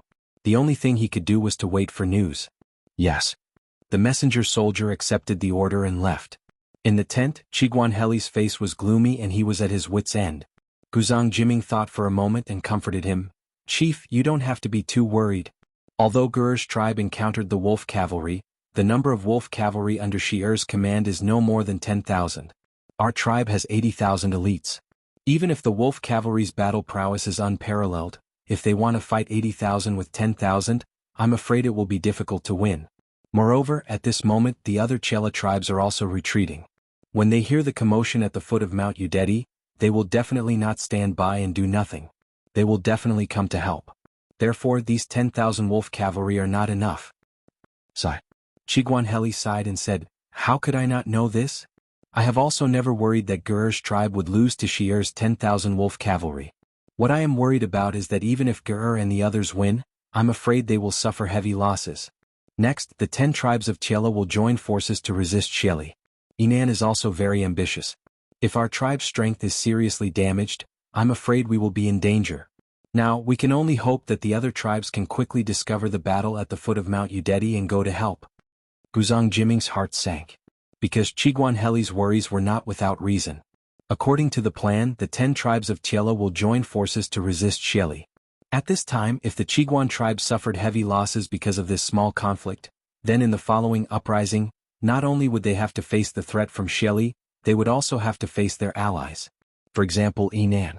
Seeing that the Qiguan tribe was weak, it was very hard to guarantee that Inan would not wait for an opportunity to annex the Qiguan tribe. After all, this guy's ambition was known by everyone. No matter what, since Shier's wolf cavalry has already encountered our people, then the news of the 10 tribes of Chela joining forces will definitely reach Sheli's ears very soon. According to the plan, the Qiguan tribe and Shui Yentua tribe will establish 2 lines of defense in the north and south, guarding and helping each other. The most important thing now is that we have to gather the other 4 tribes near the south to the Qiguan tribe as soon as possible. This way we will have the strength to fight against Sheli's thunderous fury. Chapter 2187. Aren't these monks from the Puguang Monastery? Why have they come all the way here? So many monks. Are they going to hold a Dharma assembly? If we go any further we'll reach Jian'an Square. That place hasn't been very peaceful in the last few days. At the 3rd quarter of the afternoon, a group of monks wearing yellow monk robes appeared on the street to the northwest of Taiyuan City's Shuoran Square. This group of monks was heading west and a carriage was in the middle of them. As the wind blew through the window curtains, one could vaguely make out a dignified middle-aged monk seated within the carriage, his hands clasped together. The common folk on the street couldn't help but begin to discuss this procession. Shuoran Square was located in a very strange location. Kang Chang'an and Zhu Shiqing had been pursued by the government and the Wang clan, so they had been hiding in the 5th residence on the east side of Shuoran Square. Moreover, after walking a short distance from Shuoran Square to the west of the capital, there was Jian'an Square and Tongfuan was nearby. Taiyuan City had been sealed off for several days now, and anyone with a brain could tell that something major had happened in Taiyuan City. It wasn't just because the government wanted to capture a Turkic spy hiding in the city. There had to be something else that the common folk did not know about, or else the government wouldn't have sealed off the city gates for so many days. Moreover, Li Junxian had sent his army yesterday to surround Tongfu Inn in a radius of 1 li around it. He had ordered all the shops in the area to help seal it off, and only the common folk of Tongfu Inn were allowed to enter. As a result, the area around Tongfu Inn had become a restricted zone, and ordinary people found it very difficult to enter or leave. Tongfu Inn was the largest inn in Taiyuan City, but it had not received any guests in the last few days. Moreover, it was rumored that Tongfuan had been occupied by an unknown group of people. Thus, the well-informed people of Taiyuan City knew that Tongfuan was not peaceful at the moment. However, very few people were able to explain exactly what kind of unpeaceful situation it was. Some people speculated that the spy the government wanted to capture was hiding in Tongfuan, but this theory was simply untenable. If the spy was in Tongfuan, why hadn't the government just sent an army to capture him? Some people also speculated that some important figure was living in Tongfuan, so the common folk were not allowed to get close. But if there really was someone of that level, they wouldn't be living in all sorts of speculations. I heard this morning that the Puguang Temple is going to hold a Dharma assembly in the small market west of the Tongfu Inn to preach to the people. What? Did the Puguang Temple want to hold a meeting in Jian and Square? This was a rare opportunity. Who doesn't know that the eminent monks of the Puguang Temple have profound Dharma? That's right. The Puguang Temple rarely holds spiritual gatherings, so we can't miss it this time. The Puguang Temple was built during the Jianan period of the Han Dynasty. It had a long history and was the most famous and largest ancient temple in Taiyuan City. There were many senior monks in the temple, and the incense was flourishing. Moreover, there were many believers among the common people. When Li Yuan was still the king of Tang in Taiyuan, he often took his wife to the Puguang Temple to offer incense. Later, old Li's family won the country, and the status of the Puguang Temple among the people was even higher. Usually, there was an endless stream of people going to the temple to offer incense. Occasionally, there would be monks from the Puguang Temple preaching to the people. Every time at this time, there would be no empty seats like a grand event. I heard that for this Dharma assembly, the host of the Puguang Temple also invited a divine monk from India, whose Dharma name is Dunan. It is said that this divine monk not only has profound Dharma, but also can help people who are seriously ill get rid of disasters, get rid of diseases and ward off evil spirits. What? Get rid of disasters, get rid of diseases and ward off evil spirits? Is it really so magical? Chapter 2188. Leader Yun Xie, there are suddenly many monks outside the square, as well as people from other squares. In the hall on the first floor of Tongfu Inn, a thin man dressed in tight clothes walked in and bowed to Yun Xie, who was sitting by the bed. Many monks? And people from other squares? Yun Xie frowned. He was now in a tight encirclement, and his generals Xian Yi and Sky Eagle had both fallen into the hands of the Taiyuan government. Therefore Yun Xie was extremely sensitive at this moment. When he heard that a group of monks and people had suddenly appeared outside Jian and Square, he immediately realized that something was wrong. He seemed to smell a conspiracy. He quickly stood up, looked at the subordinate in front of him, and asked in a deep voice, "Why are there so many monks for no reason? Are they sent by the government? Do they want to take back the king of Wei from the inn?" It was no wonder that Yun Xie liked to think blindly.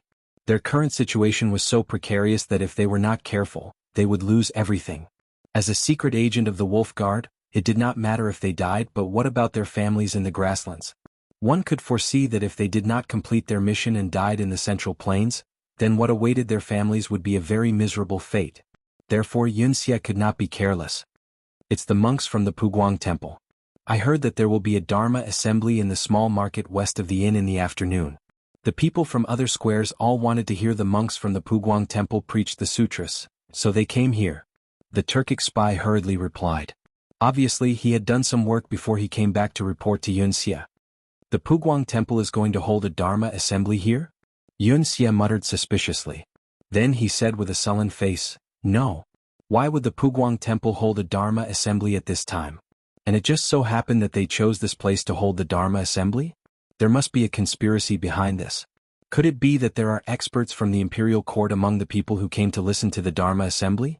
They want to use this opportunity to sneak into the inn and rescue the king of Wei? These officials are really despicable. Brother, I will bring people to chase away those stinky monks from the Puguang Temple now." Not far away, Twilight Flood Dragon heard this and immediately glared. He rolled up his sleeves angrily and was about to go out to fight. "Stop." Cloud Scorpion hurriedly stopped Dusk WRM when he heard this.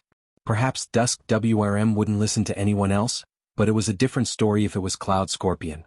Dusk WRM stopped moving when he heard this, and then he turned around to look at Cloud Scorpion. Cloud Scorpion frowned and said, "Get a clear understanding of the situation first. If you rush out so recklessly, you might fall into the trap of the authorities again." Most importantly, Li Tai was now in their hands.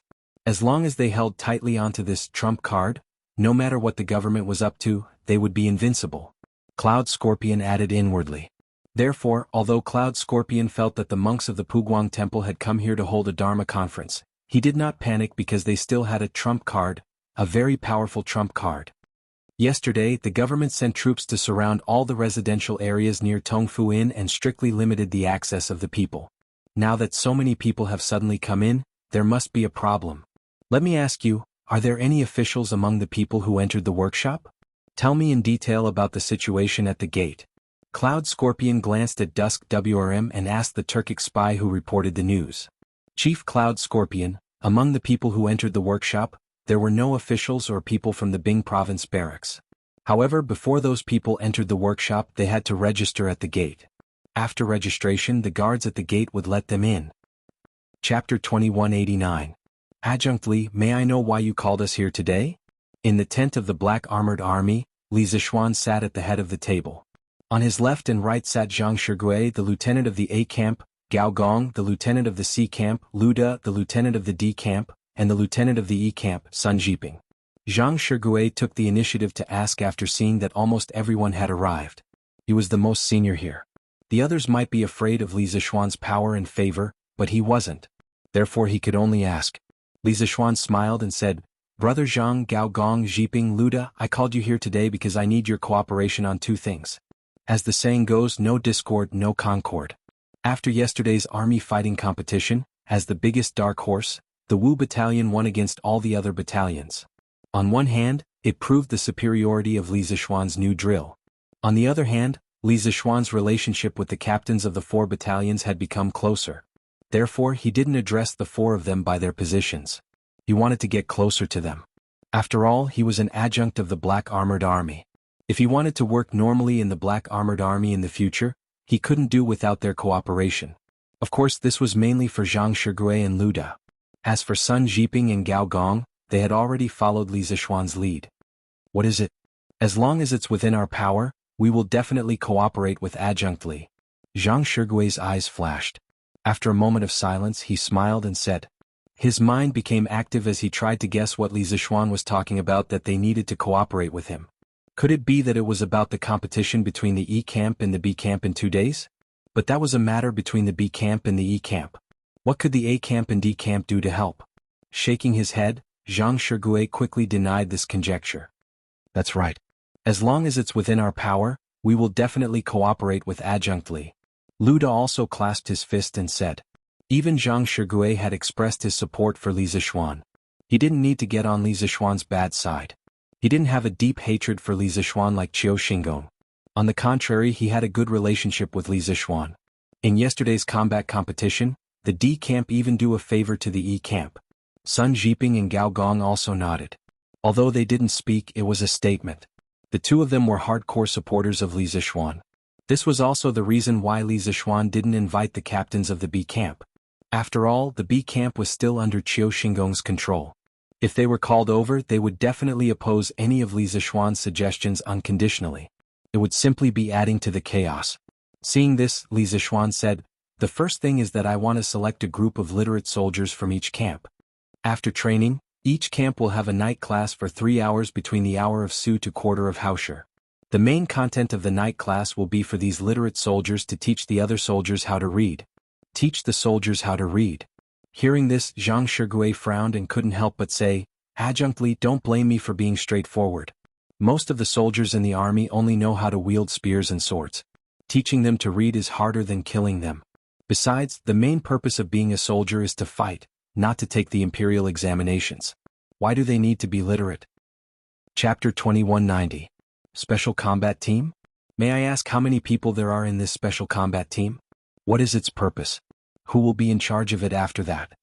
Inside the tent, Zhang Shigui asked in a deep voice after hearing Li Zishuan say that he was going to transfer the elites from each battalion to form a Special Combat Team. What he asked were the most important and crucial questions. According to Li Zishuan, the members of this Special Combat Team must be the strongest in each battalion. Although all 5 battalions of the Black Armored Army belonged to the Black Armored Army and were loyal to the imperial court and the emperor, and Zhang Shigui never had the thought of having soldiers for himself as a general, no one would be willing to see their elite soldiers being poached to other places. This was different from when Li Zishuan had transferred the literate soldiers from the various camps to teach all the soldiers how to read. This had already touched upon the core interests of the generals of the various camps.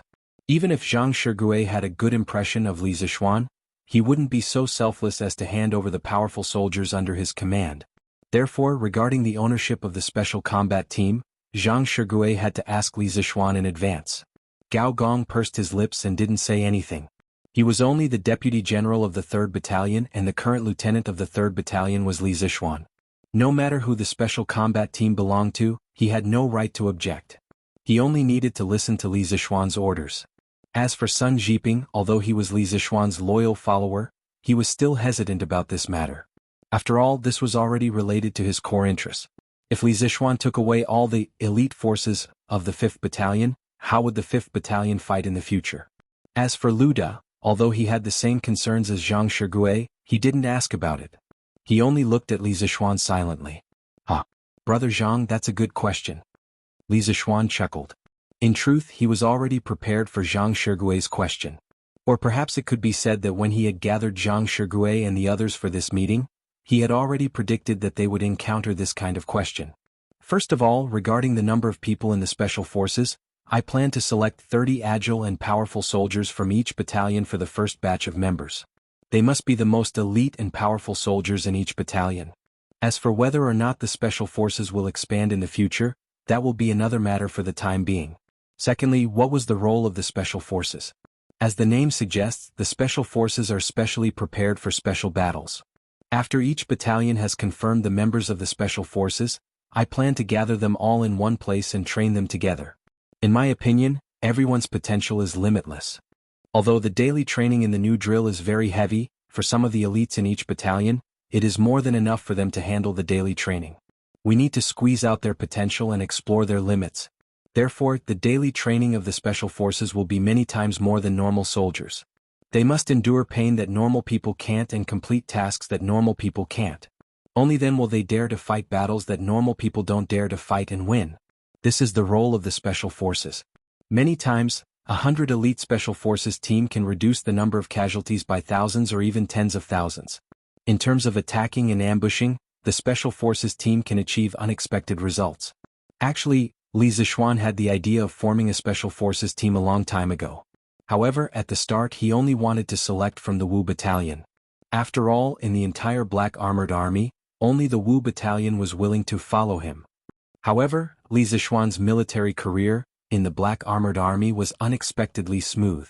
Currently, in the entire Black Armored Army, other than the E Battalion, the other 4 battalions didn't have any ill feelings towards him and had all accepted his new drill. Under such circumstances, if he endure pain that normal people can't endure, complete tasks that normal people can't complete, fight battles that normal people don't dare to fight, hearing this, Zhang Shigui couldn't help but feel his blood boil. He licked his lips and praised. Chapter 2191. You're saying that Li Zishuan gathered the generals of the A, C, D and E battalions for a secret meeting? In a corner of the Black Armored Army drill ground, Qiu Xingong was inspecting the drill ground. Sun Tao, the lieutenant of the B battalion, hesitated for a moment before telling Qiu Xingong what he knew. Hearing this, Qiu Xingong frowned. At the same time, a sense of vigilance rose in his heart. After a moment of silence, he frowned and asked, "Do you know why Li Zishuan gathered them?" Sun Tao shook his head and said, "Li Zishuan's men are guarding outside his tent. Our men can't get close, so we have no way of knowing what they are discussing."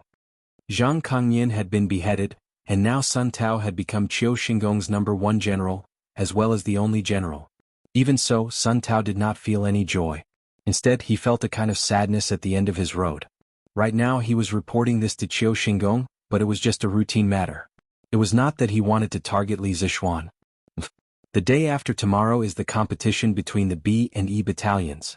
He gathered the generals of the other battalions at this time. Could it be that he wants to ask for help from the other battalions? Qiu Xingong rolled his eyes and quickly thought of a possibility. The more he thought about it, the more he felt that his guess was close to the truth.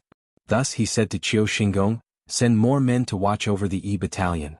If you discover any experts from the other battalions sneaking into the E battalion, report to me immediately." From Qiu Xingong's point of view, Li Zixuan's sudden abnormal action on the eve of the final battle was definitely to cheat in the competition with the B Battalion. As for the method of cheating, it was very simple. It was to ask for help from the A Battalion, C Battalion and D Battalion. The Black Armored Army had 1,000 men in each battalion. Among these 1,000 men, it wasn't that eye-catching to have a dozen experts mixed in. However, in the competition, it was very likely that the addition of these 10 experts could change the outcome of the battle. Li Zixuan is an upright person. He wouldn't use such a despicable method, right? Furthermore, during the competition, His Majesty and the officials of the court will be sitting in the Celestial Lantern to observe the battle. If someone from the other battalions sneaked into the E Battalion, it should be easy to find out. Why would Li Kanjun take such a big risk? Hearing Qiu Xingong's guess, Sun Tao did not take it to heart. He did not believe that Li Zixuan was such a person. Qiu Xingong was instantly enraged when he heard that. What do you know? There are so many people in each battalion. If a dozen or so people from the other battalions were to sneak in, who would notice? Li Zixuan definitely did not have the confidence to win against the 2nd Battalion, so he decided to take the risk out of desperation. As long as we can get hold of his weakness, our 2nd Battalion will be able to win this competition without having to fight.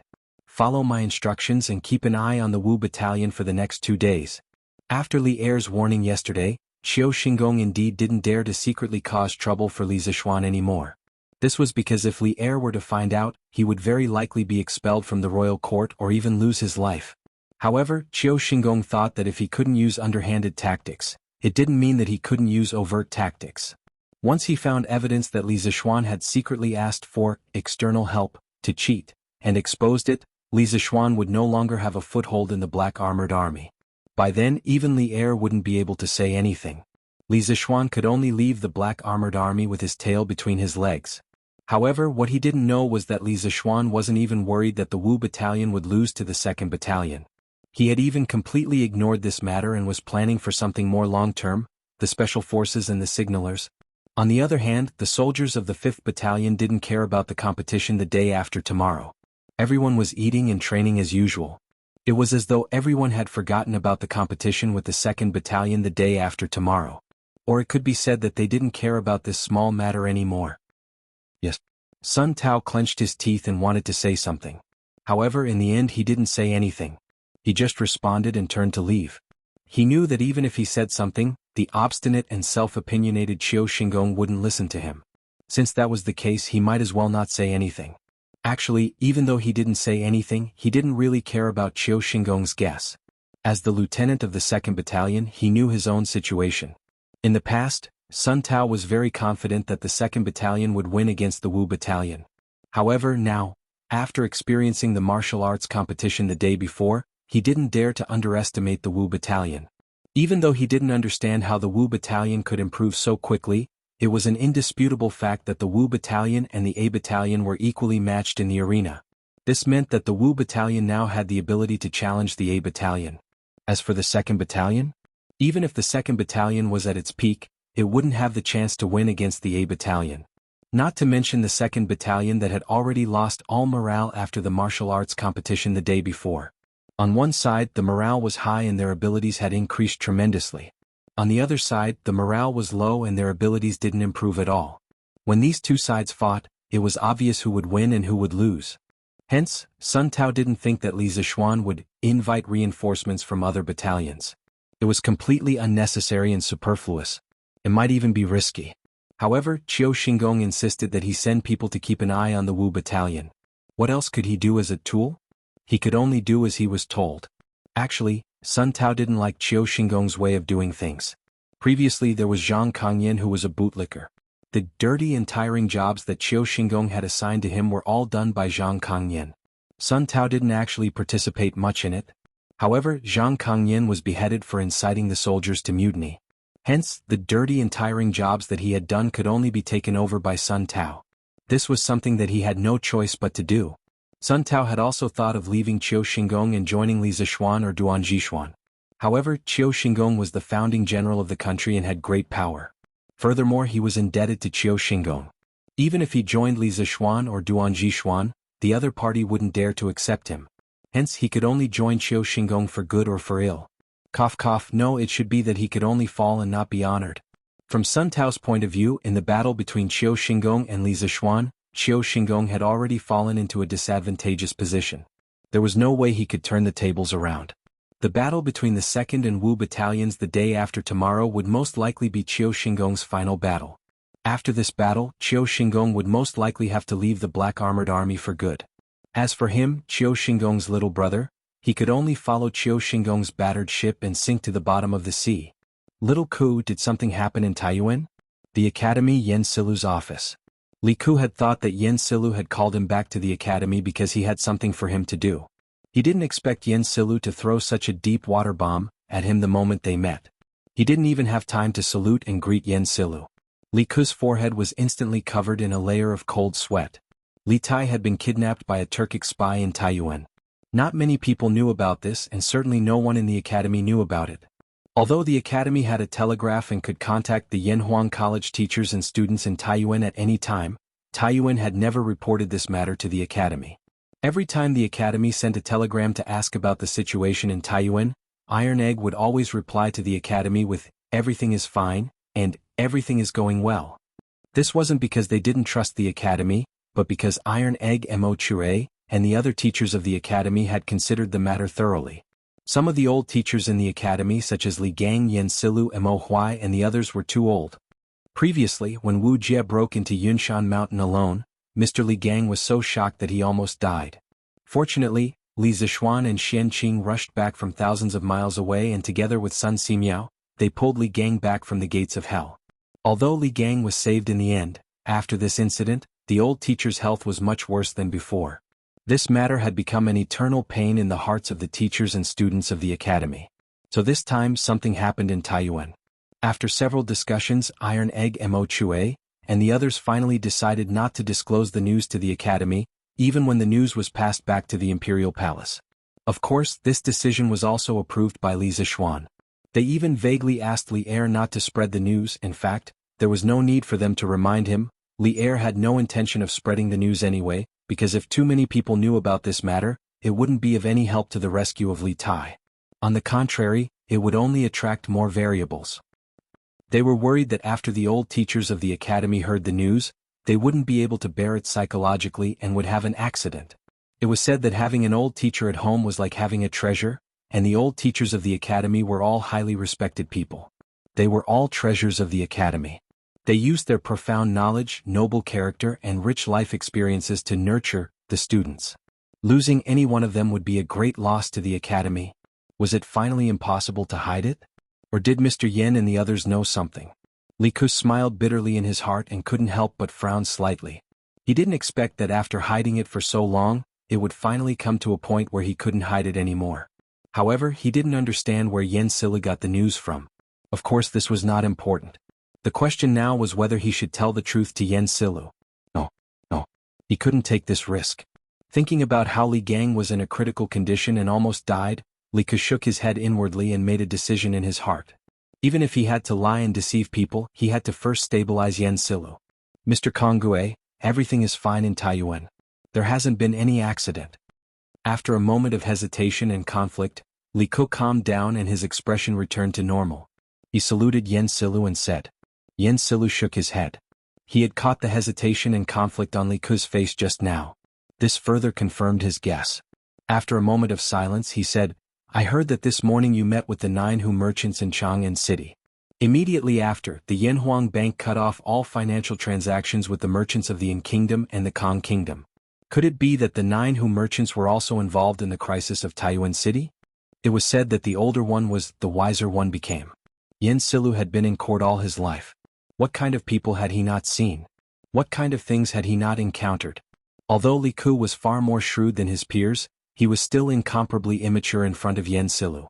Although Li Ku didn't admit it personally and even flatly denied it, Yan Silu still concluded that something had happened in Taiyuan City. He didn't give Li Ku a chance to refute. Li Ku's little face was pale. He didn't expect Yan Silu to deduce so much from this little information. He also didn't expect things to develop to this point.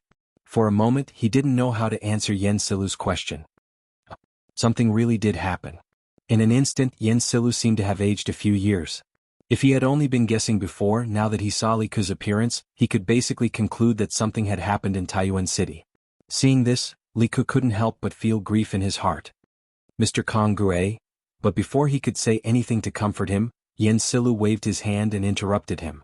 With a calm expression he asked, "Can you tell me who exactly is in trouble in Taiyuan City? Is there a way to save them? Don't worry, this old man's body is still strong. I can hold on."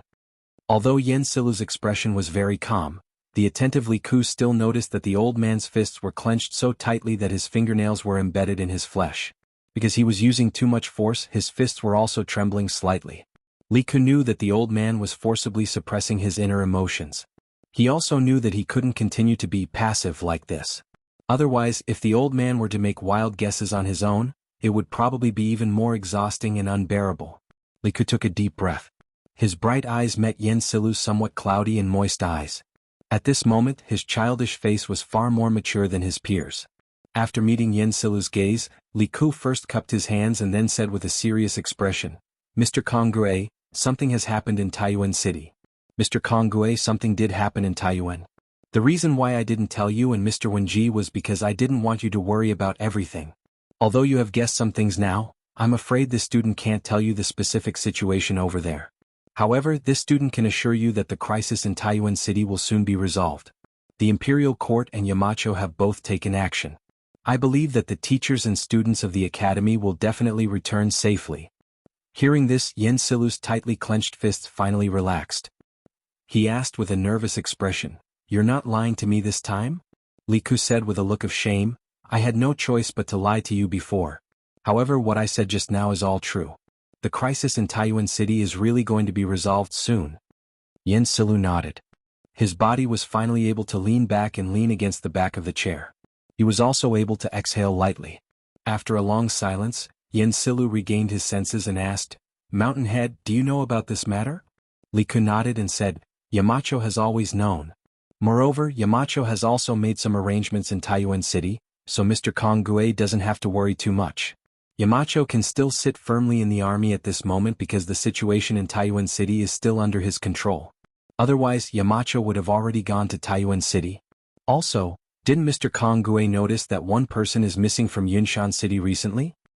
"One person is missing?" Yen Silu was startled when he heard this. After thinking for a while, he finally came back to his senses and said, "It's him? Yamacho is really making the best use of people. With him in Taiyuan, this old man can more or less rest assured." After muttering to himself for a while, Yen Silu came back to his senses and looked at Li Ku. "Alright. Since you don't want to talk about the situation in Taiyuan City, this old man won't force you. I'm sure there are still many things to do in the bank. Little Ku, you can go back to work." His tone was no longer as heavy as before. It even had a hint of relaxation. "Then this student will take his leave." Li Ku cupped his hands and then said worriedly, "I hope Mr. Konggue can keep this matter a secret, especially from Teacher Wenji." Yen Silu nodded and said, "Don't worry, this old man knows the importance of this matter." Li Ku cupped his hands and left. After walking out of the office, Li Ku realized that his back was covered in a layer of cold sweat. He thought to himself that he didn't mess things up. Things were still under control.